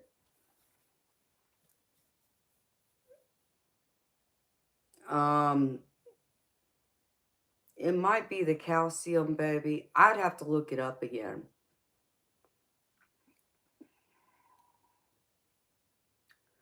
Ashley, he can't have bananas either. So, he won't get bananas because of that. Oh, crap. It's been a long time since I've looked at it. Because I got tired of trying to keep up with it for him. And in fact, you know, the one thing that he was supposed to really watch, like the one that could cause him to have a silent heart attack, he didn't know. And I'm sure the doctors or the nurse told him, but he wasn't listening. And I had to say this to him. I mean, I had to really look at everything and Google it myself to make sure I understood everything. Again, and to refresh my memory from when my daddy had it. And this right before I had my rotator cuff repair surgery. And I told him flat out because he had ordered a bunch of junk. And this is before we moved into this house. And I told him, I'm getting ready to have rotator cuff repair surgery. My arm's going to be in a sling for at least 6 weeks. While he's over there eating all this crap he shouldn't have. And knowing one of them can cause him to have a heart attack. And I'm not going to be in any condition to do CPR on him. And I told him that's not fair. And that's not right to me. Nor is that right to anyone else close to you. To have to be the one to either have to take up a CPR class to learn how to perform CPR. Or even be the one to have to perform it. Because you can't control what you eat. Knowing you're not supposed to eat this. This is bad for your kidneys. It's bad for your health.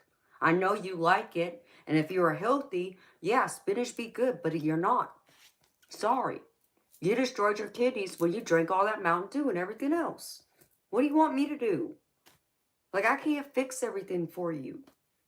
But that's what he expects me to do now.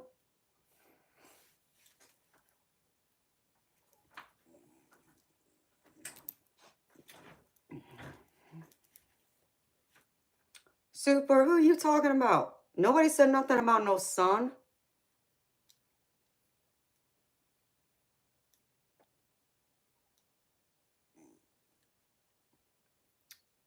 Ashley, he just turned 63.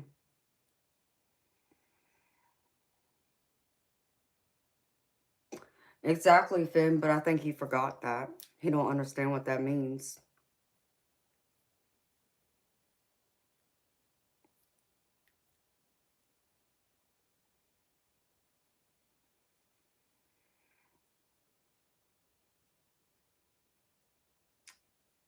Super, because he drank it around the clock.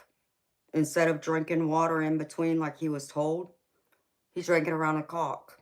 Because he kept getting kidney stones. And the kidney stones damaged his kidneys on top of him being diabetic. And he wasn't diagnosed as being diabetic until he had a blood sugar over 1200. That almost put him in a diabetic coma. And if it wasn't for me being aware and taking him to the hospital, he'd probably be dead right now from that.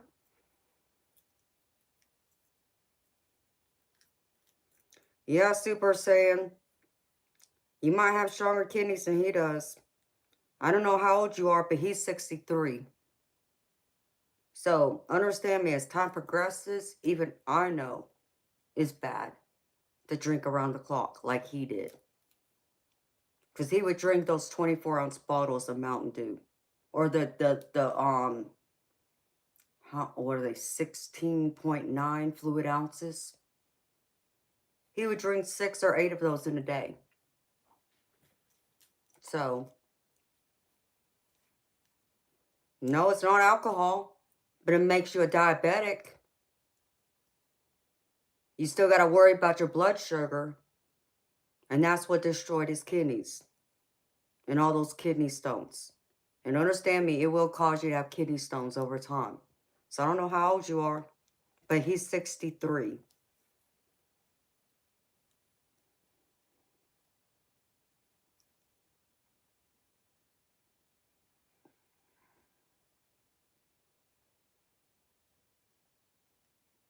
Yeah, that too, Eric. I mean, even my daddy, he had kidney failure. And he was diabetic. He didn't drink Mountain Dew, but he drank sweet tea. That was bad. He wouldn't give up his sweet tea.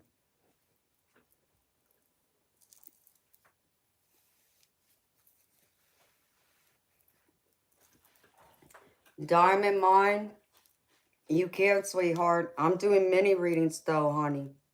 And they're themed. So, I don't know what kind of reading you're looking for. If you want one of my in-depth readings, you'd have to come back tomorrow night, sweetheart. But that reading is $30 US. The reading I'm doing tonight is just pulling 2 cards. And it's a theme reading. Like, I already got 2 decks that I'm pulling from. And I'm not pulling from anything else. So, one's like a tarot card. The other one's an oracle card. So, you let me know, sweetheart. If not, you'd have to come back tomorrow night. And that's when I'll do my more in-depth readings.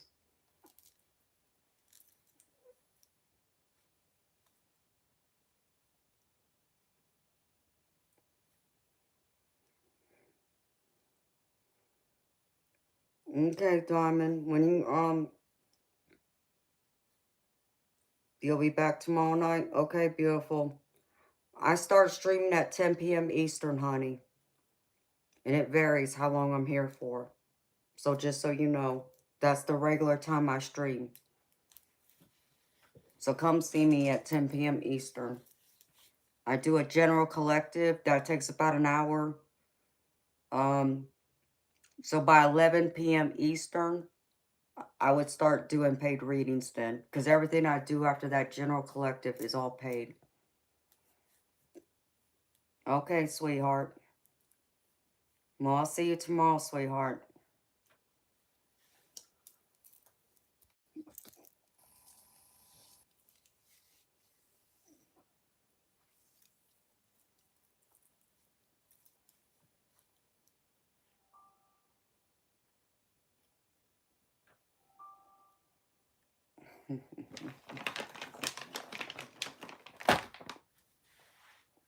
Okay, Finn.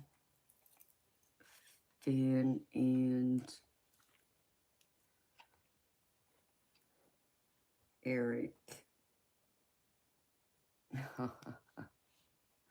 Oh, thank you, baby. That's sweet of you. Thank you, Eric. And thank you, Finn. Every little bit helps, baby. Thank you. Let me eat this last piece of beef jerky and I'll do it.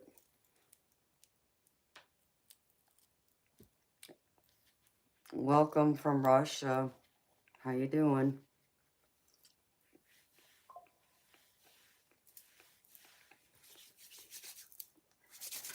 Crap. I need to put my sweater back on.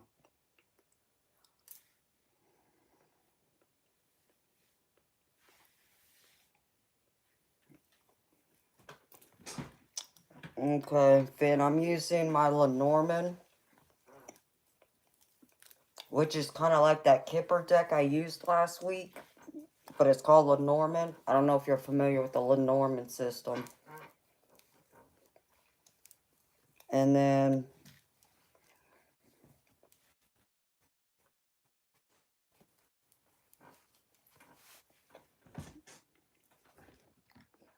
So this is a Lenormand deck I'm using.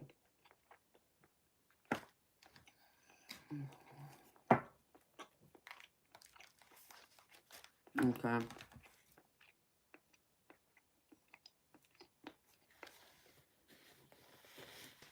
And then I'm pulling from one of my Dragon Oracle decks.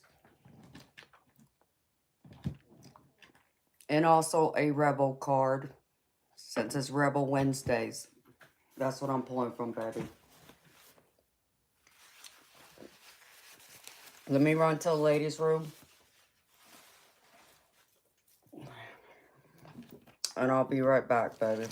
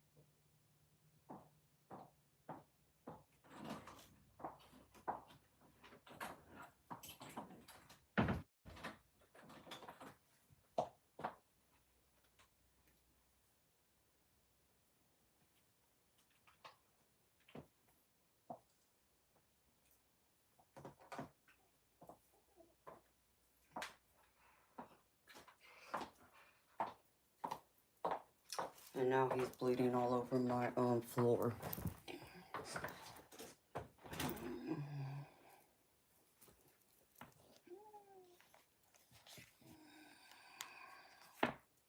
No.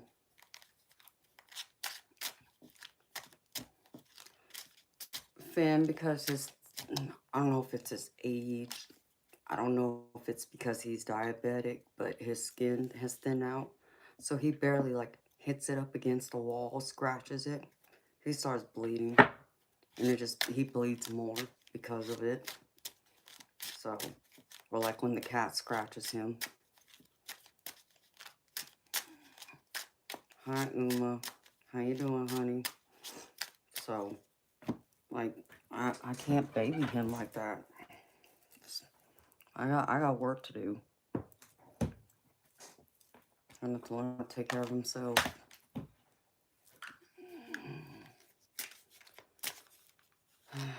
Yeah, that's a diabetes, Eric. That's what I thought.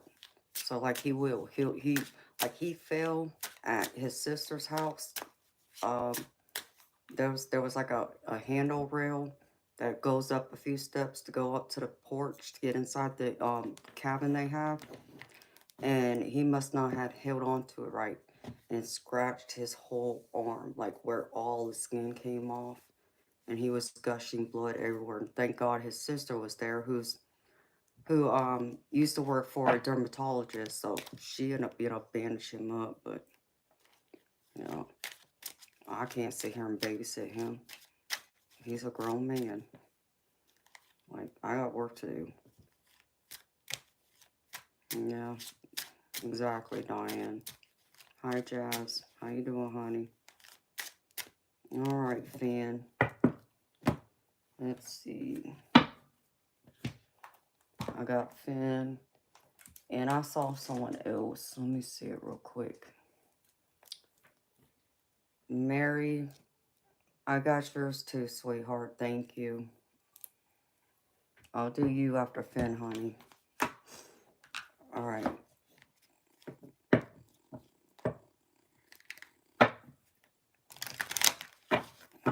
Yeah, knowing he just turned 63. I guess it's bound to happen. Okay. Let's see what Spirit wants to share with you, Finn. I love this Lenormand deck. It's beautiful. I'm embarrassed that I haven't used it or messed with it at all, so I'm still learning it. But it's a beautiful deck.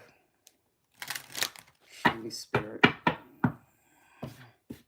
What does Finn need to know right now? Please and thank you.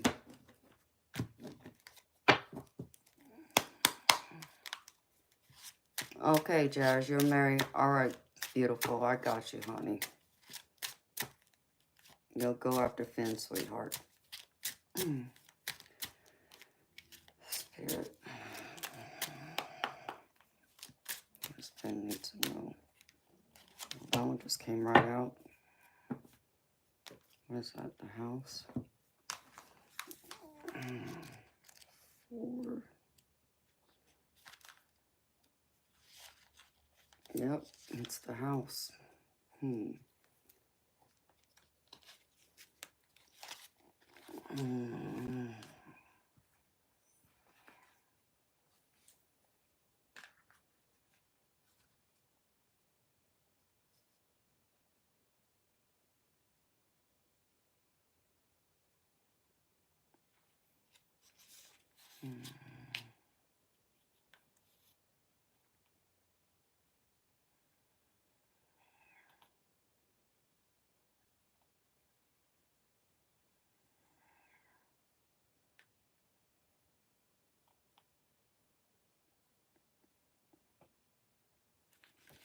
Well, this is about your security, baby. I feel like the foundation. Alright, Spirit. Can I get one dragon card, please? Finn.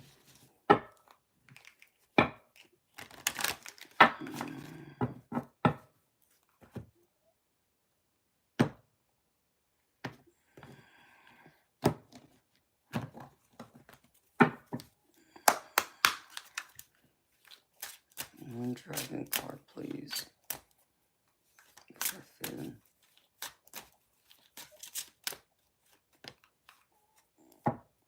What? Dang, Finn. What you got going on, baby?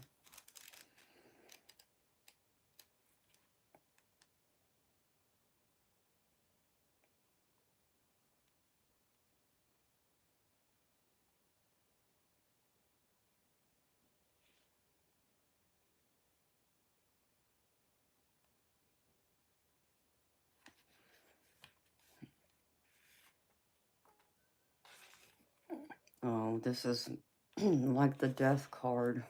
Okay. Alright, Spirit, I got it. Okay, one rebel card for Finn.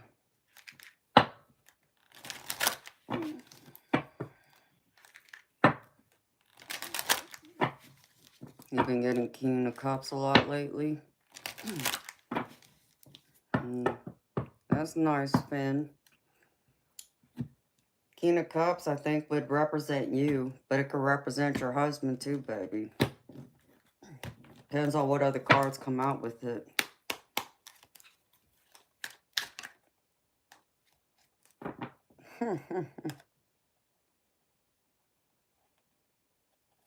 What?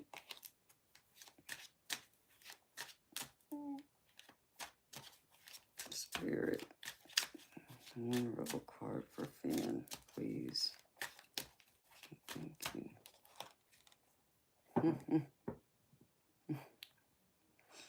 Now this is funny, Finn, because I could have sworn I pulled this for you once before. Okay. Alright, baby. From my Lenormand deck, you got the house.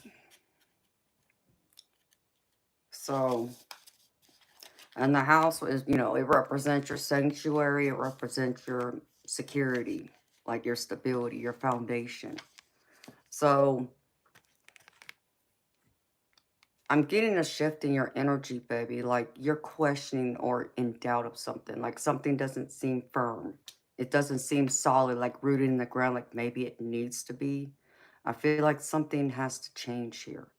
I feel like you got to let go of something in order for something new to be built on this foundation of your stability and your security. And the reason why I say that, baby, is because the dragon card I pulled for you is the pretty much, it's like the death card in the tarot is how I'm reading this. This is Azrael, the angel of death, who works to force the hand of death. And it says, when this dragon appears, take a breath and ask yourself, what in my life needs to die? What changes are needed right here and now? Do this immediately, swiftly, and without hesitation. Death is change. A transition from one state to another. The same applies here. And like death, you have no choice but to face this change and work with this dragon. Its energy is not to be taken lightly, nor is it its message. Do not be afraid of this dragon, for it can become one of your greatest allies and will work tirelessly to uncover any answers you seek during this time of change.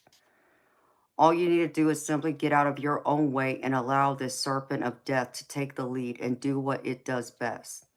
Obliterate stagnation and swiftly guide you through this transitional phase. So there's something, there's a change, there's a shift. There's something that needs to be, there's a transition that needs to take place in your security, in your foundation, in your home, in that environment. You know, something isn't moving, something isn't growing. You know, it's not able to move. It's not able to grow or blossom. It's just staying still. So what in it needs to change, baby? And I know sometimes it's hard to allow change to take place because change can be scary, right? Because we don't know what's coming. And, you know, some people don't know how to adapt well to change because it's not the thing of the change itself that's scary. It's what's coming after it. It's the aftermath of it. It's the unknown. And that's, can be scary for all of us, But it's a matter of having a positive mindset to know that, like this dragon and like the death card in the tarot, when it comes to your stability, it means something, that's stagnant, that's staying still. It's not serving your highest good, baby. It's something you got to let go because the universe and spirit is trying to bring in something better for you that will grow, that will bring movement, that will bring change, and it'll bring positive change. Now, does that mean there's not going to be some, negative side to it? Of course, that's going to happen. That's life.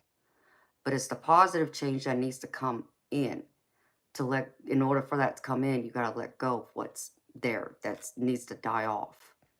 It's just not doing you any good anymore. So, and then, you know exactly what it's saying.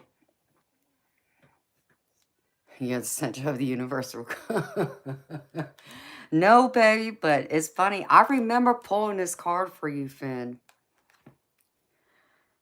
It says, "Get some effing sleep. You are being you are being a butthole because you are effing tired. Face the pillow now." I remember I pulled this for you. This was during a time you were supposed to be moving something. I think you were moving stuff out of your storage unit or something. That's what I remember pulling it for you then. If you remember that, I do. See, I pay attention. I listen. So Spirit say you need to get some sleep too. Maybe it's the lack of sleep, baby. Sometimes when we don't get a full night's sleep and we don't feel rested and feel, recharged, that can drag our energy down to where we may not be able to see things in the same way we would when we're full of energy, when we're recharged from, nourishment and a good night's sleep. So maybe that's what Spirit's saying to you, Finn.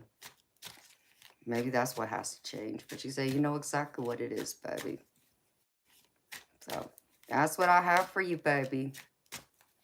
Thank you for trusting me to read for you again. I hope it resonates, baby. I hope it makes sense to you.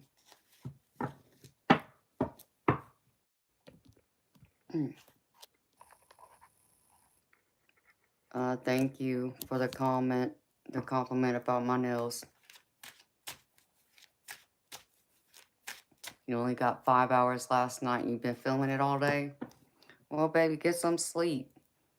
Maybe try and get some sleep, baby. Then you could try drawing what you've been working on and start over again. Maybe, it'll come together tomorrow after you go to sleep and get a full night's rest of sleep and feel refreshed. Because, baby, even I know when it gets to me some nights when I don't get enough. But that's what I have for you, Finn. Thank you, baby. I know, Bird. Right, Diane? I do, too. I love this deck. So that's what it's going to be for now on Rebel Wednesdays. I'll pull from 2 different decks and a Rebel card.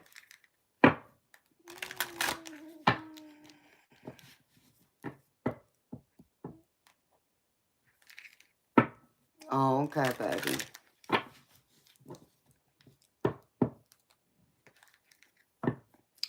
And, baby, that's a positive thing.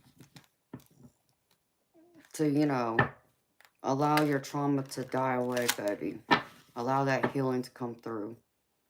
That's a good thing, baby. I don't take that as a bad thing at all. That definitely needs to die away. Because we all need to heal. We all got some kind of trauma that we haven't fully faced yet. Or fully healed from yet. Including me.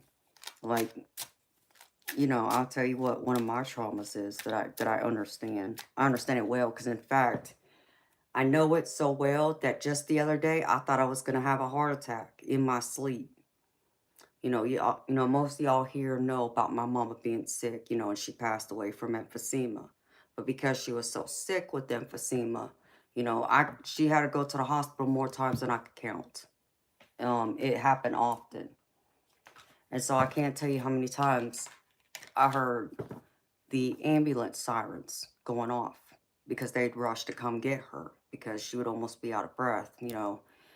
And I remember one time it was dire to where not only did they rush to, you know, pick her up, but they rushed her back to the hospital. And I was in the front seat of that ambulance, scared out of my mind. I was afraid she was going to die behind in the ambulance before we got her to the hospital.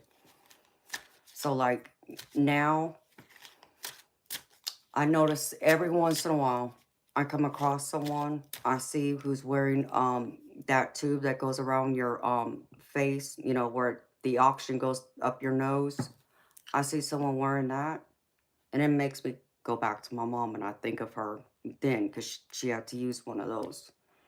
And then, of course, like the ambulance sirens. Every single time I see an ambulance, you know, and I hear those sirens, it takes me back, and I always think of her. So, like the other day, I was laying in my bedroom asleep, and in my sleep, there's an ambulance going by. I hear the sirens, and my heart is pounding out of my chest in my sleep. And in my sleep, I'm trying to find my mama. I'm scared to death. I'm looking for her. And I think it was probably like 10 seconds later, I woke up from the dream and sat up in bed. It's like, oh, wait a minute, you know. So it's still there. And I know that. You know, how do I get over that? I don't know. Time, maybe. You know, just the fact of her being gone and trying to, you know, not necessarily become comfortable, but accepting the fact that I'm probably going to come across other people who are going to be in the same state she is, and to not allow it to make me panic or freak me out or anytime I hear a siren. So that's my trauma right there.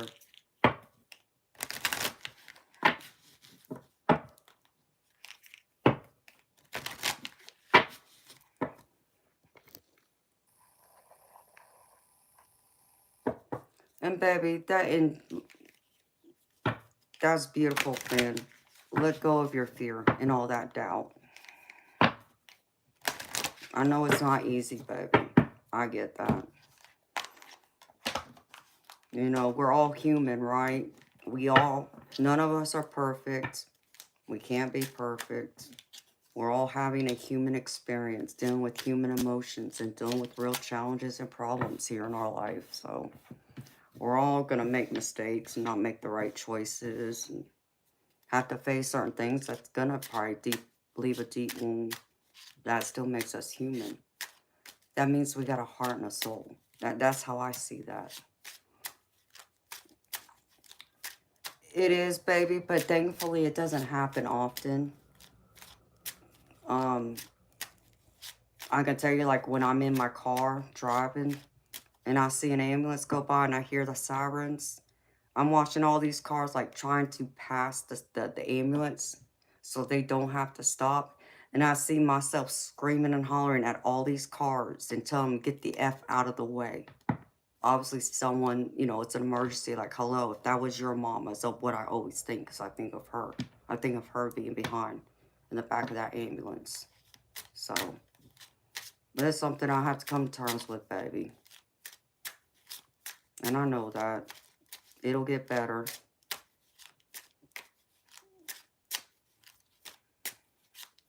Hello, Harris. Thank you. All right, Jazz. You're next, sweetheart.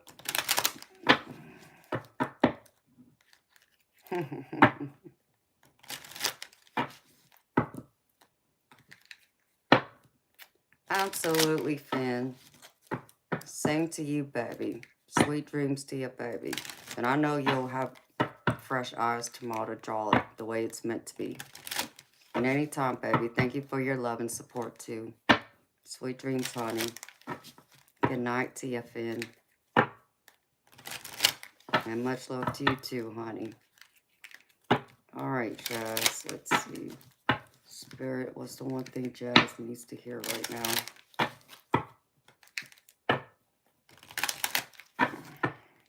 What is it that Jazz needs to hear right now, Spirit?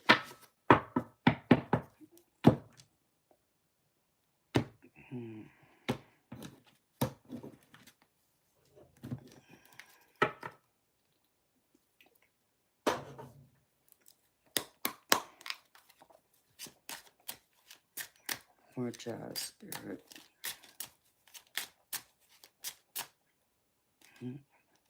No, Spirit. One card, not two.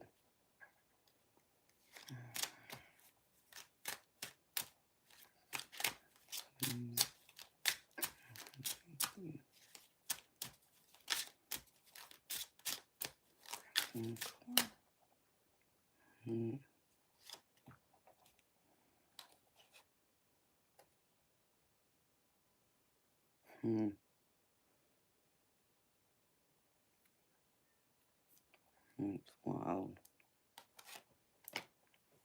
Okay. Let's see.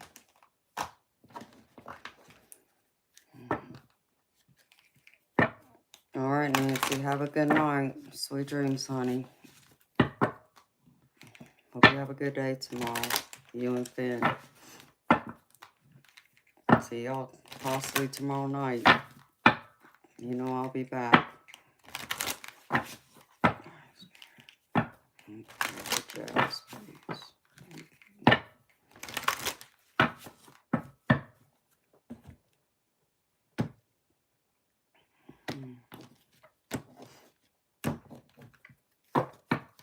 And Jazz, thank you for your donation, beautiful. I greatly appreciate it.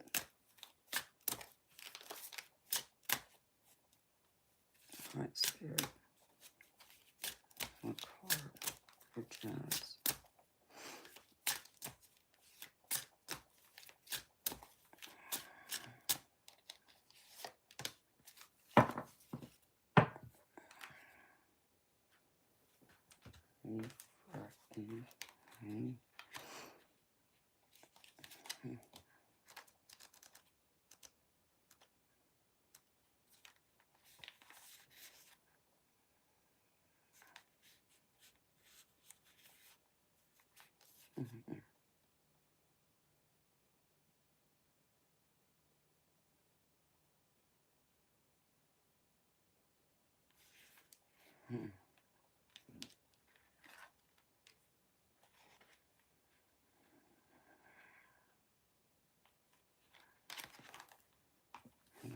It's all about going within.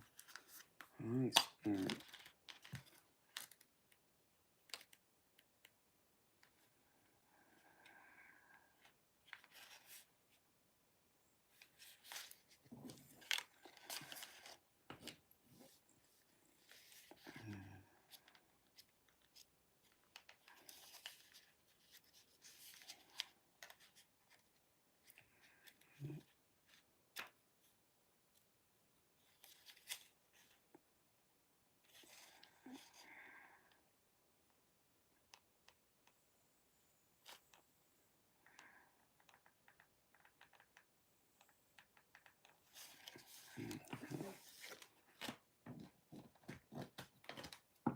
Oh, of course, Jazz. Anytime, honey. All right, let me get your rebel card real quick.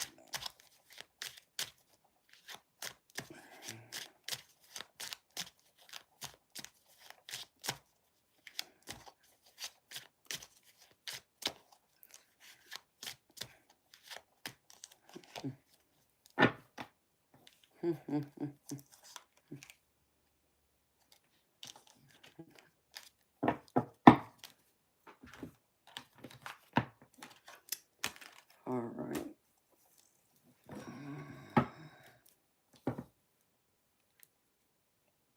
Let's see.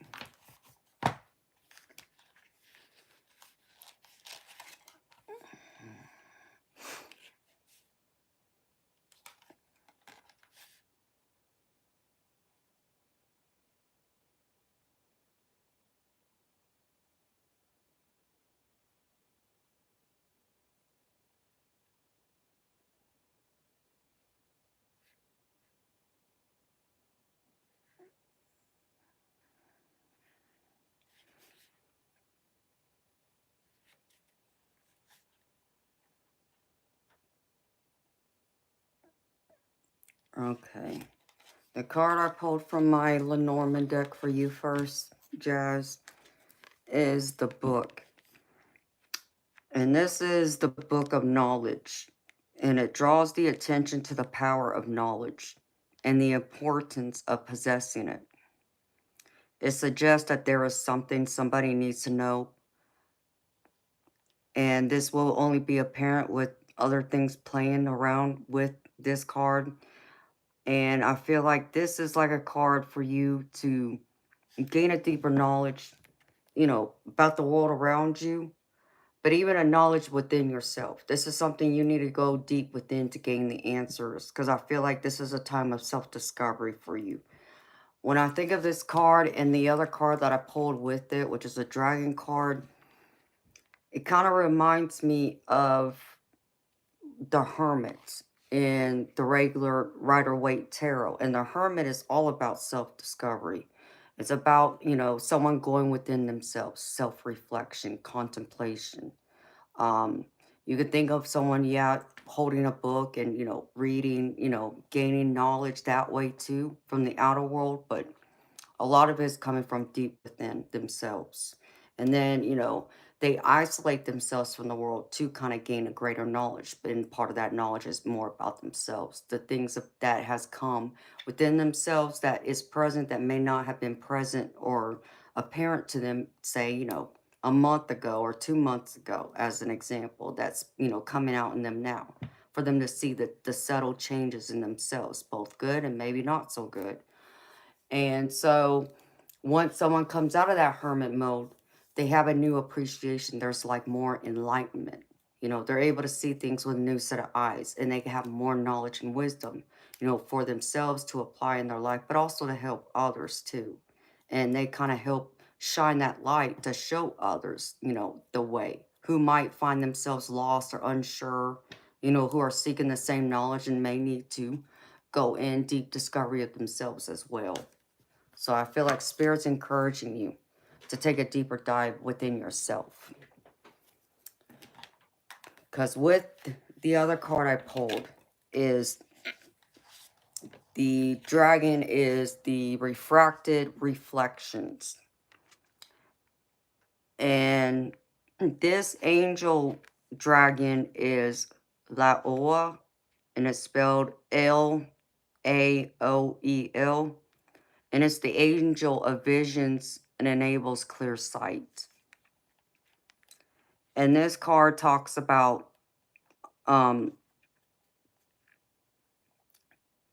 this is a creature that draws near and gently whispers, "It does not matter what we are, what or who are you?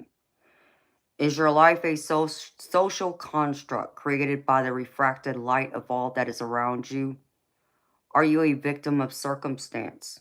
Or is your life a reflection of the light within you, a projected vision of how you see yourself?"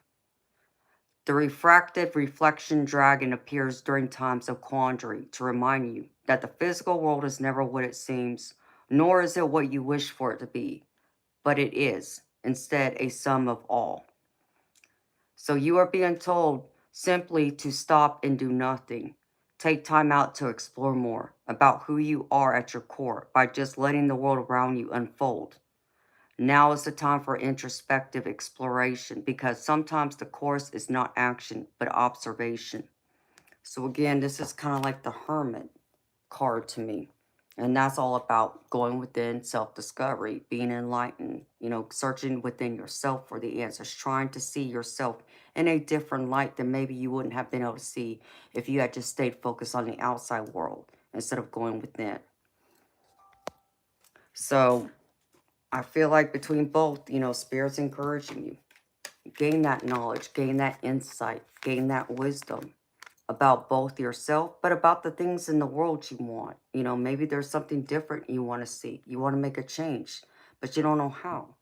Maybe it's time to take that time out in solitude and isolate yourself, to go with it, to be able to contemplate, to allow your mind to wander, just to think, even in an attempt to even sometimes have a little of that playfulness so that imagination can even come out too.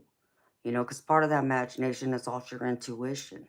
So allow your intuition also be that beacon of light, as you're supposed to be the beacon of light for the people outside of you once you come out of that hermit mode and, you know, after you go into introspection and go within to seek the answers, the knowledge that Spirit's encouraging you that you need to find about yourself and about other things. You know, things that you may not realize, or maybe it's about gaining knowledge about something in a certain aspect or area of your life that, you know, you just have questions about, you're curious about, or maybe you're confused. So this is a time to go within and seek those answers now. And now allow even the divine to step in and help guide you through that self-discovery process. And they too will sneak in if you are aware and if you're receptive to them coming in and giving you the answers. They will help you and give you the answers you seek about yourself. Maybe you're missing something and you're missing that one piece that maybe it doesn't, you know, this whole puzzle doesn't make sense. Okay, what's that one piece? What are you missing? That's also time for self-discovery. You know, take a step back from everything and everyone, you know. And I'm not telling you to stop taking care of your responsibilities or anything like that. That's not what I mean. But outside of like going to work, you know, taking care of those responsibilities, make sure your bills are paid, make sure you're fed. Instead of maybe going and sitting on social media or going and spending time with friends and family, maybe this is a time for you to to be alone, to truly explore. Because when your mind is quiet, especially late at night, when the world is sleeping, that's when some of those greatest answers and advice and words of wisdom will come through. And many times it is from the universe, from the divine, your spirit guides, your spirit team helping to guide you. It's just you having to be open to receiving it and being aware of those messages that come through. And don't get me wrong, beautiful. There could be times where it even happens to me. And I know people just like me can, you know, say this, you know, where even I may doubt myself sometimes. When I get just a random message and I'm just looking at spirit like, what? Like, huh? Like, no, that's not going to happen. Because it sounds so far-fetched. Like, how is that possible? And then, you know, you're just like blown away, like, no. You're in denial. It's like, no, that's not going to happen. No, it won't turn out that way. And then down the road, it happens exactly you were told. And it's like, what the F? And I can tell you that has happened more times than I can count. Most times it's been a shield of protection, more or less. It was to shield me from either physical danger or for someone in my circle who shouldn't have been in my circle, who didn't mean me good intentions.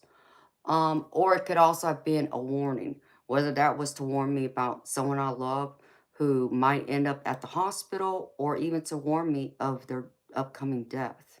It's all these crazy things that it's just like, how could you have known? It's like having foresight. It's the clarity of foresight for knowing. But it comes from knowing your deeper self too, in order for that to come to the surface, to gain more clarity, to gain more insight into your surroundings, but most importantly about yourself, and to love yourself at your core. That's what I feel like Spirit is asking and encouraging you to do.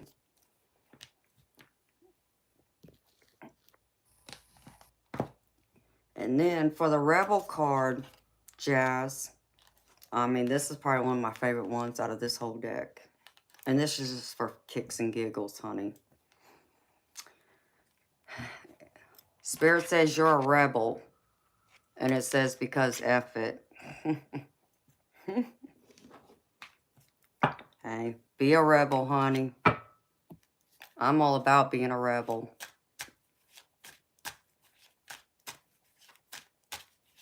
And that's what I have for you, beautiful Jazz. Thank you again for your donation, and thank you for trusting me to read for you tonight, sweetheart. I hope that reading resonates and helps you, honey.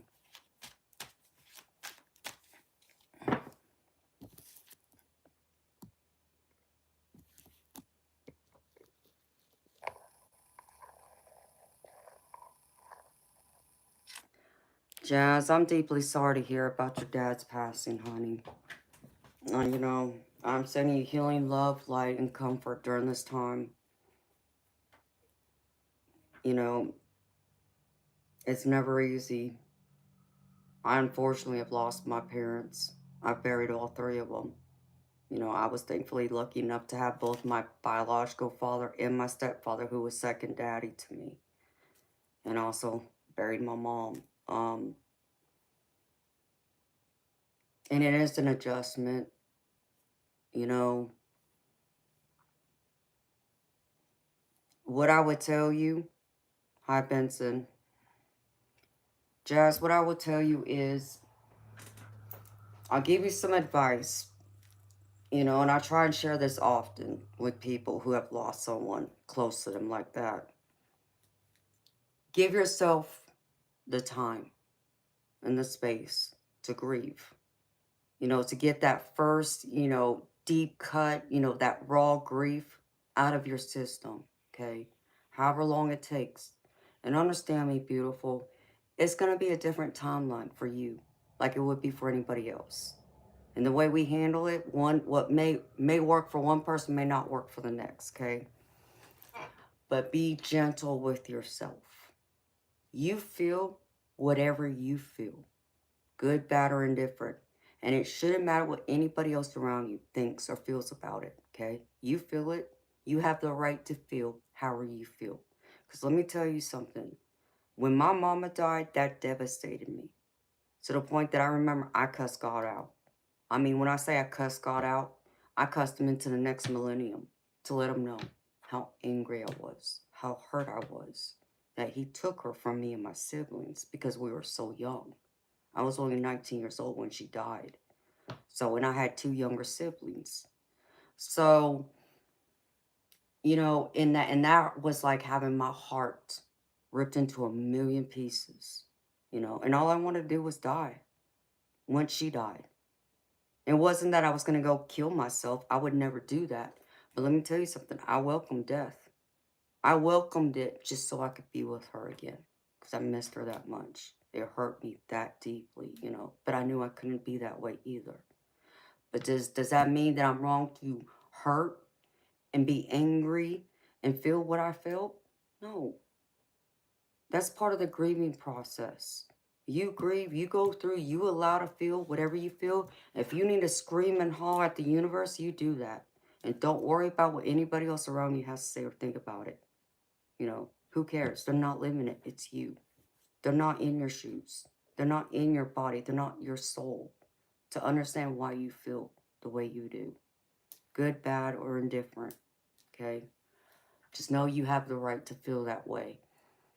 You know, and what I could tell you is that it may not feel this way right now, but there will come a day whenever you think of your dad that you will have a smile on your face before tears will come to your eyes. And that day will come. You know, does that mean that you won't ever cry after that? No, of course not. It will still catch you off guard. Because what I had to learn is, you know, you never get over it. You will never ever be completely over their death because their absence will always be felt in your life. There will always come a time you'll wish they were there. You just wish you could pick up the phone and call them. You wish you could drive to the house and see them, but you can't, right? So what, you feel it. And that's when it'll hurt you. It'll catch you off guard, even then. And it's done it to me. I buried my mom over almost 25 years ago, and it will still catch me off guard every now and then. So understand me. You feel whatever you feel for however long you feel. And you don't allow anybody to tell you there's a timeline. And if they try and tell you that, you know, it's, you know, been long enough, you know, it's time to move on, tell them to go F themselves. Then they obviously have never experienced anything remotely like that. What it's like to lose someone that close to you that way. And I can also tell you is, though he's not physically here anymore, doesn't mean he isn't still here with you. He's always here. He never left you. He will forever walk beside you. He's just walking beside you in a different way. And no, I understand you can't reach out and touch him. I understand you can't reach out and be able to speak to him and maybe not be able to hear him speak back to you. But it doesn't mean he's not there. He's always there. He will hear everything you say. You want to talk to your dad anytime you want, you talk to him. And it doesn't matter whether you write it down on a piece of paper, you say it in your mind, or you want to type it up on a screen like on your phone or your computer. He will hear it. He will get it. And he will find a way to send a message to you, to answer you, or to at least let you know he is here trying to comfort you. Just give it time. Be patient. Be patient with him on the other side as he gets adjusted to his spirit body, because that takes time, but also to give you time to grieve him. And, there's no set time, beautiful. Because I learned, like I said, you'll never get over it. There's only living with it and living through it. But for me, I'll never ever be completely over it. Over losing my mama, my dad, my daddy, my grandparents, anyone I've lost in my life that I loved and care about. I still feel it, and I realize it don't matter how old I am, I'm always going to need my parents. I'm always going to wish I could talk to them again, wish I could hear their voice again. That will never go away, and I know that too. So I just want to say this to you as someone who's already been there. Give yourself that time. Lean on people who you feel like can truly appreciate and understand you in that way. And if you don't have them, beautiful, but you're going through it and you just feel like you just can't get through the day, look, search for support groups. There's grief support groups out there. I would encourage you to go to that, and that might help you to where you can lean on people who are going through the same thing you're going through, the loss of a loved one. And there's nothing wrong with that. Just make sure if you're ever in need of that, lean on someone who's going through it too, or who's been down that road, who can truly understand it.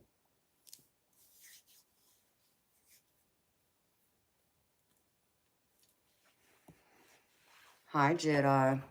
You're welcome, Jazz. So I hope that helps you, honey.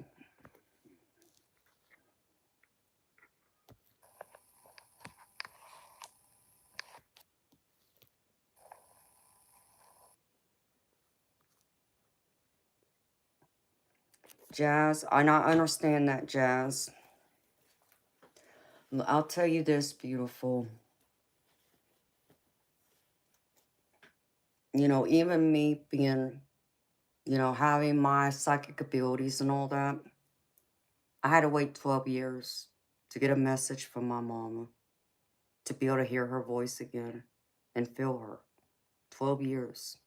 And the reason why that it was is because I was so angry. Angry at God, angry at the world, yes. I hid it a lot from the world, from people around me, because I still got up and took care of my responsibilities. I still got up and went to work. I still took after my little brother and did what I needed to do. But it did not mean there weren't those days that I didn't want to get out of bed and just stay in my bed and cry my, eyes out all day. I had those days, but I knew I couldn't. I still had to get up. I still had to live. Why? Because she isn't here to live anymore. And that's how I had to look at it. And that would be how your dad wants you to understand it. You live for him now because he's not here to physically live anymore. Now he's living through you. He's living through your eyes, though, through your perspective, through your thoughts. So anything that, comes to him, just say if you want to go out there and do something, like something he loved and enjoyed in this life. Let's just say he liked to go fishing, for an example. Your dad will eat that up. That you're going fishing just for him. If you're doing it for him. And you even say to him, like, Dad, I'm going fishing for you. Can you please come with me? And he will. You may not feel him there or realize he's there, but he'll be there. They eat that up there. And like on those hard days, like, holidays, special occasions, the days you would really, really miss them and feel it the most, that's when they come in closest to, because they understand. That's when you're really going to miss them the most. I can tell you, my mom's come to me at a time I needed her the most, even though it took 12 years because I was so angry, and my anger And my pain, the deep grief I still felt, was that block that kept her from connecting to me. Okay? Now, don't misunderstand me, beautiful. You grieve for however long you do. Okay? However long that timeline is, that's the timeline it needs to be for you. Don't rush it. But don't allow yourself to be suspended all in it either. Allow it to overwhelm you to where you end up just completely depressed and you don't want to live or do anything anymore. You can't allow it to get that far either. So you have to find that balance. And that can be very hard too. But on those days, like with Mother's Day that just passed, you know, I thought about my mama, you know, and um, Mother's Day, birthdays, Father's Day, I go out and celebrate them like they're still here physically. I do that for them. And I know they appreciate that. And they tag along with me. So I'll go to a place that's significant to me and her, like the bowling alley, for an example, because I grew up bowling and my mama was a great bowler. Um, Billiards pool is my connection to my daddy. He taught me how to shoot pool. So I go shoot pool for him. If I wanted to do my real father, I would go fishing because that's what we used to do when I was growing up. You see, they love those things. Or I go eat at their favorite restaurant or eat their favorite types of food. And I invite them to come along. I still celebrate them like they're still physically here. Why? Because they're still here. It's just they're in a different form, in a spirit form. And understand me, love is eternal. It never dies. It only gets transmuted into something different. But your dad left his love behind. He left it here with you in his memories. All the memories you got of him. Allow that love you shared with him to be what comforts you now and get you through those darkest days when you may want to throw your hands up in the air and give up and cry. I get that. It's those memories though, and that's the ones he wants you to hold on to. Because the one thing I could tell you is they don't want to be the reason we don't keep going on living or live our happiest, fullest life. They want us to be happy. They want to see us shine. They want to see us rise to our full potential. And they will be there gently guiding us through it. So just be easy on yourself, beautiful.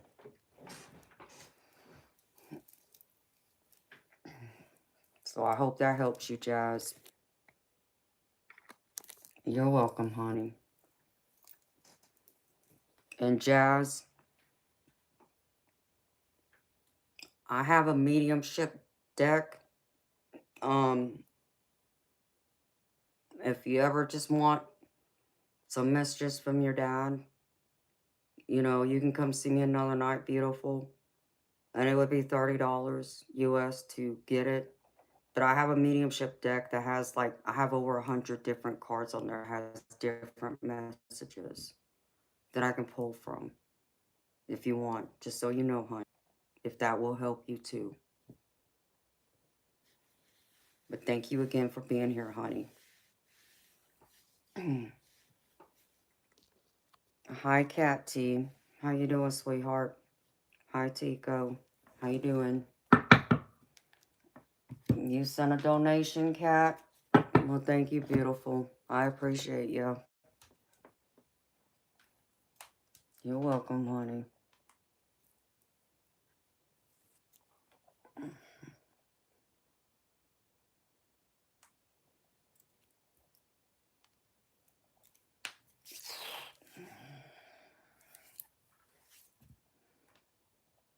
All right.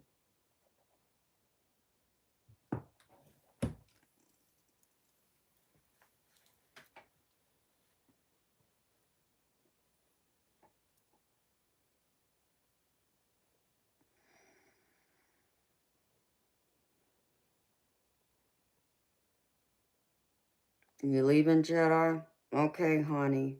Well, thank you for stopping by, honey. It's good to see you. You know I'll be back tomorrow. Much love to you, honey. Okay, Cat. All right, beautiful. I'm doing mini readings and it's theme. So I'm just pulling from One of my tarot decks, I just pulled one card. It's not an actual tarot. It's a different system, and an oracle deck, and then a rebel deck. But what I'm gonna say to you is, you want to know how your friend's feeling for you is what I'm getting. Um, I don't do third party, and that's what I consider third party. Okay, third party is pretty much asking about someone who isn't currently here to give me their permission to tap into their energy, to find out what's going on, what they could be thinking, what their next moves could possibly be, and so on. Okay, and you gotta equate it, and this is my ethics. I know some readers can do it and will do it. I'm a different person. Like that's crossing the line with me, because that's kind of like going into my mama's purse. Like growing up, I was raised, to not touch mama's purse. That's mama's purse. I don't do it without asking. So it's like that. Or it'd be like looking into someone's window with their curtains open at a house you don't live in. But you want to look what's inside that house, and you don't live there. You see, you kind of don't do that, if that makes sense. Um, what I can do for you, beautiful, um, I mean, I would have to do a more in-depth reading to really get my arms around this, to be honest. Um, I could pull a couple of cards from my Lenormand deck for you. But this would be strictly what you do from here, okay? Um, because you can't control what other people do, right? The only person you can control is you, your actions, how you proceed, how you live your life, and so forth. Okay? You can only hope that someone else you care about will act the way you want them to, but it doesn't always happen that way, right? That's why, marriages ends, relationships ends, even, friendships break apart, and even families get split apart. It just People don't always act the way we would hope they would act, because not everybody has the same heart and the same soul and the same intention as you. Okay, so what I can do is ask spirit, what can you do to try and make this connection come together? Okay, but what I would say to you, beautiful,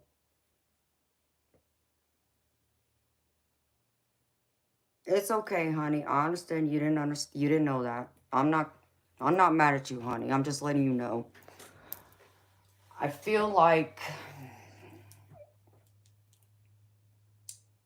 Kat, let me, before I pull cards, let me give you some advice, beautiful. I just turned 44. And believe it or not, even though it's not, I don't consider it a marriage anymore, but I've been married going on 23 years. And even for me, throughout the years, there's been times where, you know, like how men always say about us, we expect them to read our mind and know everything, they're supposed to do, right? Well, same thing's true about them. We can't read their mind, right? They need to express and tell us and communicate their needs, their wants, and so forth. Um, and so with that being said, that's like you know, you can't possibly know how he feels unless he just comes out of the blue and wants to tell you, or you walk through the door first and say, listen, I care about you. I want us to build on this. Even though you said something about him being married, it is what it is. I'm not judging you, beautiful, so please don't misunderstand me. Knowing his situation, um, and find out what he says. See, the problem I find that many people run into, and this is natural, this is our ego, right? Our ego is fearful of rejection. So instead of us being the first person to make the move and say, listen, I have these feelings for you, I like this to go further and blah, blah, blah, and, wait for their response in the hopes that they're going to give you the answer you want, you also know there's a chance they could say, no, I'm not interested, leave me alone, right? And that's being rejected. And that stings, right? But beautiful, let me tell you something about being rejected, okay? And this is how my perspective of it. Rejection can also be a blessing in disguise in two ways. The first way is look at it as the universe, as divine, protecting you from something that isn't supposed to be. Why? Because there's someone better that's meant for you. So that'd be one. But the second one is look at them if, let's just say, he doesn't have an interest in pursuing this. Wouldn't you want to know that now, right now, instead of waiting months or even possibly years down the road? And you have, these feelings for him only to find out, oh, he never felt that way for you. And then you wasted all them years on someone that it was never going to be. Wouldn't you want to know right now? Because that way, if you know right now, he can set you free. That's the blessing in that. I'd rather someone set me free now and tell me, no, I don't want you. Thank you. Let me go on my merry way and find someone else. Does it sting? Sure. But I give that person all the respect in the world for being upfront and honest with me instead of trying to lead me on, play games, or lie to me. So you see, that's how you got to look at it, beautiful. I would encourage you, Kat, to approach him. Find out. And I know that's not easy, beautiful. I get that.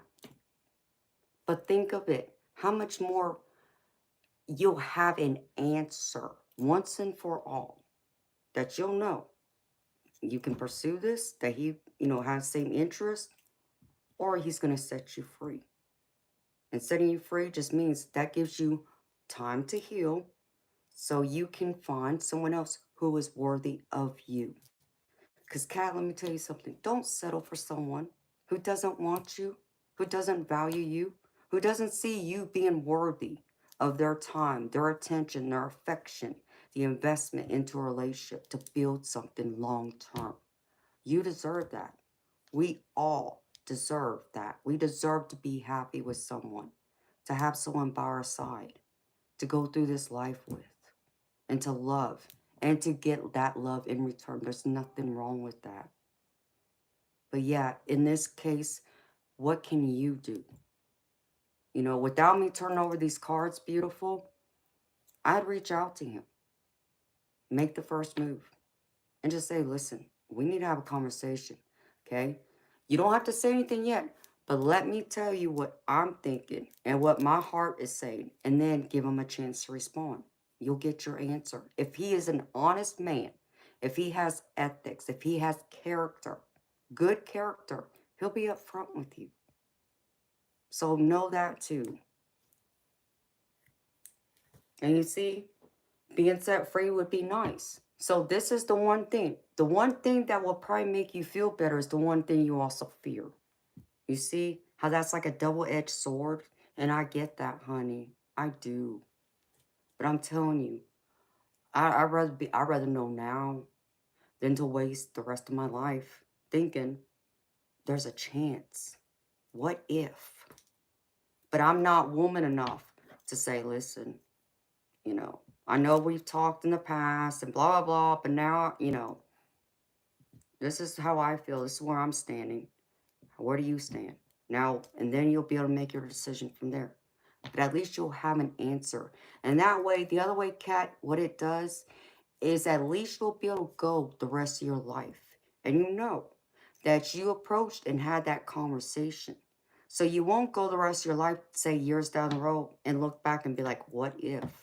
What if I had approached him and told him how I felt? Because I was too chicken to approach him and let him know to get his answer. I never found out, and I never got to know. What if? You won't have that anymore. You'll already have your answer. You'll already know. If he says no, then that possibility won't even cross your mind. At least not like that, not to that level, you see. So that's how I foresee that, honey. And I feel like you'll get so much more out of it in the long term. You know, like I said, you'll be able to go on with your life if he doesn't want anything, further. You'll be set free. That gives you more time and more opportunities to find the one that you're meant to be with.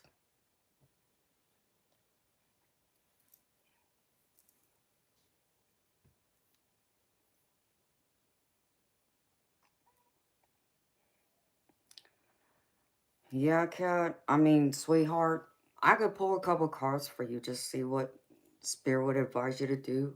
But that is a chance. I don't know about the community you're talking about, but if you come across them regularly, then I can understand you might have to face some criticism. If his wife finds out, hey, let me tell you something. His wife can't get mad at you if he entertains this, right? And this is something that I don't think a lot of women and even men understand. It's like when they find out their partner is entertaining someone else, they get mad at the other person. It's like, whoa, wait a minute. You need to get mad at the man or the woman you're with because they're the ones that allowed it. They said yes to the advances of this other person, or they pursued that person. But you want to go and beat up the other woman or the other man? Come on. Use your sense here. You need to be mad at your partner who pursued me, who said yes to me. And I'm not saying it's right for you to get involved with him, but I'm not here to judge, beautiful. I'm in a neutral position here. I'm just giving it to you on both sides. And that's how I see it too, because it's crazy. I just watched, I kid you not, Kat. Early this morning, I watched a video of a woman married, and she found out her husband been cheating on her with another woman. So she goes and confronts her husband, who just happens to be with his mistress at the time. They're at a park. And I mean, something snapped in her, I guess, because she ended up driving her car and ramming her husband's girlfriend's car. And guess what? She got hauled off to jail because of it. It's like, are you crazy? I would have told that fool, I would have told that woman, good luck, he's yours, bye-bye. But that's me. But I understand. It's a shock at times. It's like what they call a crime of passion. I get that happens, So, but she ended up going to jail. And she was charged with like assault. Because she also punched the woman too after she rammed the car. Something having to do with criminal damage, property damage, something like that. There was a few different charges. And they had kids. Like, was it really worth it? Was that guy worth you going to jail? Like, if he don't want you, he don't want you. Let him go. Let her have him.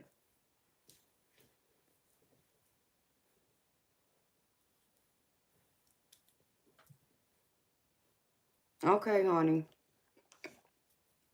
Yeah, I'll pull a couple of cards for you from this little Norman deck. Let me see.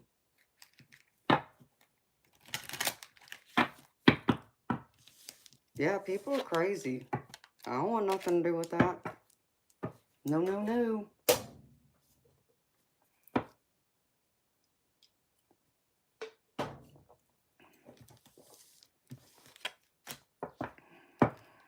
All right, Spirit.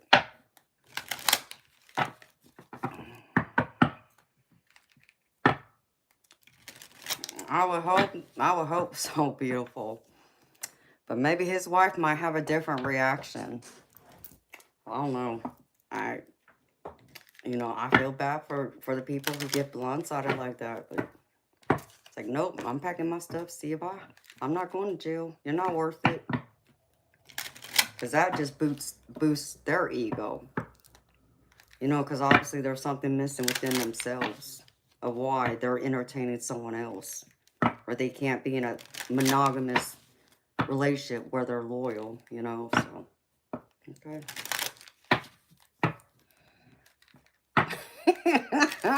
So, that's so funny, but it's true. Had to be canceled for. Hello, brother Low. Thank you, honey. All right, Spirit. What can Cat do? How could she proceed with this connection with the married man?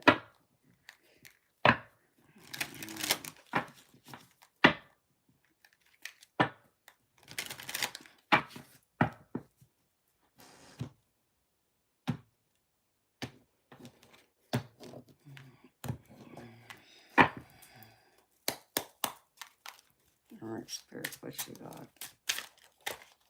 Hmm.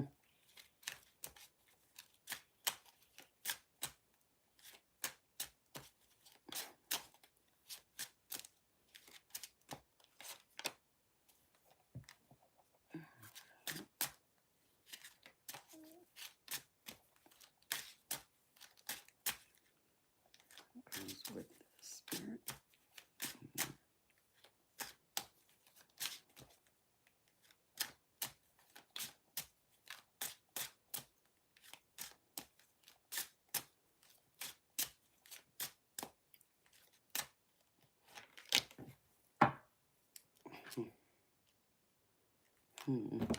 That's interesting.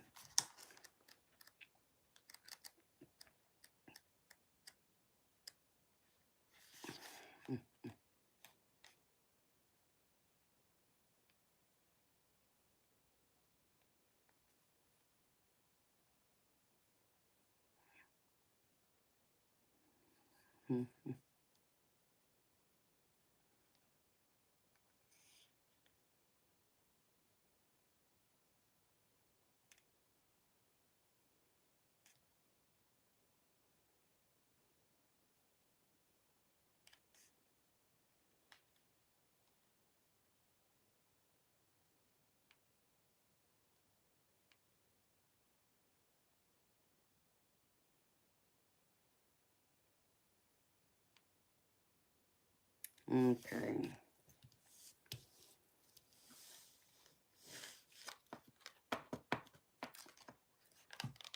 All right. Beautiful Cat. First card I got is this is the birds. And this is a card all about communication. It's a card of also wisdom.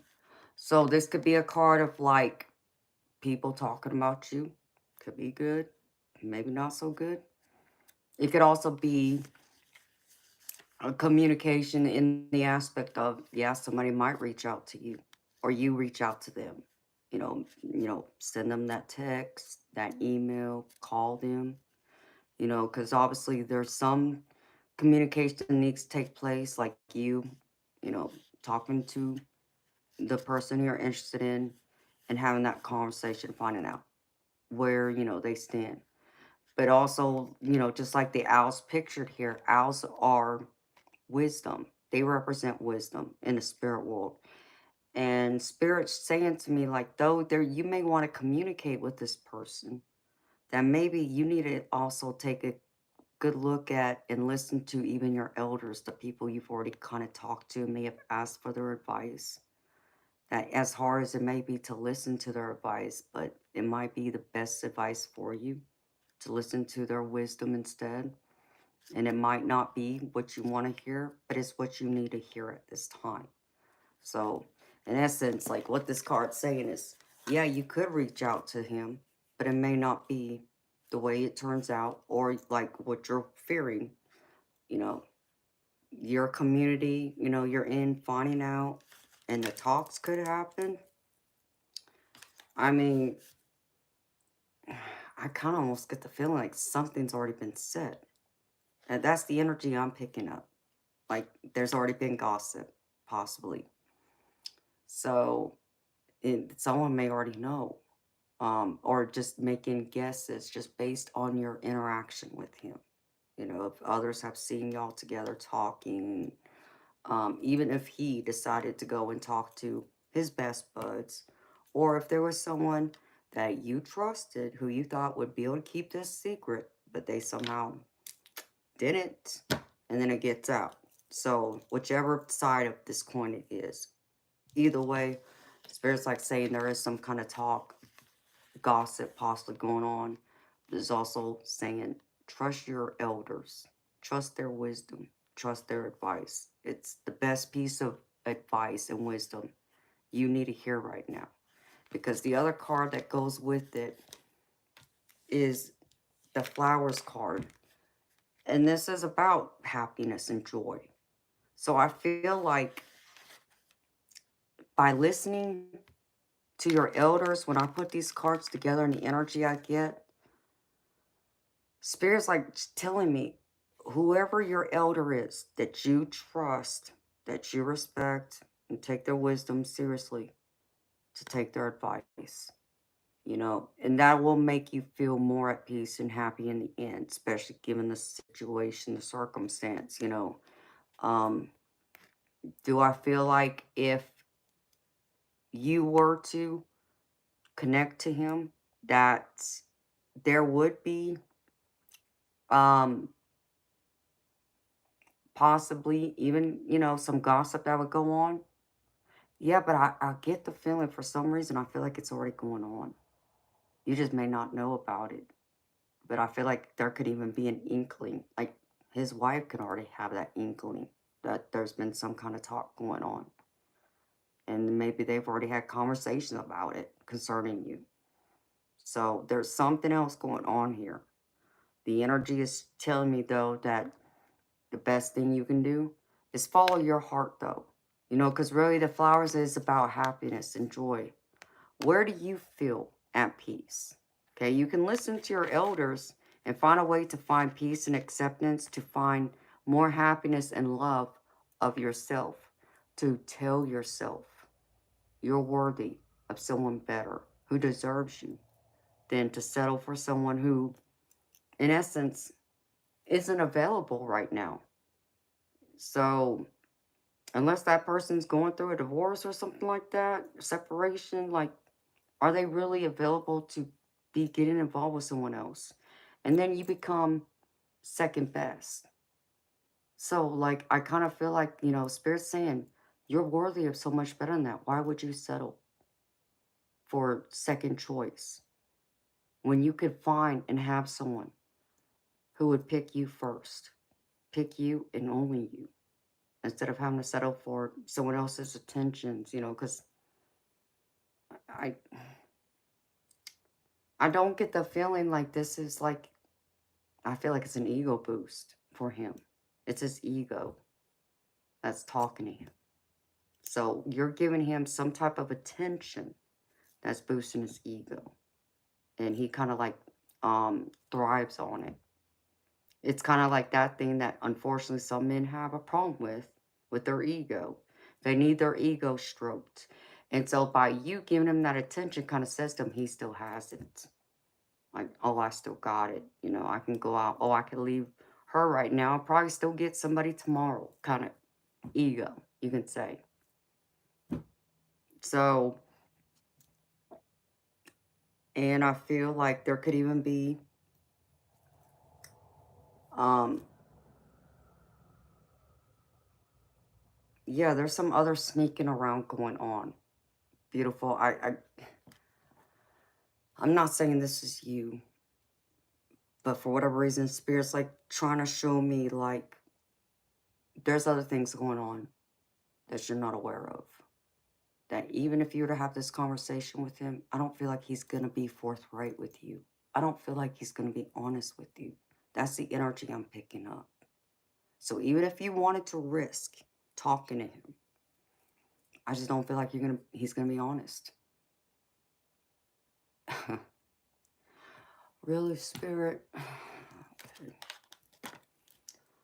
Okay. Spirit almost is showing me like he would play you up like a fiddle. That he would be able to do that. Make you think and believe one way when it's completely something different. And that's the thing. That's the other thing, Kat. I try and tell people when it comes to relationships, don't believe a person's words. It's their actions. Their actions will always speak louder than words can ever speak.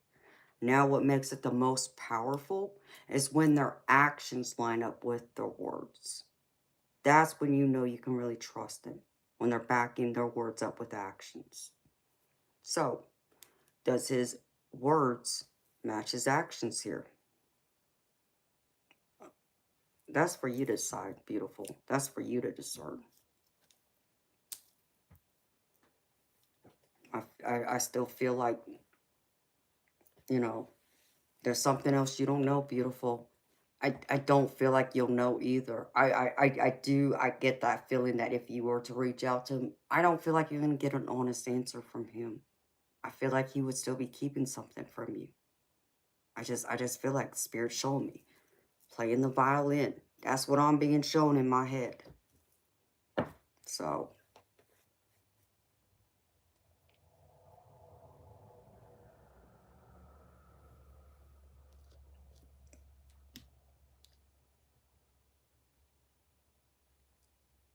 and you know, beautiful, and he may like you. I'm not saying he don't, but I guess there's a difference of like, I guess, you know, even guys can have a little crush even after being married, but doesn't mean he's going to actually act on it, is the difference. You know, I mean, if he hasn't crossed the line yet, do you feel like he would? And if he would, Kat, honestly, do you really want someone who would really do that behind his wife's back? Because understand me, beautiful. If he's willing to do it to her, guess who's going to be coming next? If it works out with you. Think of it that way. And we all want to think, oh, we'll be the one to change them. They won't do it to me. Oh my goodness. Unfortunately, about 99% of the time, they do it again. So,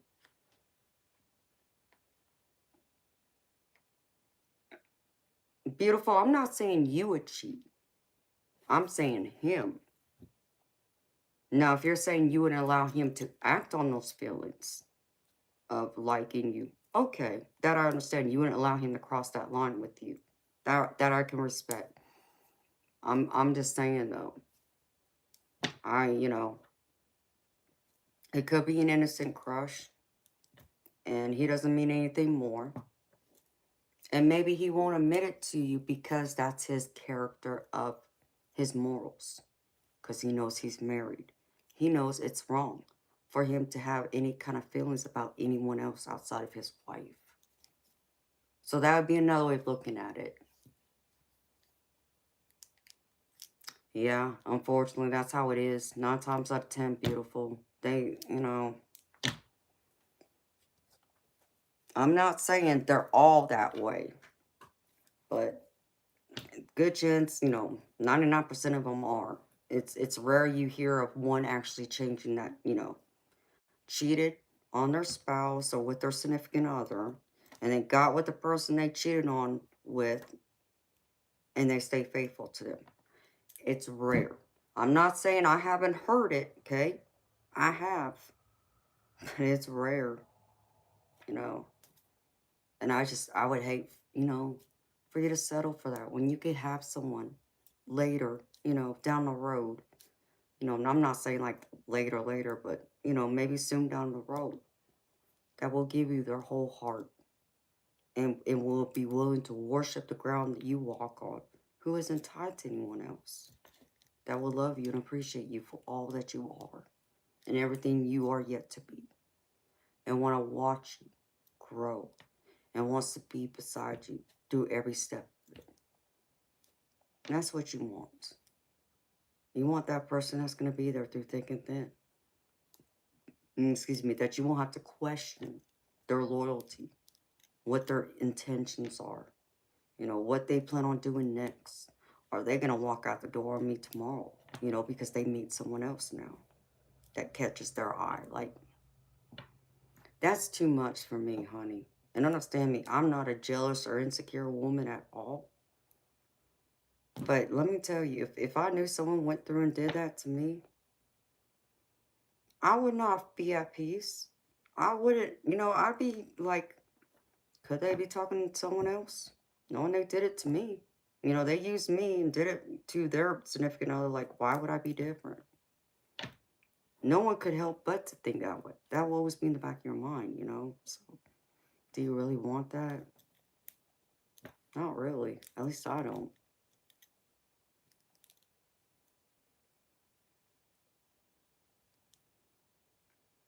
Well, I'm glad, honey. I hope that helps you, girlfriend. Because I want you to find out one person that wants you and only you. That has eyes only for you. Not for anyone else but you. And they do exist. You know, it's just a matter of, I think sometimes, because we want love so badly, that we forget to focus on loving ourselves first and nurturing ourselves, taking that time and investing it all in us first so we can better ourselves, find fulfillment within ourselves first, find happiness within ourselves first.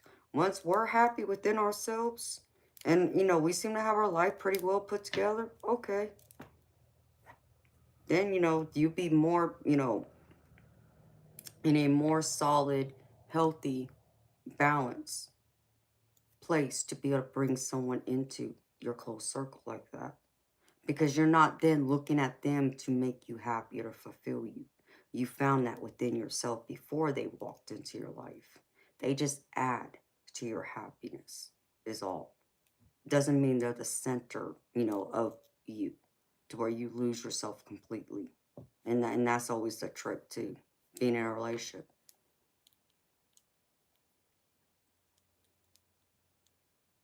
And this is true, too.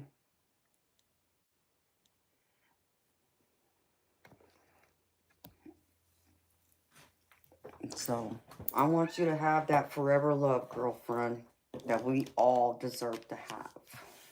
That one man that sees us and only us. Nobody else.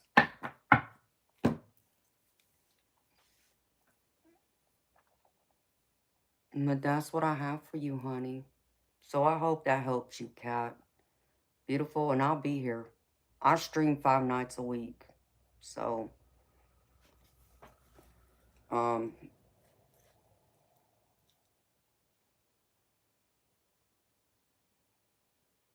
if you're ever curious down the road or whatever, I mean, I can do like a relationship reading just to see. Um, or anything else happens. It doesn't have to be, relationships, beautiful. Anything. I'll be here. I do all kinds of different readings.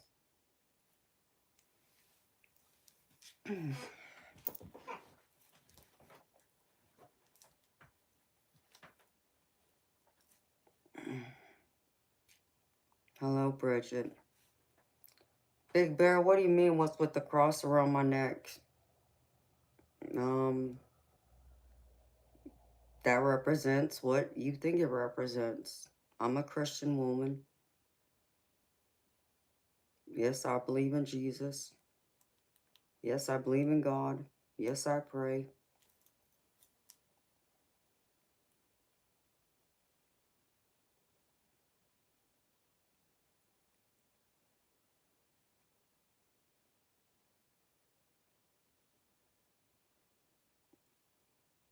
You're welcome, Cat.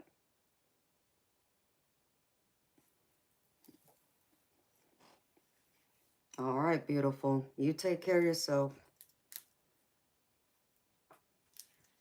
Crazy. You saw an orb, Diane? I thought I saw something too, girlfriend. It went that way. Next question. What's the next question, Bob? It is 4:15 already? Crap.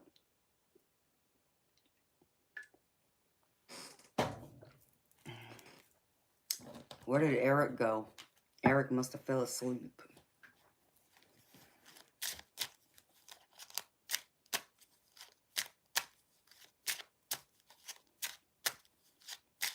Oh, okay. I think I know what you're talking about now, Bob.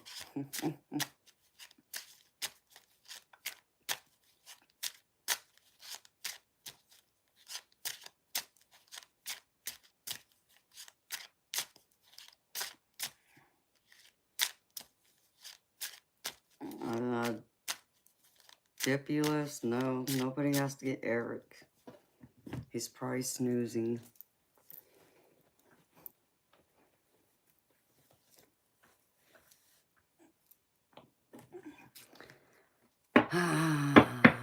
You know, Big Bear, tell you what, because I mean, this just isn't the stream to be doing this in. Okay, you don't like what I do? You don't have to be here. It's plain and simple, right? I didn't ask you to be here. But I'll say this much to you, Big Bear. I just did a stream Sunday about religion and part of answering that question. You're more than welcome to watch it. You'll get your answer there. So,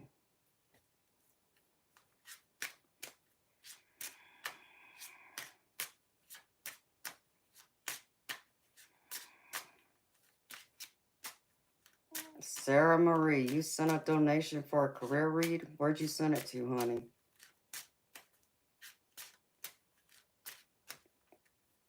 Because it didn't come across my screen.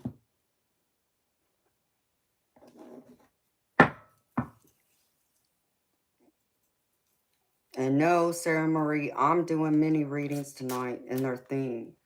So if you want an in-depth reading, you'd have to wait till tomorrow night. And those readings are $30 US, honey.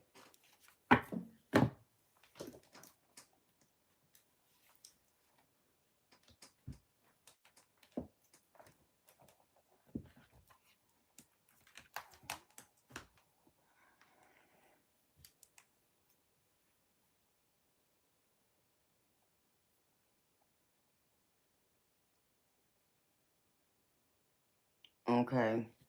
Sarah Jenkins. Is that your name, sweetheart?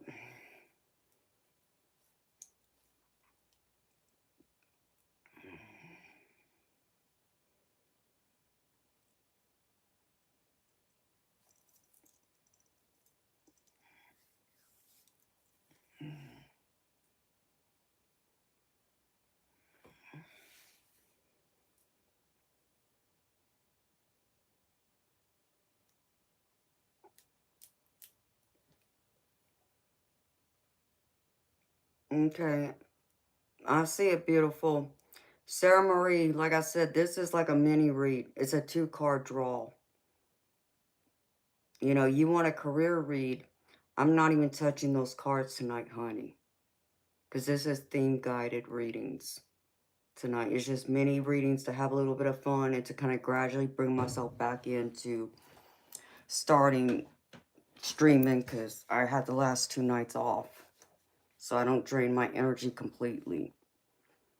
I think what you're after, beautiful, is what I do on, you know, would be like the rest of the week. And those are my $30 readings, though, to where I go in great detail, in depth. Love for you and James.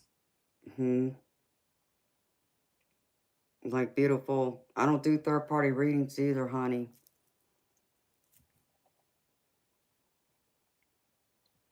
Because I only pull 2 cards, like I said.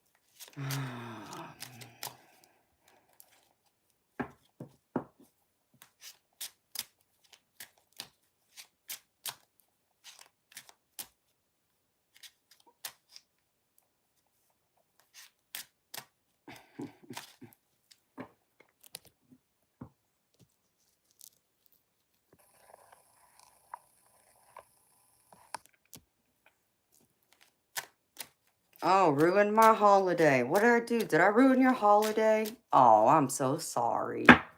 Sorry to burst your bubble, but yes, I am. And if you don't like it, well, you can go kick rocks. See, my mods will be more than happy to show you the exit. See your way out. Good luck with that. Bless your heart. Don't get me started. Don't allow that southern side of me to come out. Anything that comes out, you just want to know what, what the cards are showing surrounding your relationship. I can do that quickly. So, come here, act a fool. Don't let that southern belle come out. Because I promise you, I didn't fall off a turnip truck yesterday. And I sure know I didn't fall out of a coconut tree this morning either. Try again.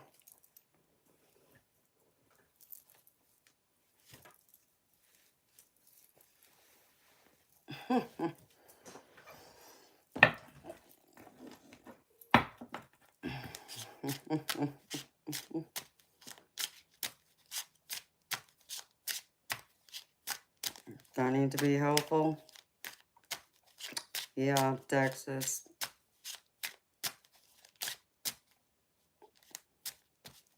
Old age will do that to me. Oh, I'm old, am I? Okay. Hi, Tracy. How you doing, honey? All right, Sarah Marie. Let's see.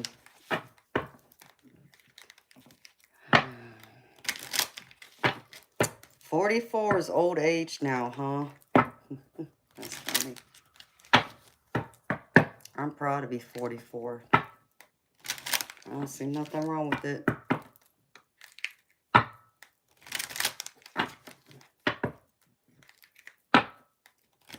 Hello, Johnny.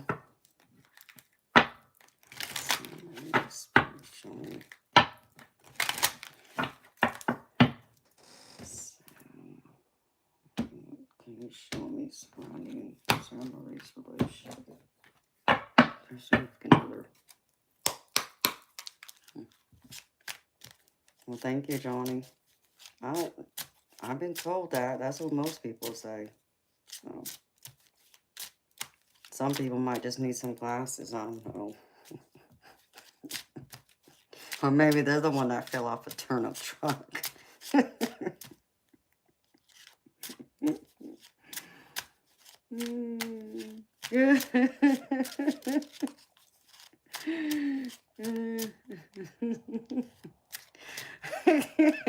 mean, I'm telling you. God.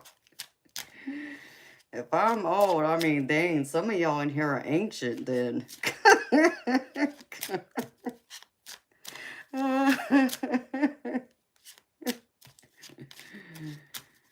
Right, spirit or separate relationship.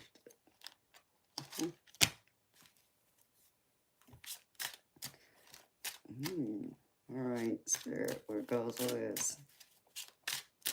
Show me. Relation.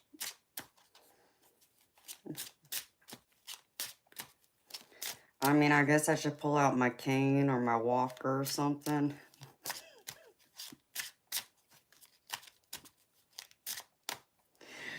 Oh, I'm going to hell in a handbasket, I'm telling you.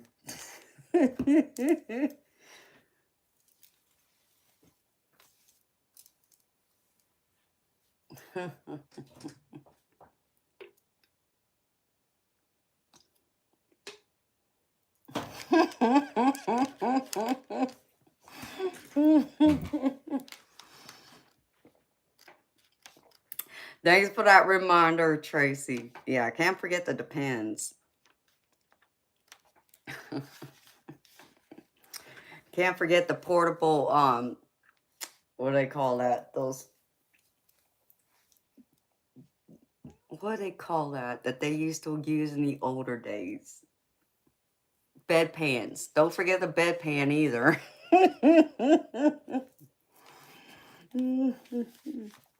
So funny. Okay, let me focus.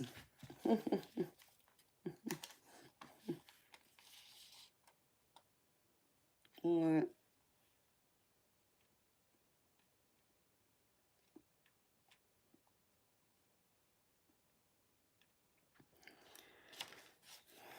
Well, Spirit, that's not nice. Come on now.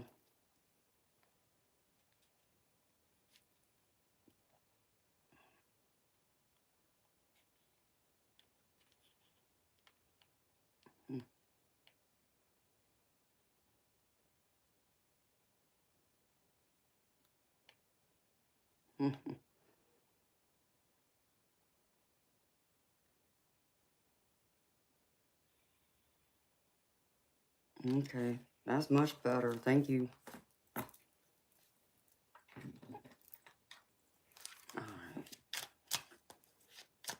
Okay, Sarah Marie. The first card I get are these cute little mice nibbling away, you know, at everything that's in their view.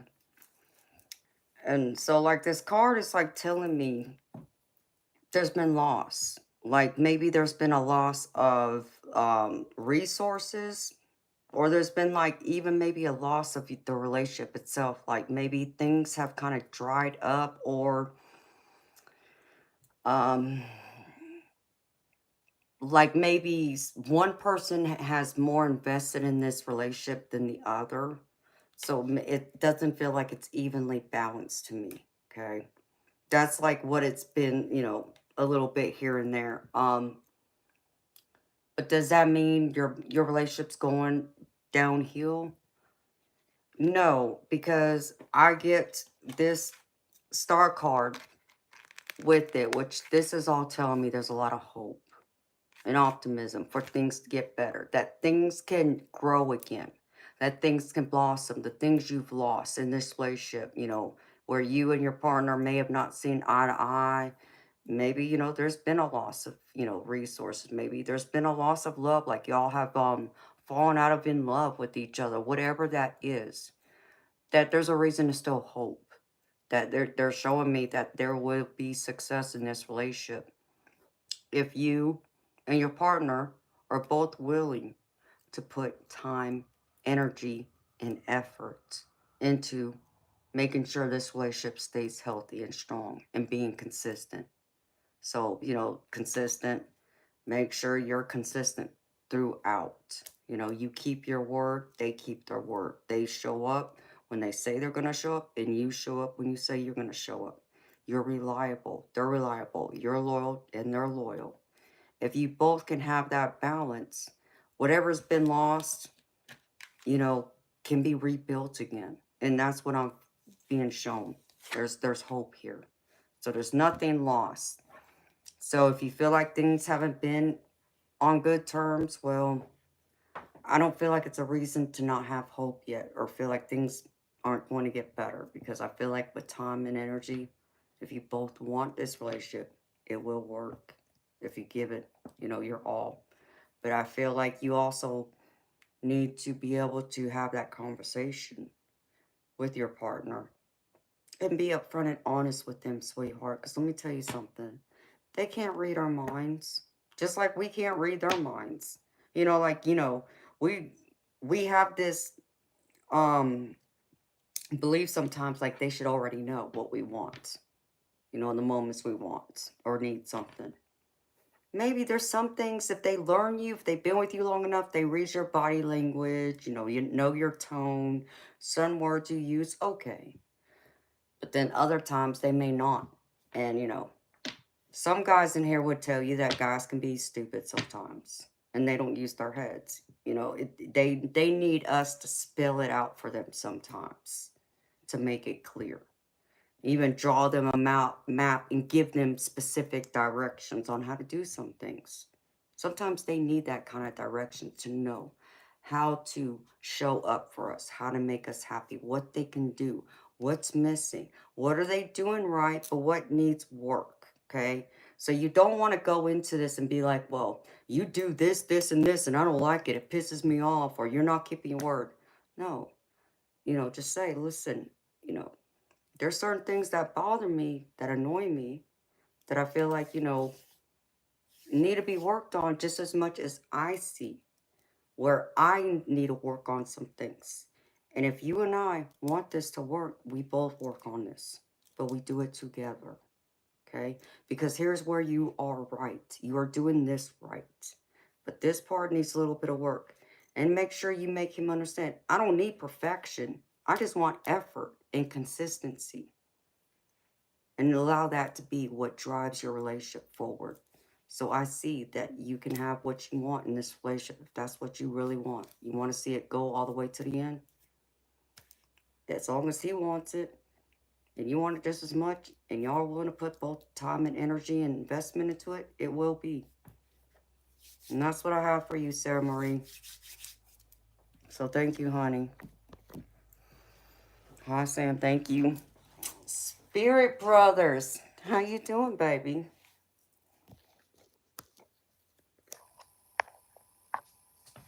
Okay, well, I'm done, honey.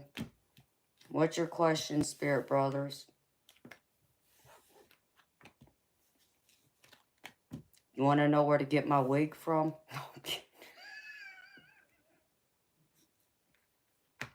Now I'm going to get all them trolls in here thinking, like, fix your wig like I used to get before. I'm sorry, Spirit Brothers.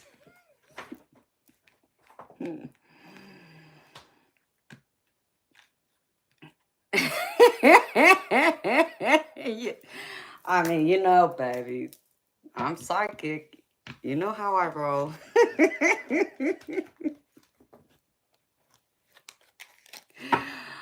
Oh, you're so welcome, Sarah Marie. Anytime, honey. Like I said, beautiful. If you want me to do a deep into career reading for you, come back to me tomorrow, sweetheart. That's when I'll do the more in-depth ones then. And I'll use any decks that Spirit calls me to answer your question then.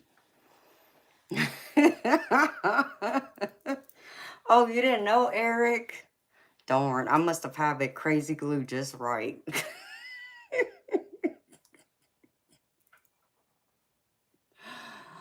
I can't help but to laugh and make jokes sometimes. You only come here for free drinks. Hello, Peter.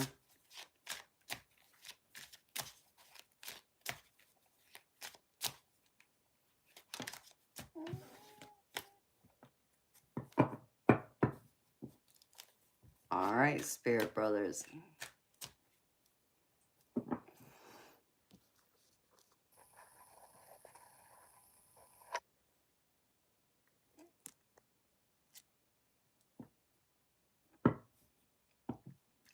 A man holding a sword.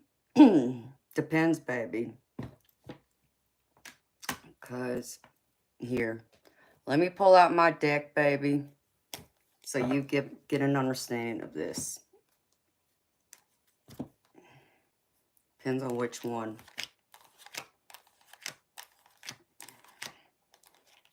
Geez, Spirit Brothers. You know, I wouldn't do this for most people, but I'm doing this for you, baby. Searching through my deck. No, I'm teasing, baby.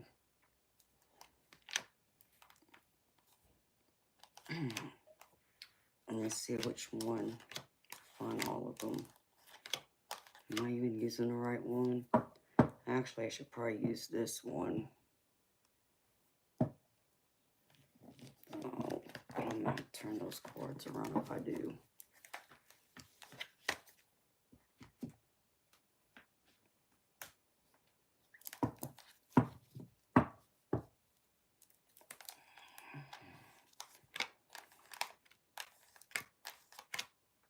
Was it this one, Spirit Brothers? Did it look like this? Or was it someone else? Because it depends, baby. Depends on which one you saw.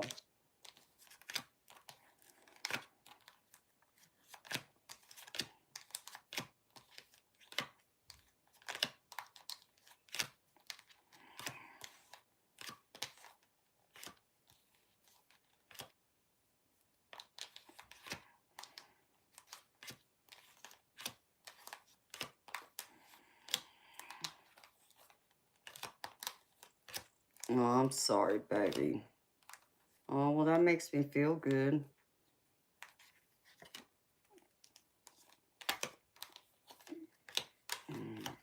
That you trust me, baby.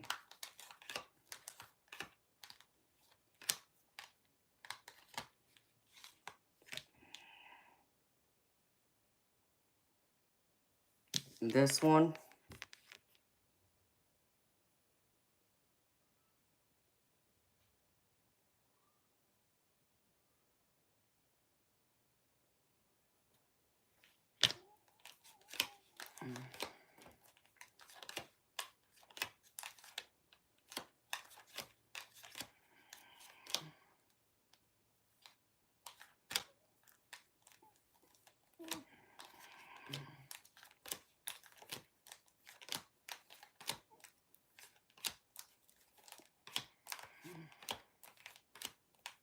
I think that's another one, I think.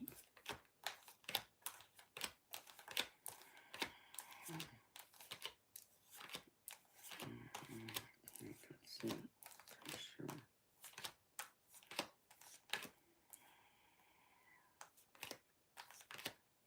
I think the other one carried it right.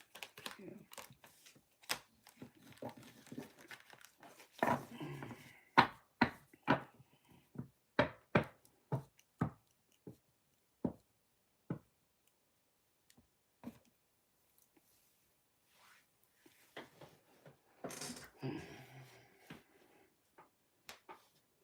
Both hands.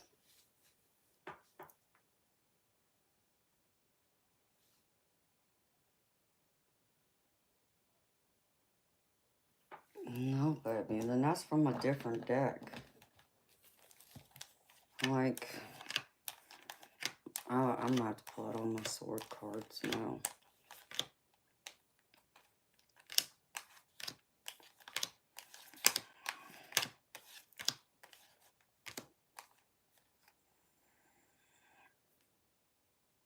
And it's going up.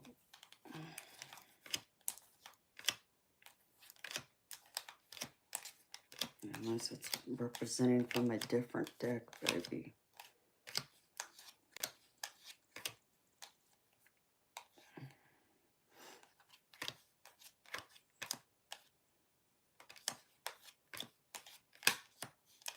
And you're positive it was a sword.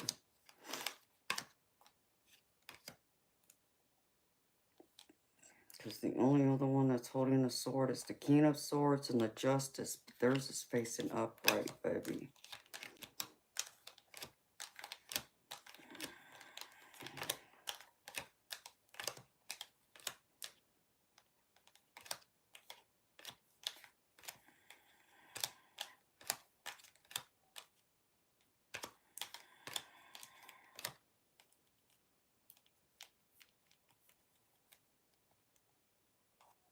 Because the only other one it could possibly be is someone carrying like a bunch of swords.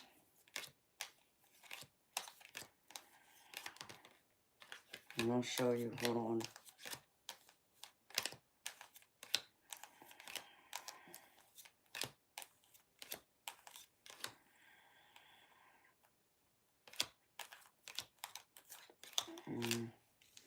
Okay. This is the only other possibility it could be, baby.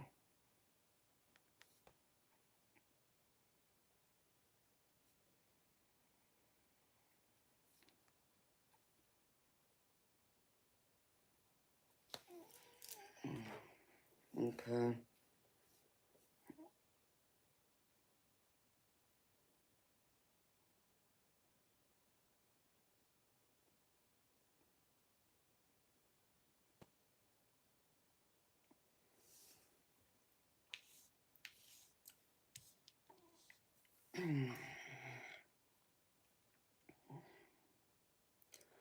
I mean,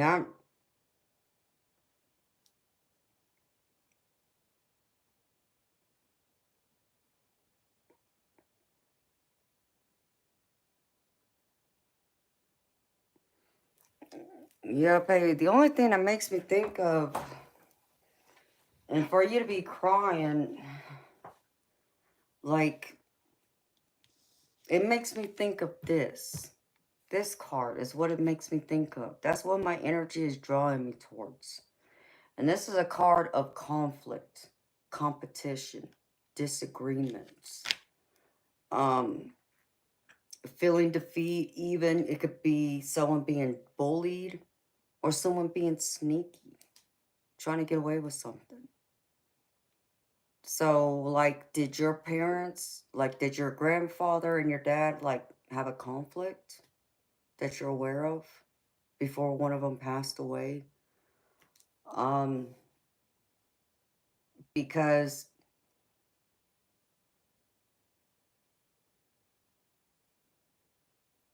if you woke up upset, baby, I'll say this much, baby. If you woke up upset, if you woke up in the context of, like, your grandfather or your father's upset with you, or maybe they even seem like they were upset with each other in your dream, that's your subconscious. That's not like a real vivid dream. It doesn't even come across to me as even like a dream that has a message. Because what you got to understand is that they don't get mad up there. And they're not going to be mad at you. And knowing that they're up there together, they're not going to be mad at each other. There's going to be nothing but love between them.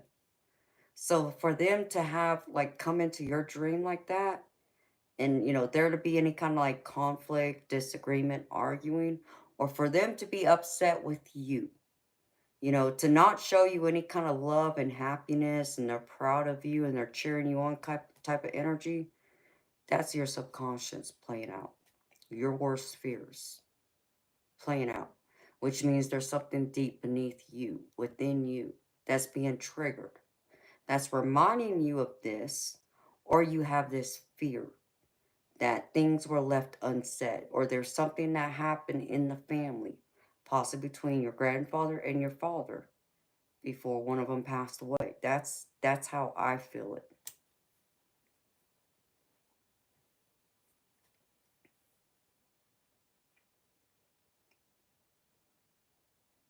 The kings that held the sword on their chest, on the lid of the coffin.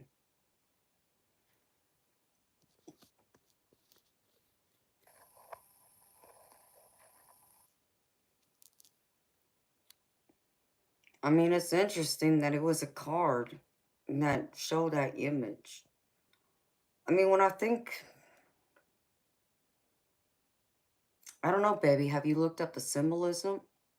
What's the history on, you know, someone back then? You know, does it show them, you know, when they're buried, that they have a sword over their chest? That's what I would do first, baby. And you would get your answer then. That's what I would find out. That'd be the closest thing I would think to it, if unless it's, like I said, they're not going to be angry with you. Because it kind of reminds me of the Knight of the Templars. That's what it makes me think of. So, is it possible that even your father could have been in a past life? One of the, you know, like you think of Arthur's Round Table, like, um, that's what I would be drawn to first. And that's what I think.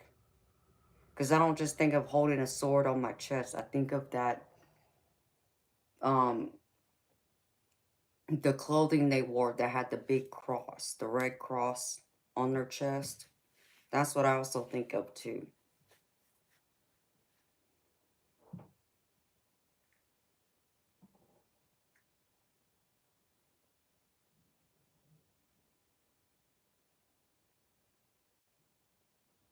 Hi, Chloe. Okay.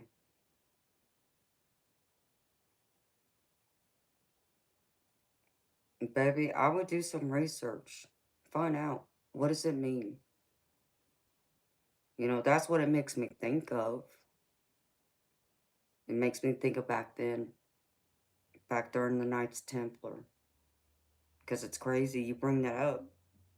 I was told that I was there in a past life. I just so happened to be one of the knights back then. I don't know what that significance is. You know, it's wild though that you bring it up. But that's the first thing that I think of.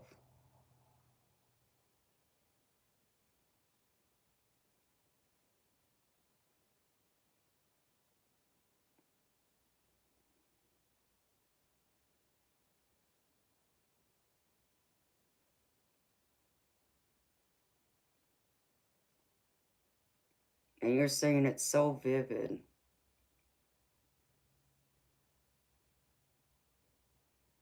And you saw your father laying in the coffin with a sword on his chest, correct?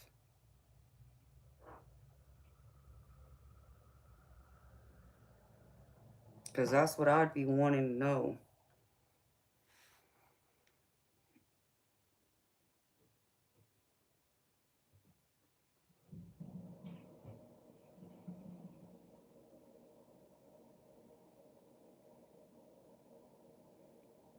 But the Knights of the King's Templar, whatever that is, that's what I think of.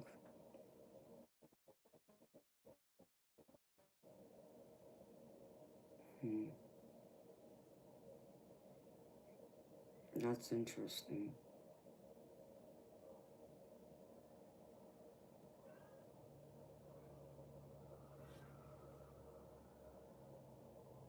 Uh-oh.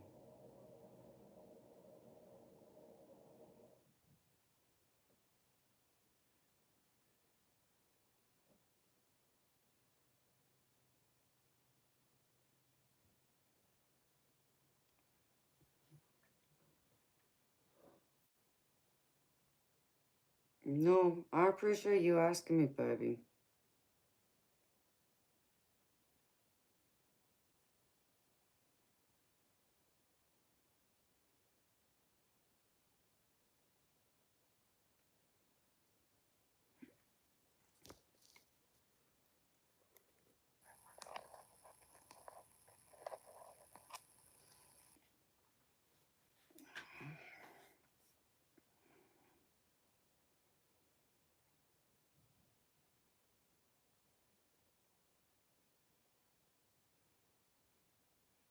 Hello, Lashara.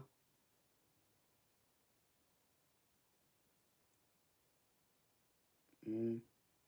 Bob, send it to me, baby. Let me take a look at it. I'm curious to know. Maybe if I see an image of it, I can know. Spirit can direct me.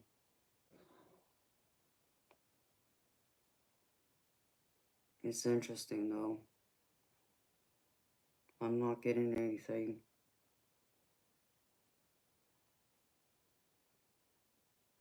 I mean, I think of playing cards, baby. I don't necessarily think of tarot cards. I think of playing cards.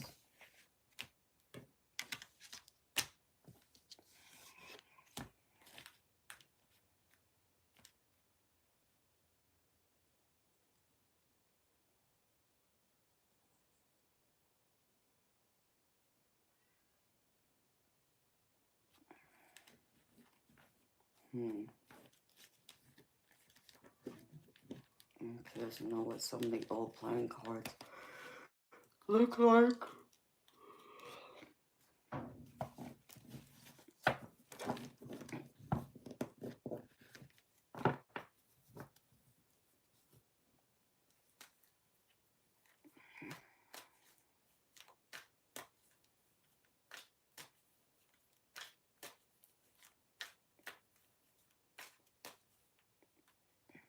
Hello, Sean from Canada.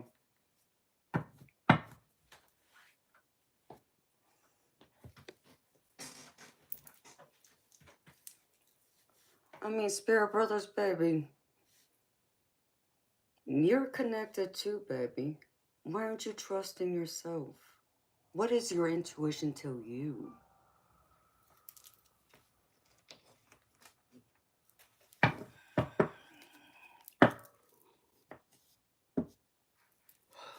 Okay, Bob, let me look at it.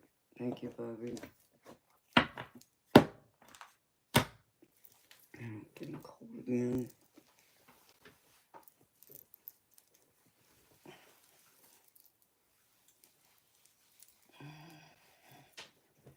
I mean, has your granddad, or not your dad, has your dad been on your mind a lot lately?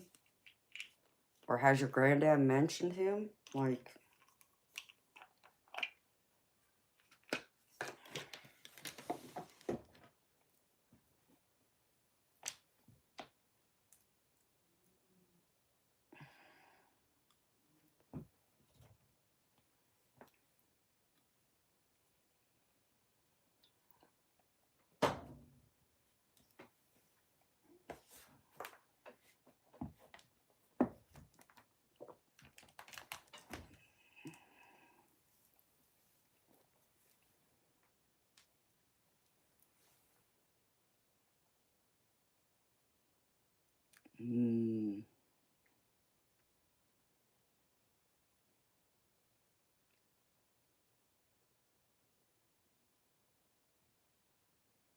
yeah, I still think he'll back then.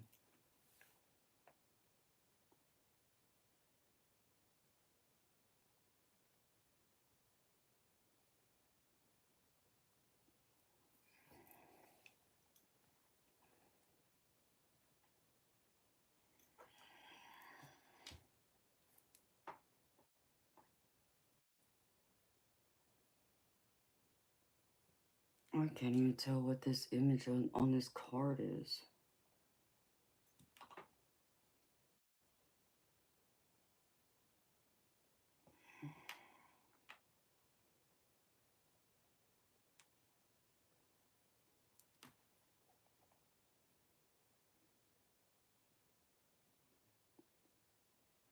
It makes me think of like a queen or a king.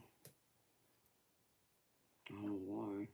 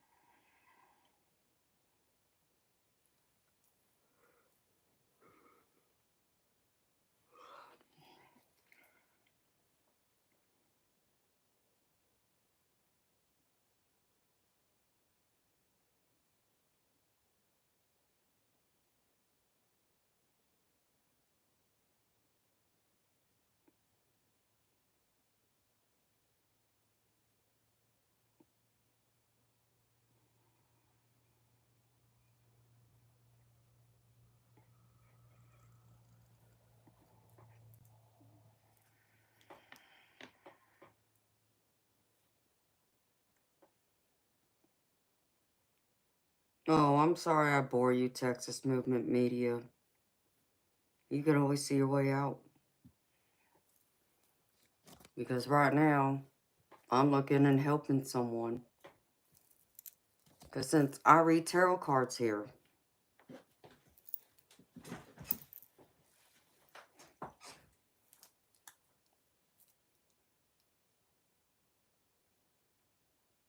man, I can't tell what that is, baby. It's interesting though, Spirit Brothers, because I got pain right here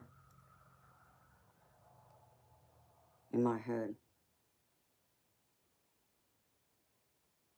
By chance, did your dad suffer a head injury that you're aware of? I just want to know if this could possibly be him. It's either that or Spirit's trying to block me right now.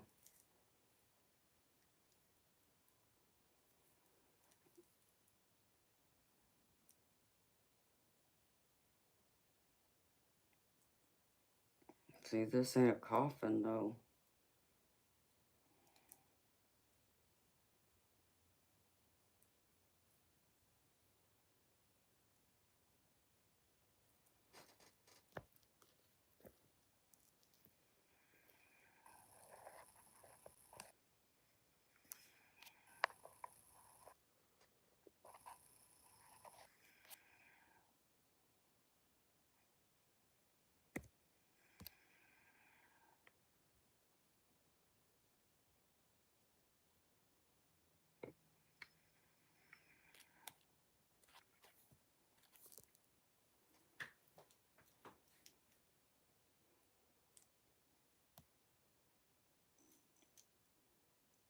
Okay.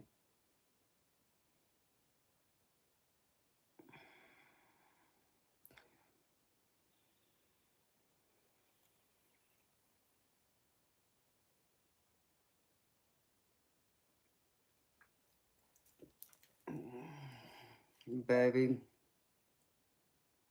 all I can say to you is make the most of the time you have left with your granddad, however long that is.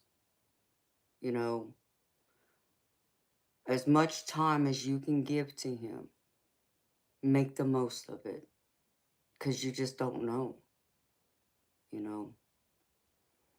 Unfortunately, like it or not, time is fleeting. And so I would really encourage you to spend time with him as much as you possibly can. You know, you never know, you know, it could even be our own fears, our worst fears deeply within in our subconscious that's, you know, kind of coming out in our conscious mind. The fear of losing someone like that, someone we're so close to. And it's just the thought of them suddenly being ripped out of our arms like that. No matter the reason, no matter their age, you know, it's still gonna hurt, baby. And for you, because he's really your dad, because he's raised you, yeah, I can just imagine how much this is gonna hurt the day you know, you may not have him here anymore. I just feel like that's what Spirit wants you to know, baby. Is don't take this time you have to make as many great memories with him as you still can during the time you have, however long that is. That's what I feel like it is, baby.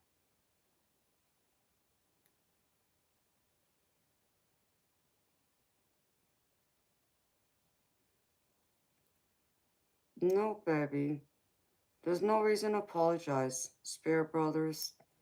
Baby, you can reach out to me anytime and ask me. Even if you wanted to email me, baby, you got my email. We're here for you, baby. That's my advice for you.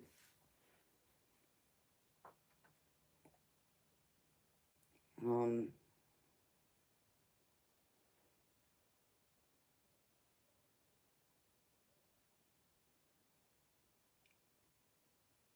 whether it's consciously or subconsciously, baby. We all understand we're not getting any younger, whether we want to admit to it or not. We're not, you know.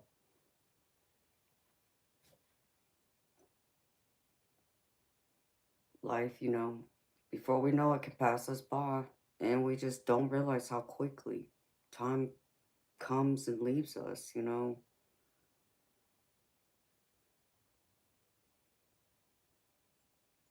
I still even know today, and I know I've done it recently, in fact, where I think I still got plenty of time with people.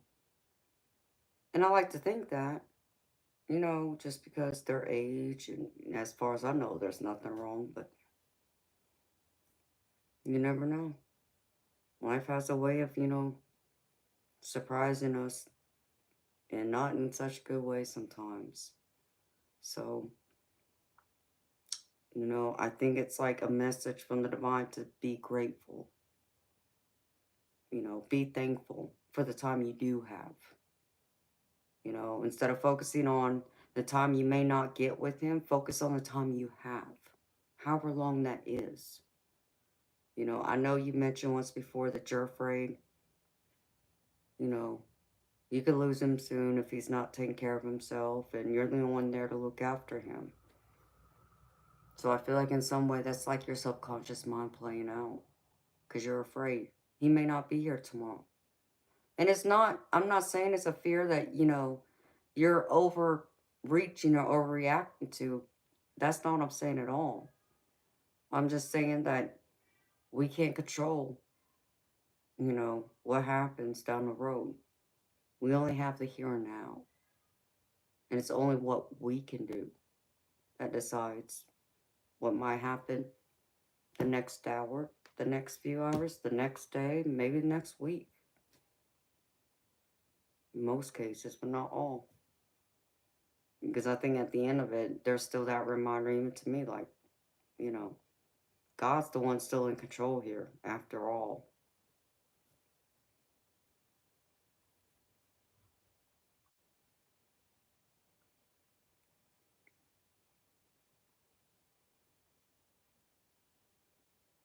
So,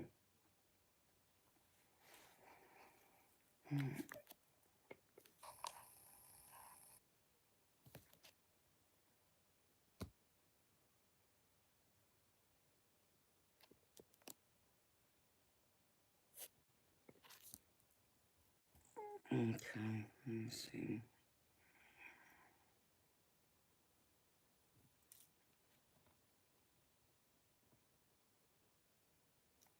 Bob, what else did you send me, baby? I only got one thing here.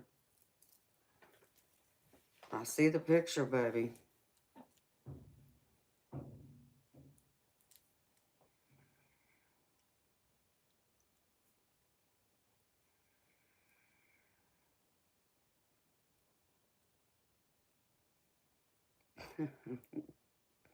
I remember you telling me that once before, Spirit Brothers.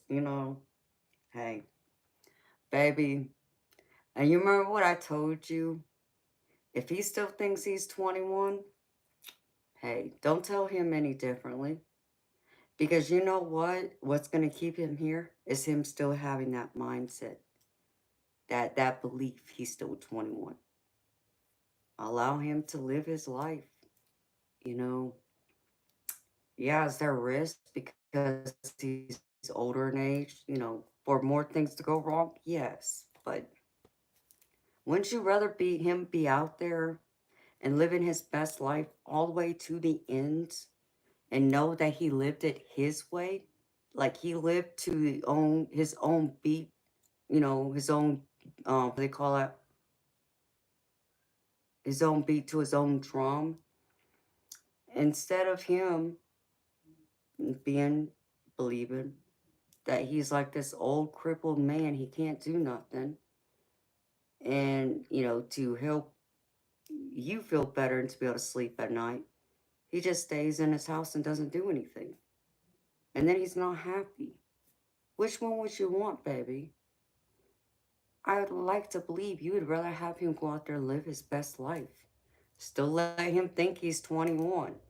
And let him do whatever he's able to do in that body thinking he's still 21. And he did it the way he wanted to. You know, then to, make him think that, oh, he can't do that anymore. He's too old. And he just sits at home and withers away. That's not happy. I know that wouldn't make you feel good, even if it gives you another day of rest to know he's still here. I get that too, baby. Like, baby. And I know you've heard me say this before, Spirit Brothers. You know how selfish I was with my mama? God, I was so selfish.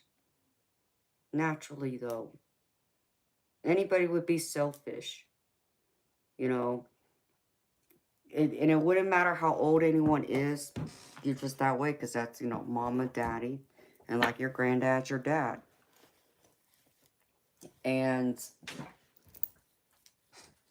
I expected my mama to suffer until her last breath. Just for her to be here. Just to be here with me. So I didn't have to go through that pain and live that life without her. God, did that suck? Oh, yes. Man. The idea of it before it even happened, I couldn't fathom it. And my mama did. She lived all the way through and suffered for it.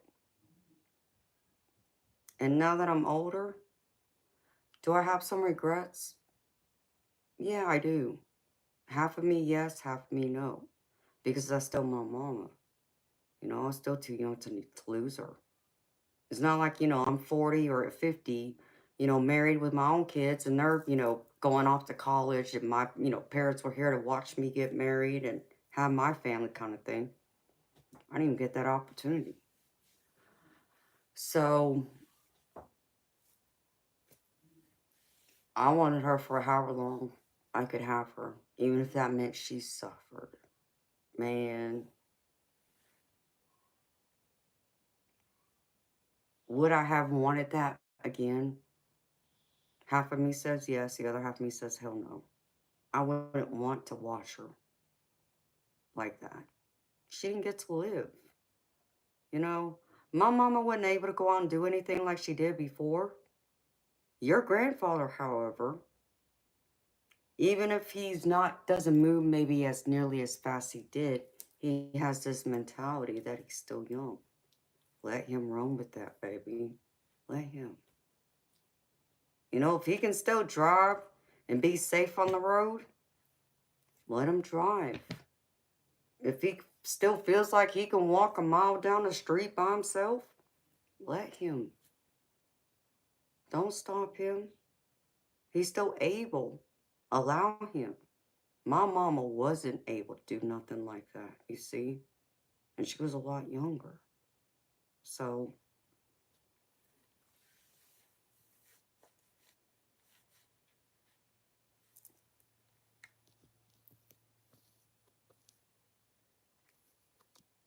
it is, Spirit Brothers.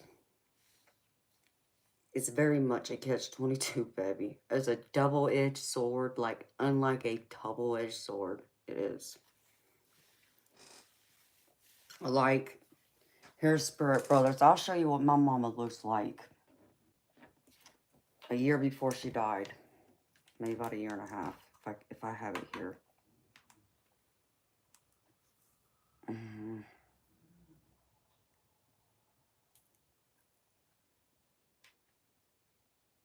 It should be on this one. Keyword should be.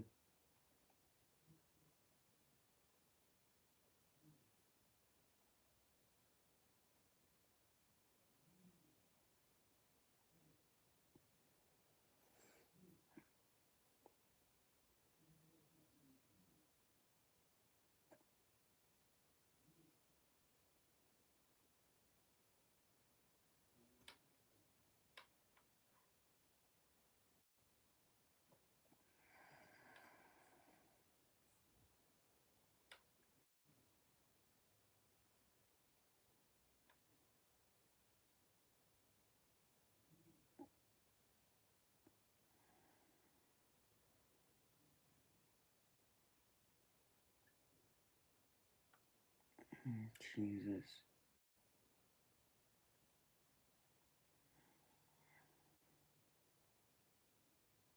Why should I not find it?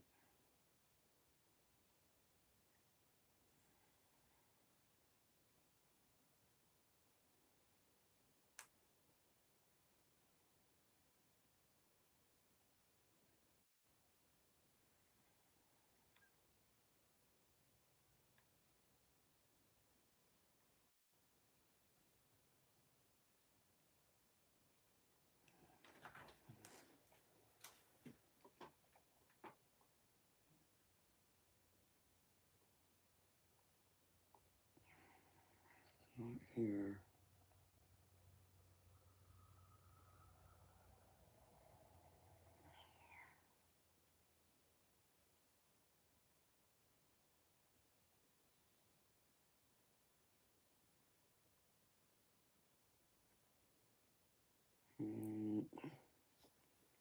It's either somewhere else. I'll have to find it. It's not important.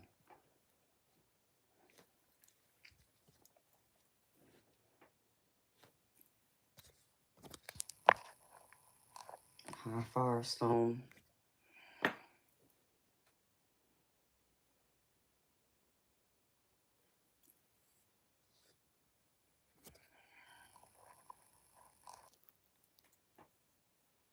Hi, Richard.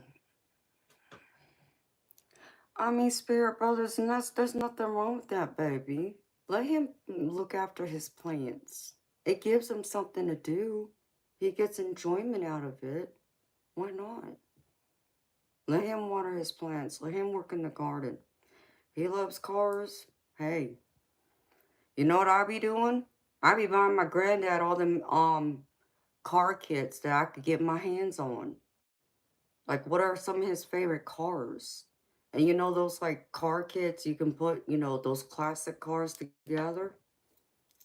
You want him to stay still, give him something that he can sit at a table and put together that will give him maybe some happiness. Or better yet, why don't you go over there and help him put one of those together? Make memories like that, baby. Go over there and help him work in his garden. Plant some flowers for him. Clean out his weeds. Make that time. Knowing that gives him happiness and fulfillment. It gives him something to do, baby. Again, I know you fear he's gonna, hurt himself, but that's just the risk that comes with it. I wouldn't want, it's a catch-22, baby. You're so right when I say it's a catch-22. Um, you know, your grandfather reminds me of my paternal grandparents. They were in like their 70s, almost 80s. Still out there working in their garden too. You know, gardening, pulling all the dead, leaves. They would go out there and clean out the weeds, water the yard.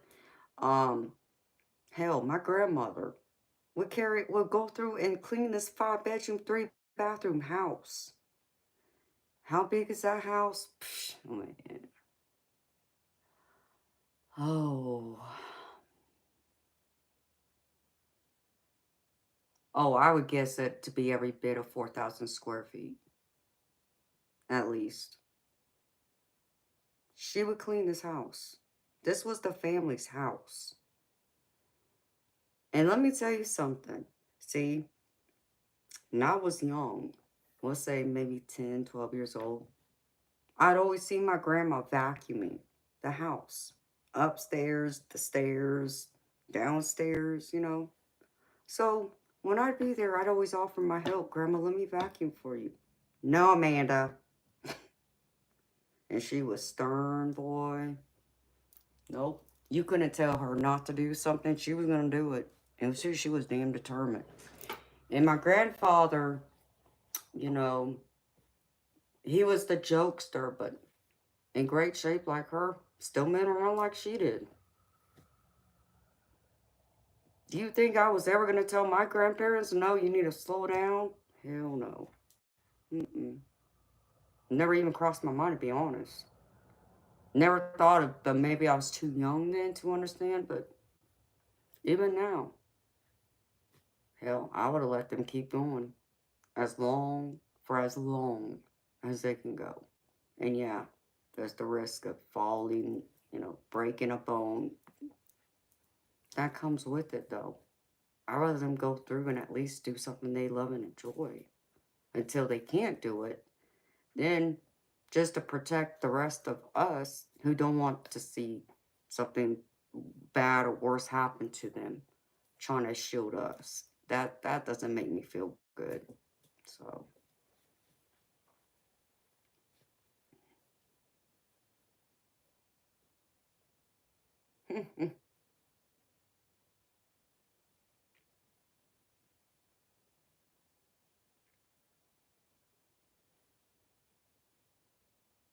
oh yeah, well, we're talking about my grandfather who was born in 1913. And my grandmother was born in like the 1920s. So, different generation. Yeah. But they were still in great health, though.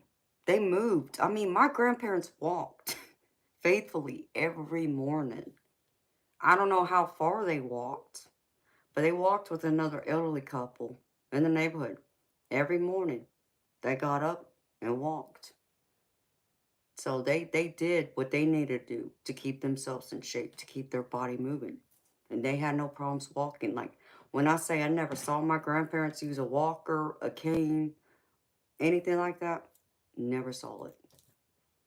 They both moved around just as good as I do, if not better. That's how good they moved. It was a blessing to see them be that age and still be full of energy, full of life, and live and do the things they, were doing, and it not be like they're fragile or frail. And we didn't treat them that way. And they surely didn't live their life that way. So I'm always thankful for that.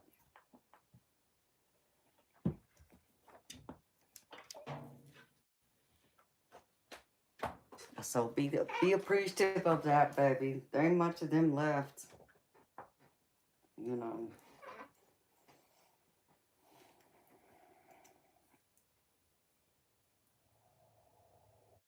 Okay. Well, I gotta step up for a minute. My back's hurting me. So I'll be back in a minute, y'all.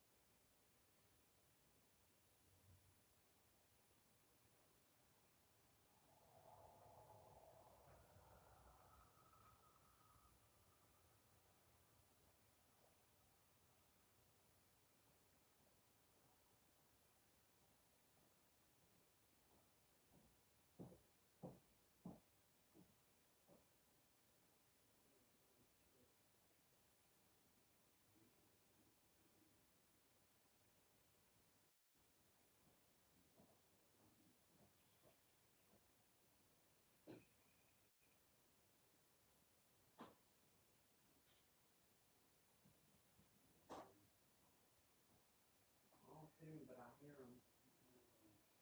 He's in the bedroom.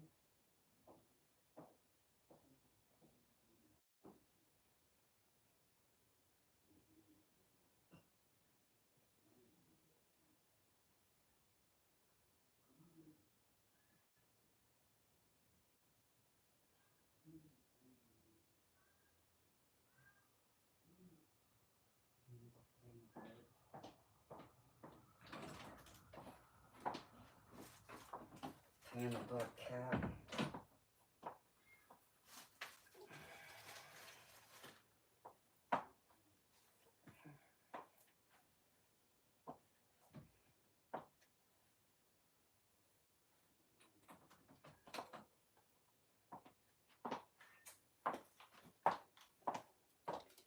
That cat's a pain in the butt.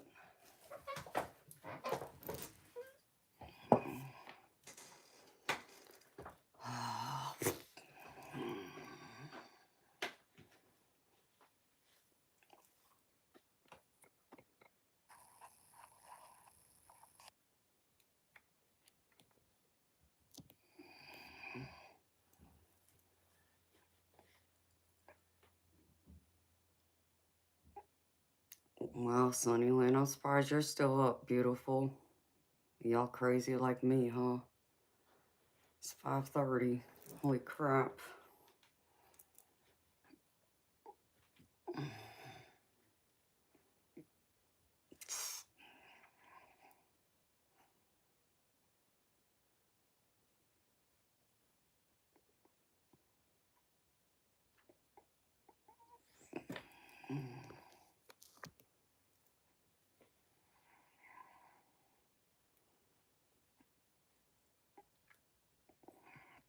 It's like frequency music, Nancy.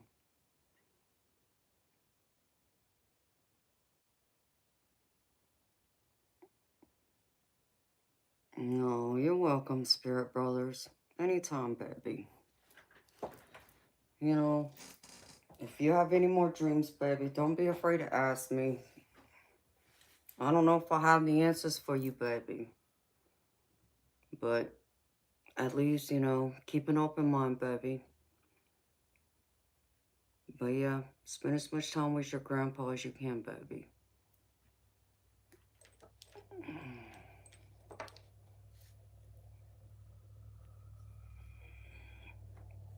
We're always here for you, baby.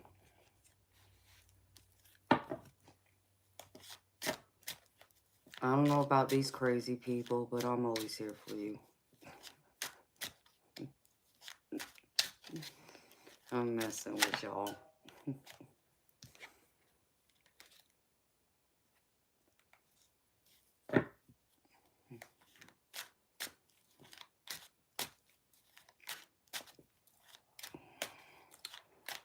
You know, Nancy, you can Google, or not Google.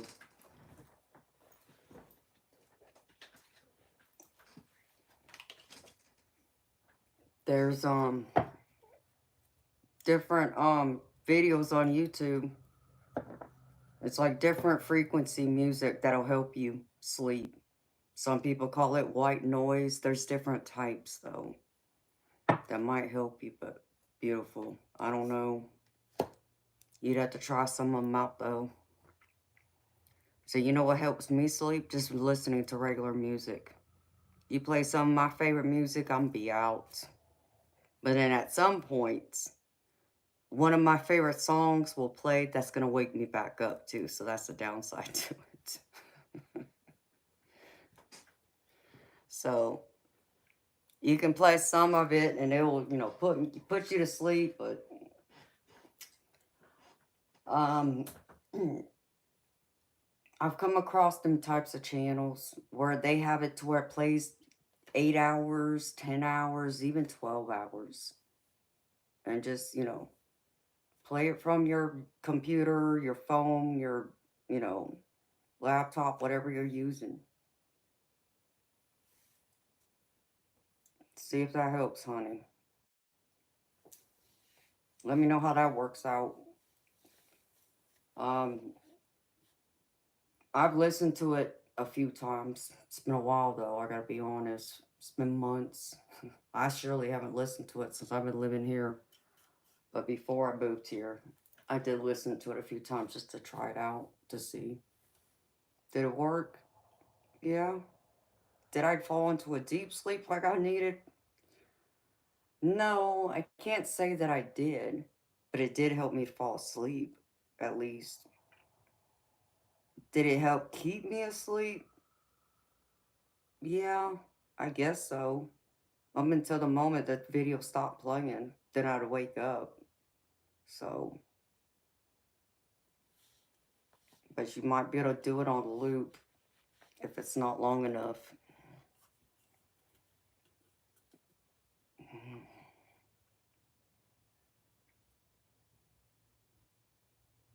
Hello, Hurry Moj.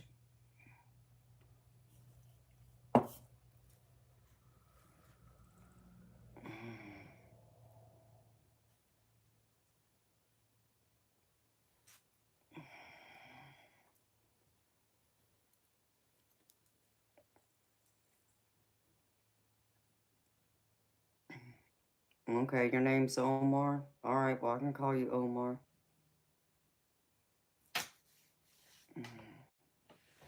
Shoot, my butt needs to go to sleep soon. Y'all crazy people are crazy. Just hanging up with me.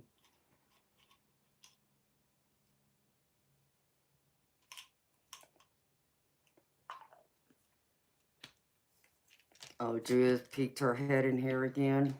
She must have woke up.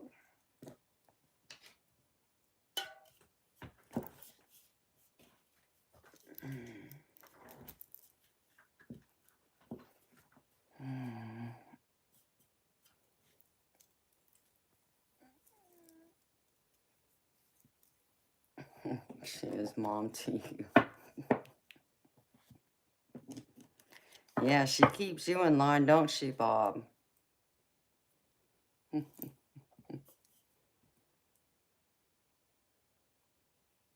Oh, okay. Well, now that we're talking about her, she'll probably pop her head in here.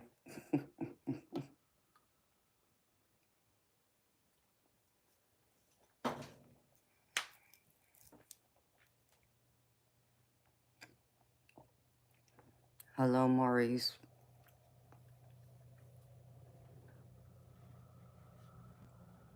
I know, right?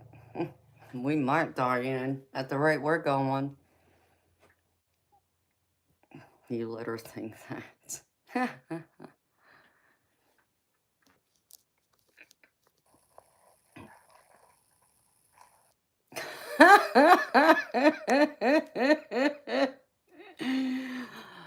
Aw, Spirit Brothers.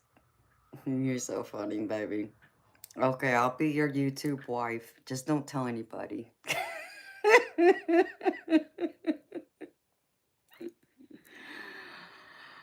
Hello, Robert.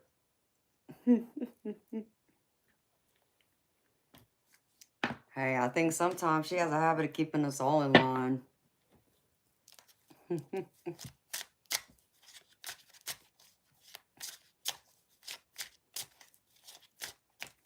Her energy and her personality, she reminds me a lot of my grandmother and my mama, to be honest. It's pretty funny when I think of her.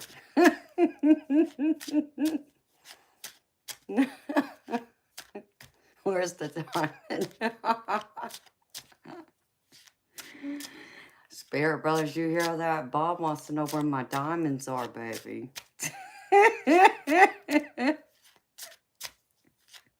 He's like still at the store.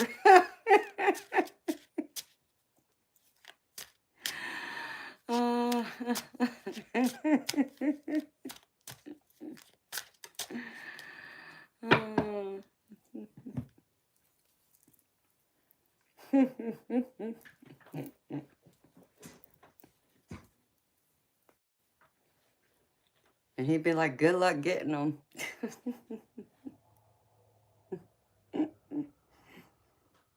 Hi, Buffy.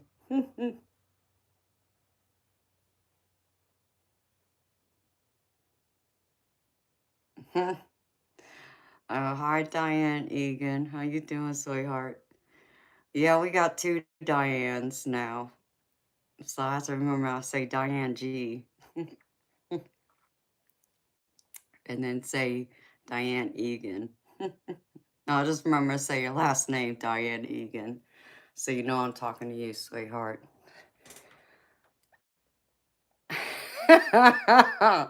Oh, is that what that is, Spirit Brothers? Okay, baby, I'll remember that.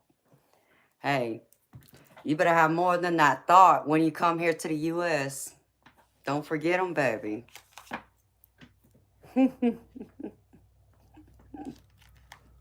Don't forget my diamonds.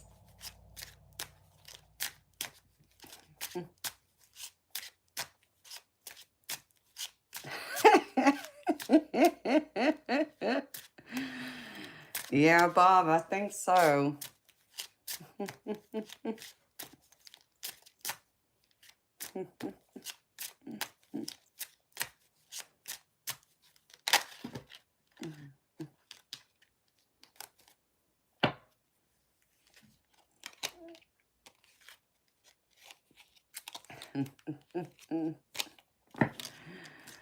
Oh, so crazy.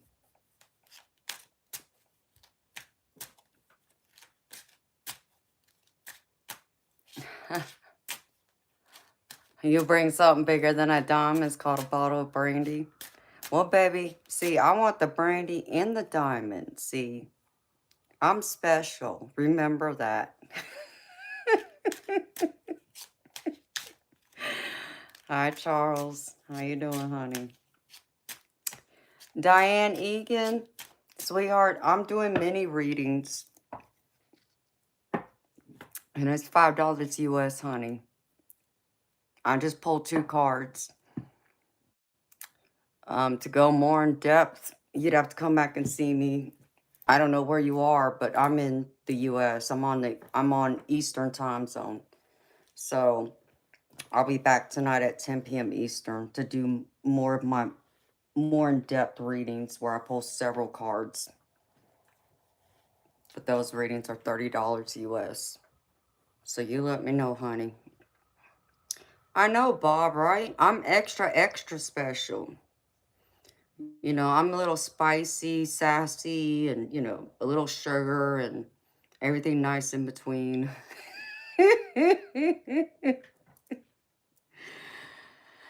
Ah, you're a hip hop advocate, is that right, Charles? Okay, that's cool.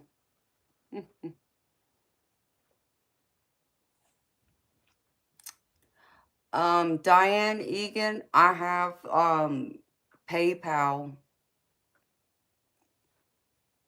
There's a link. I'm sure one of my mods can post it in the chat so you can find it easily. I'm definitely special. Yeah, I got you special, baby. You gonna be sleeping outside in the rain special. If you don't bring me my diamonds and my brandy.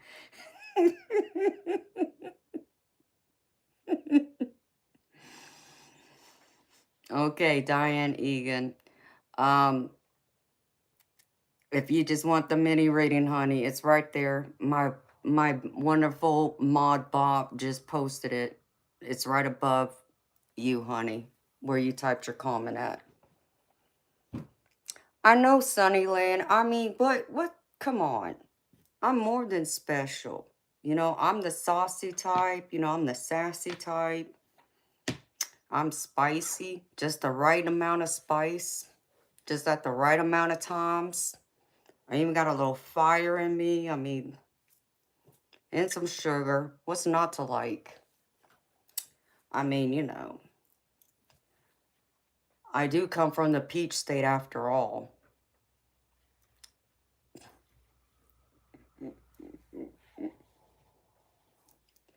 And if not, you know, I'm just gonna, you know, throw some coconuts at you. Or I'm just gonna tie you to the back of my turnip truck.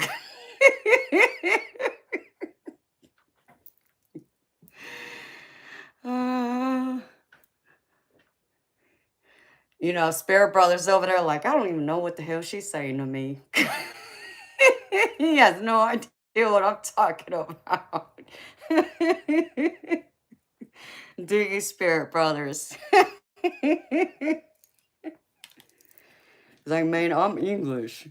What are you talking about? What are you talking about, you Americans? I ain't tied up is all you heard. I bet that's all you heard, baby. I mean, I could do that for you too, baby. But you got to be here for me to tie you up first. Just make sure you bring, your wallet, full with, $100 bills, because, this lady got to go shopping.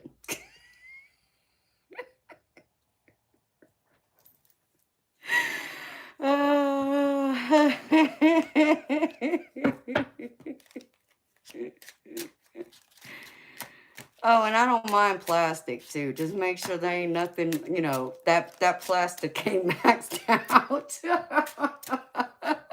And then I'll just go buy my own damn diamond.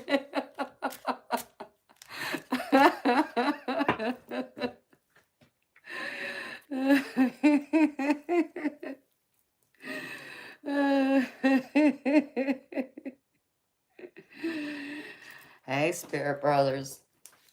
What I can tell you, baby, is I promise you a good old time.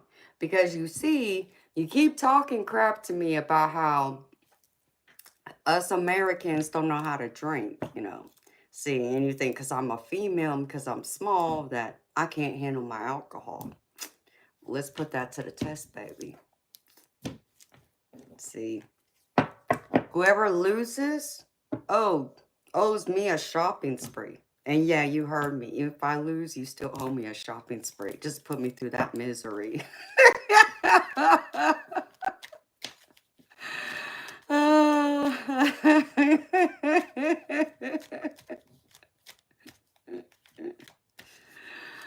Oh, and if you're lucky, I might whip you too.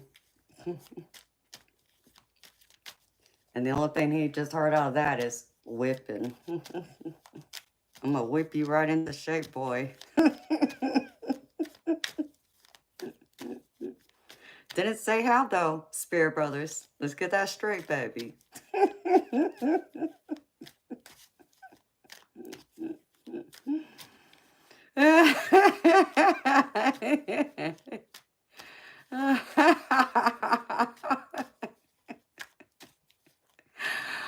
Aww. Oh, why not? Spirit brothers, you don't want to cuddle up with Teddy?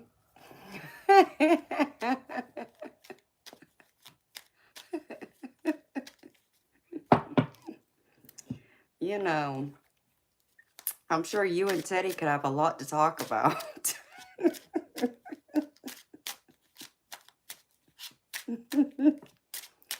I'll even invite all the spirits in on the conversation and let them have a few drinks with us.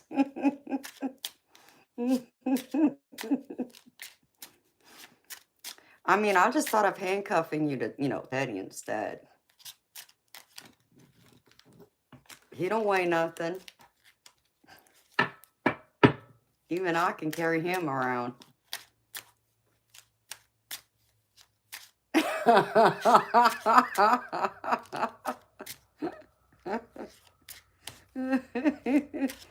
You know it, baby. What do they call that movie? What is that? 60 Shades of Grey or whatever it is. Hey, baby, we can get down like that. You didn't know I got a secret dungeon somewhere hidden underneath my house? 50 Shades of Grey. Whatever that movie is. There you go. You never know, baby. You might like it.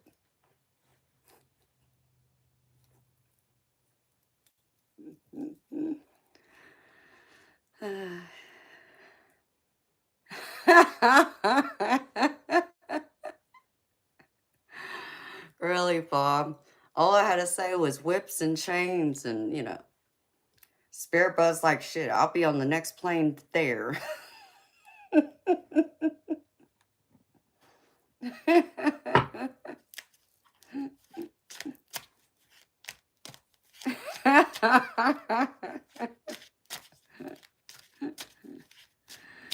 I bet you do. I was going to say something else. I'll leave it alone.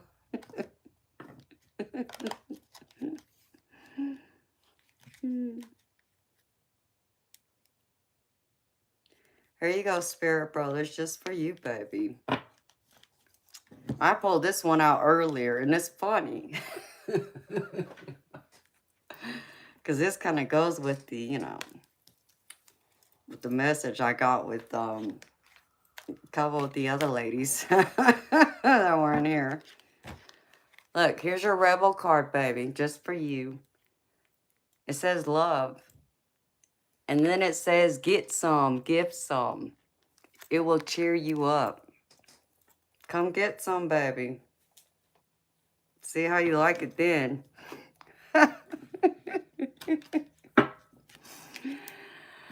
Oh, cold water and ice. Good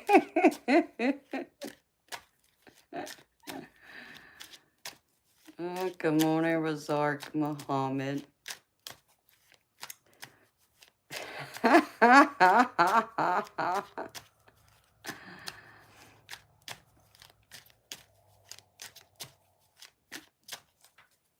Okay, Diane, let me see, honey, because my PayPal thing didn't go off.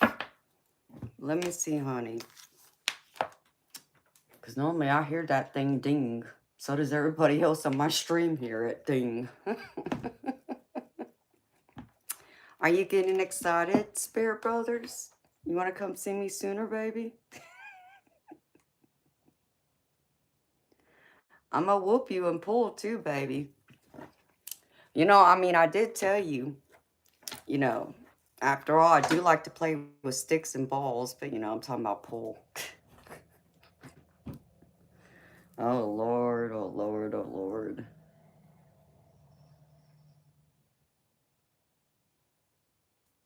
Nope, it hasn't come through yet, honey. Let me see.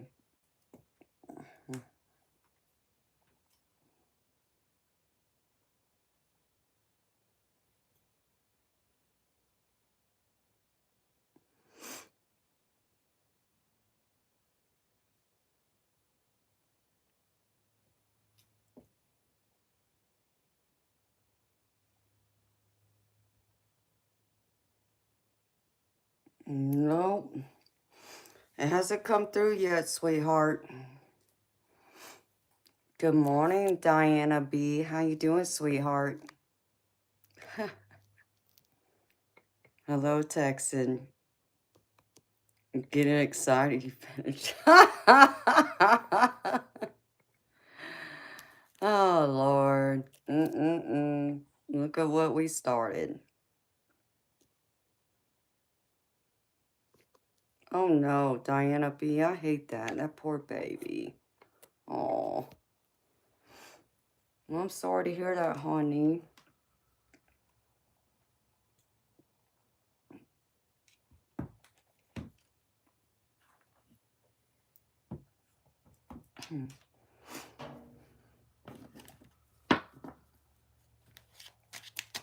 I mean, you know, baby, it'll be all right.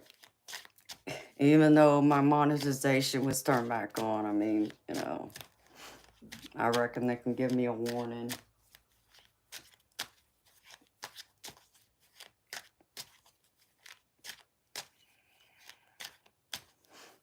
Oh, that's awesome to hear, Diana B. That still is hard for a baby to go through, though.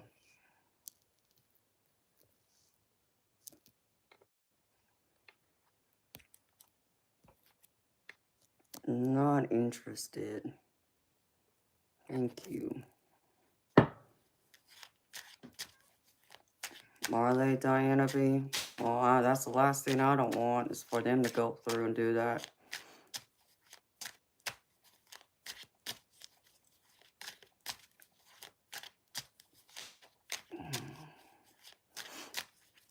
Let's see. Ouch. So, Diane Egan, you may want to check it again, sweetheart, because I didn't get it, honey. And you'll know you're on the right one, sweetheart, if you hit the link. Okay? Because you'll see my profile picture. You'll see my face. I'm standing in front of a Christmas tree. And I got on a red top. And it'll say Amanda Nakano on there.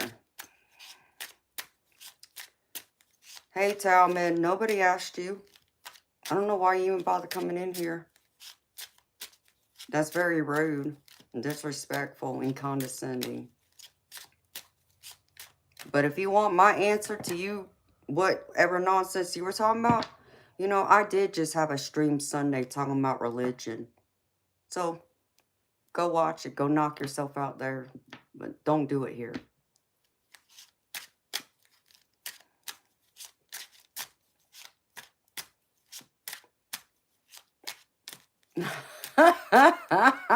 Spirit brothers. We got you all hot, huh? I'm sorry, baby.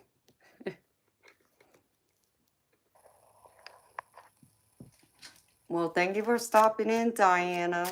It's good to see you, honey. I'll be thinking about you and your baby. Sending you healing love and light and comfort for you and your baby girl.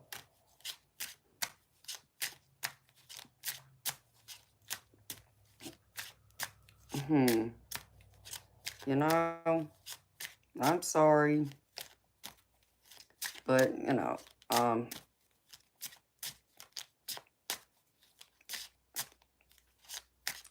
if you want to ask me something, just, you know, I would think try and start having some manners first. You know, being courteous, polite, by saying hello. How you doing? You know, that can go very far. But, you know, if you're looking for a tarot reading, I'm just doing mini readings for $5 US. Today only. As soon as the stream ends. Because I only do it on Wednesdays. For that cheap. Because the rest of the night, they're more in-depth readings. That are $30 US right now. Until I raise the price, which I'm going to do soon.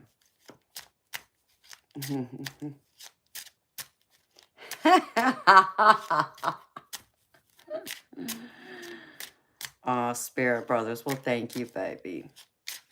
You're gonna make me blush now, baby.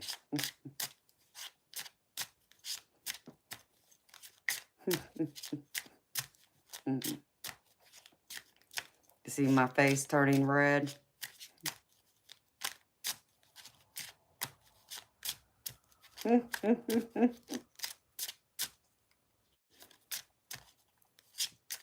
I mean, Bob may have, you know, he might be enjoying this conversation. I don't know.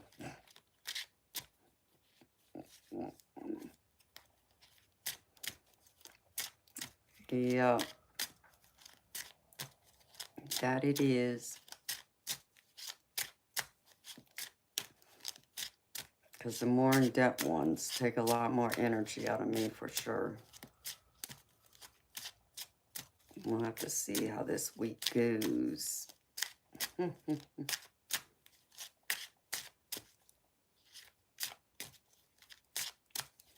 never know. Hopefully I'll get my other deck that I, you know, it's going to kind of like the Rebel deck that I think is going to be a lot of fun. I'm hoping. Waiting to see.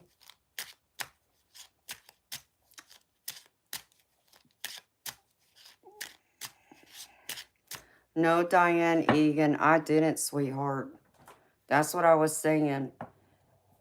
Did you see my name that spelled out Amanda Nakano? And you would see my profile picture there. You would see my face because I'm standing in front of a Christmas tree. And I'm wearing a red top, honey.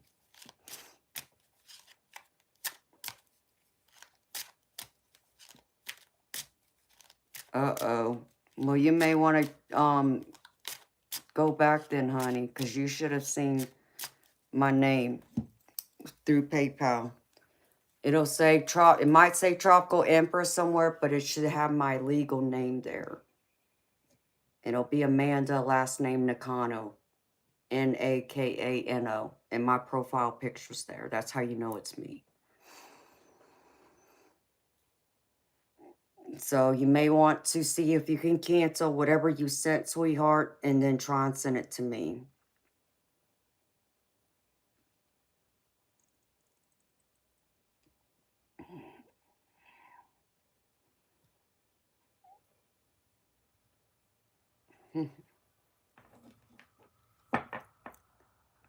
Hi, Marlon.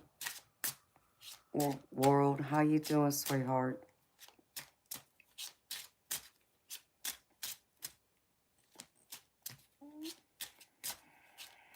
You can't help yourself. You're English, spirit brothers. Yeah, I hear you, baby.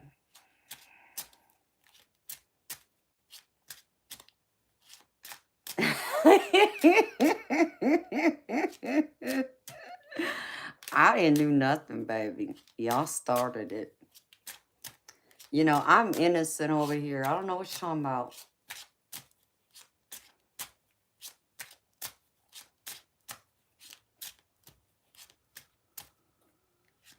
Oh, you're a Cali girl, are you? I'm originally from California. Marlene World. I grew up around Los Angeles County. Most of my family's still there. I just happen to live in Georgia now. I've been living here over 30 years.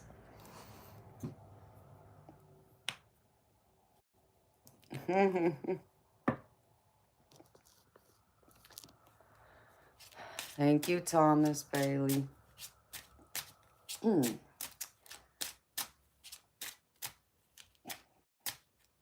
Yep, I have a stepdaughter.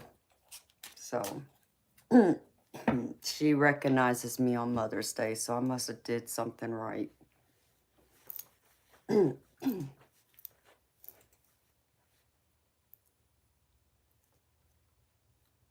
She's the closest thing to a mama I was ever going to get to, because I surely wasn't having any kids of my own.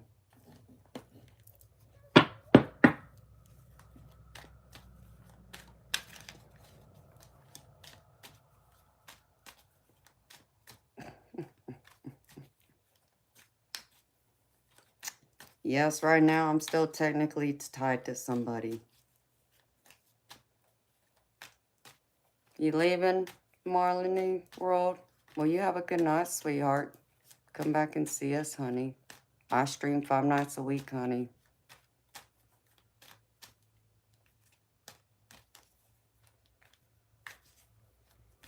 Hello, Sigma Kings. How you doing, honey?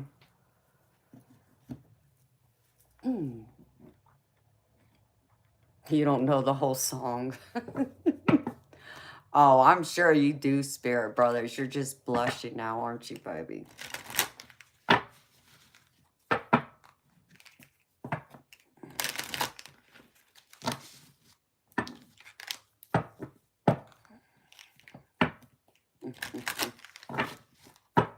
It's amazing how you guys have selective memory.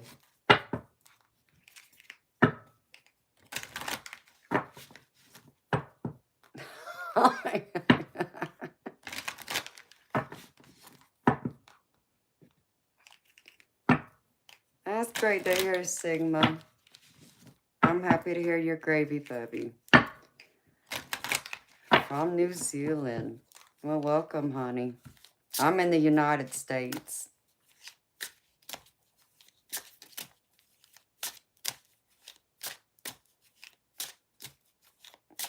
I mean, yes, Bob, I did say cleavage, but I was telling a story, baby.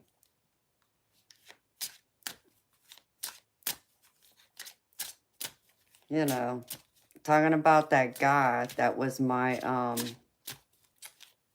oh, we're talking about the girl that complained to my friend who ran the pool leagues and some of the tournaments I played in. She complained about my wardrobe. But understand me, I was not wearing no low cleavage top. I had on a top that covered me all the way up to where it even wrapped around my neck. It tied around my neck. So I was all covered. And I was wearing my dress black pants that y'all see me wearing on here a lot. And my black heels. Okay. The only skin that was showing, skin that was showing was the back of my shoulder blades. That was it.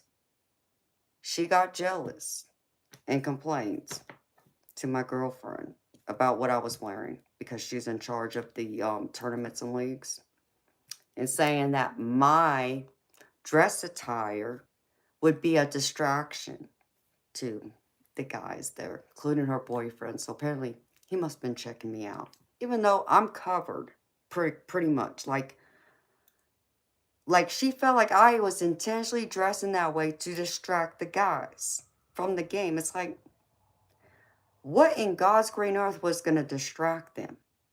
If I'm all covered here and I'm wearing dress pants, it's not like I'm wearing a dress or dress shorts. It was just the top back of my shoulders that she was showing. And she griped about that. That's why I was saying I would have understood it if I wore a low-cut top. Okay, you would have something to complain about. I would understand. Not that I would ever do that. But I'm saying, if I had, it would make sense. Nah. She was just jealous all the way around because her boyfriend was checking me out and she didn't like that. I could have been dressed in a parka and she still would have complained. And that's what I told my girlfriend.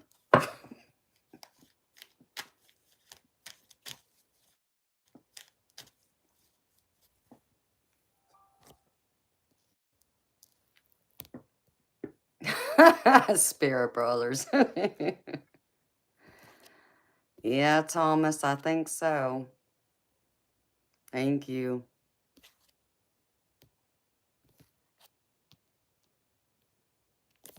So, yeah. I mean, y'all see how I dress on here? I mean, even when I wear my dress shorts, and even, the times I've worn a dress or my, skirt. See, that's me, excuse me, on here. But I'm not even doing it, I'm just being me. And it's not like I'm trying to do it for a guy's attention. I'm just dressing like me. But I would never, ever wear that shooting pool or bowling. Because I know I bend over, what are y'all going to see? No, I got more class than that. But she made it seem like I was out there just, showing all my skin and everything else. Nope. So, cracked me up.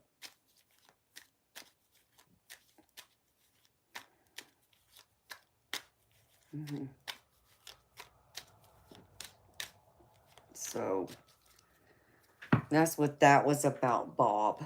Talking about cleavage. No.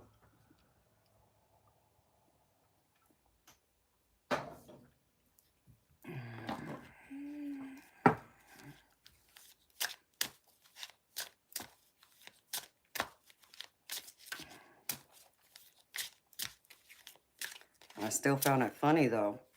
Because after that night, she did. She came in there and dressed like me a few times, or tried to. And it was pretty interesting.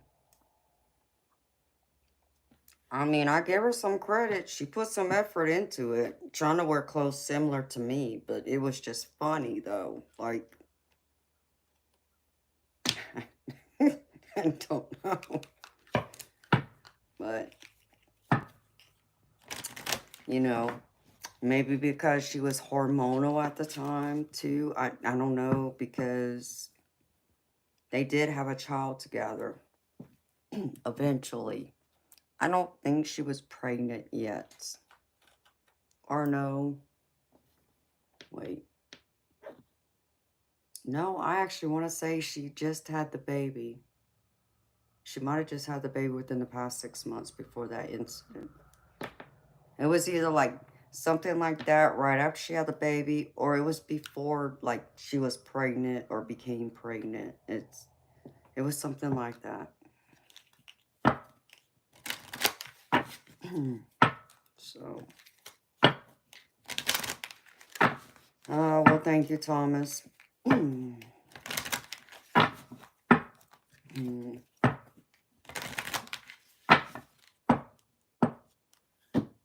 Okay.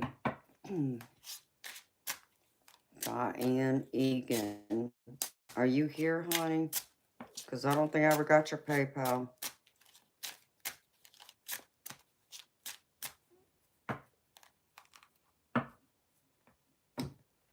And I don't want to shut this stream down. So I was going to make you the last one if I got it, but I haven't gotten it. Which is just interesting.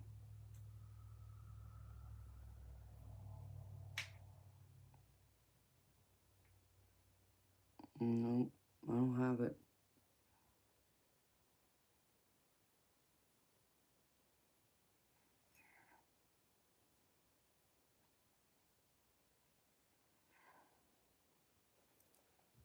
Mm.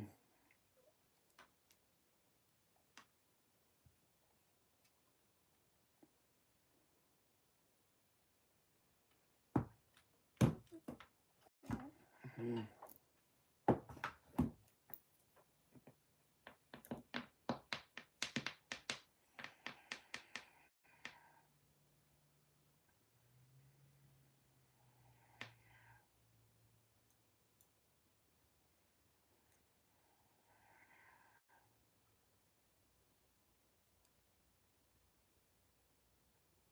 Joe Braden, you're not making any sense.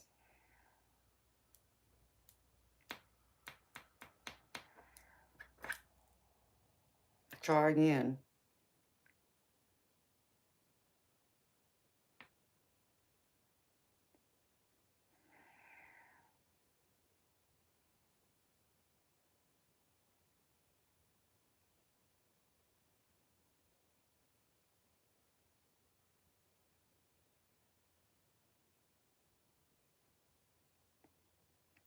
Jabred, I don't know who you're calling fake, but I'm not fake.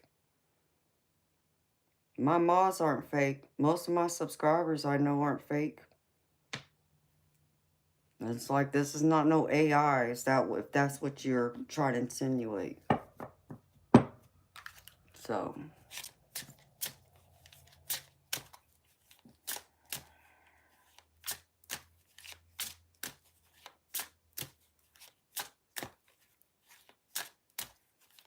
Well, that's an insult to me, Jabred. Take the mask. Oh, mask. Pretty funny. What mask do you think I'm wearing? I'm curious to know. I mean, if you think I'm AI, I'm not. I'm a real human being. Oh, wait. Oh, you must think I must be wearing makeup on my face. No. The only makeup on my face is on my lips, thank you. I'm as real as they come. But you probably wouldn't know nothing about that because something tells me you're only used to dealing with fake people. I'm 100% natural. Time for you to get lost.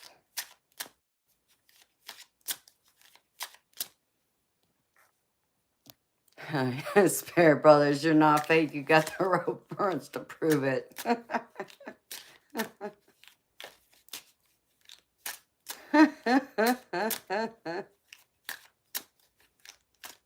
So funny.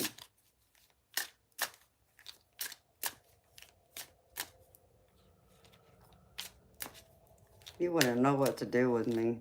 You must think I'm some kind of like blow-up doll or something. I don't know. Okay. You're getting hot. Well,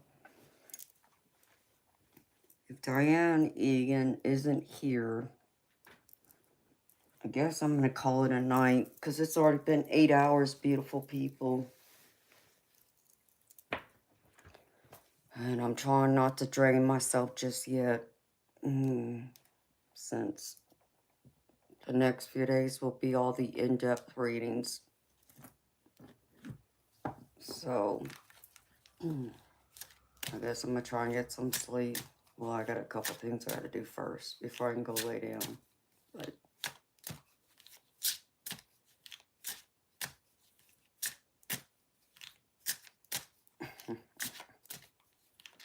oh, you're so sweet, Spirit Brothers.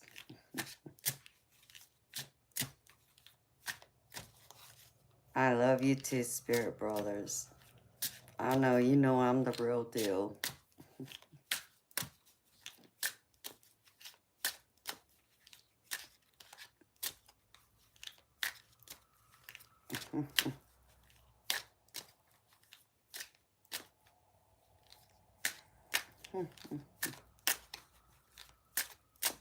Always. It'll be exciting when you come here, baby.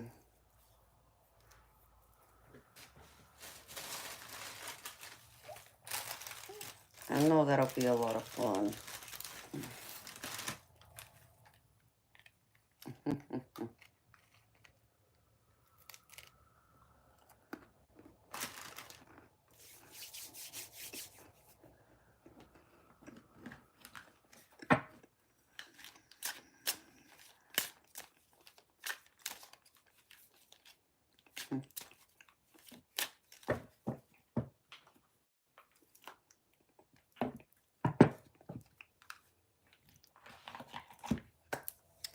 Well, my beautiful people,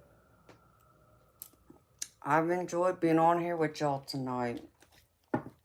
I've enjoyed the laughs, the conversations, and the many readings I've done for y'all. Thank you so much for y'all's love and support and donations. I do greatly appreciate it.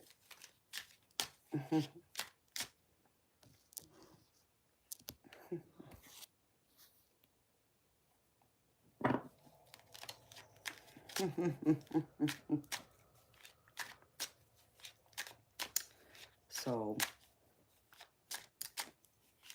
I'm going to say goodnight, beautiful people. I hope to see y'all back here tonight, 10 p.m. Eastern. I'll be back here for another edition of Insomnia Maniacs Tarot. So I hope y'all have a wonderful, beautiful day. See y'all tonight. Good night.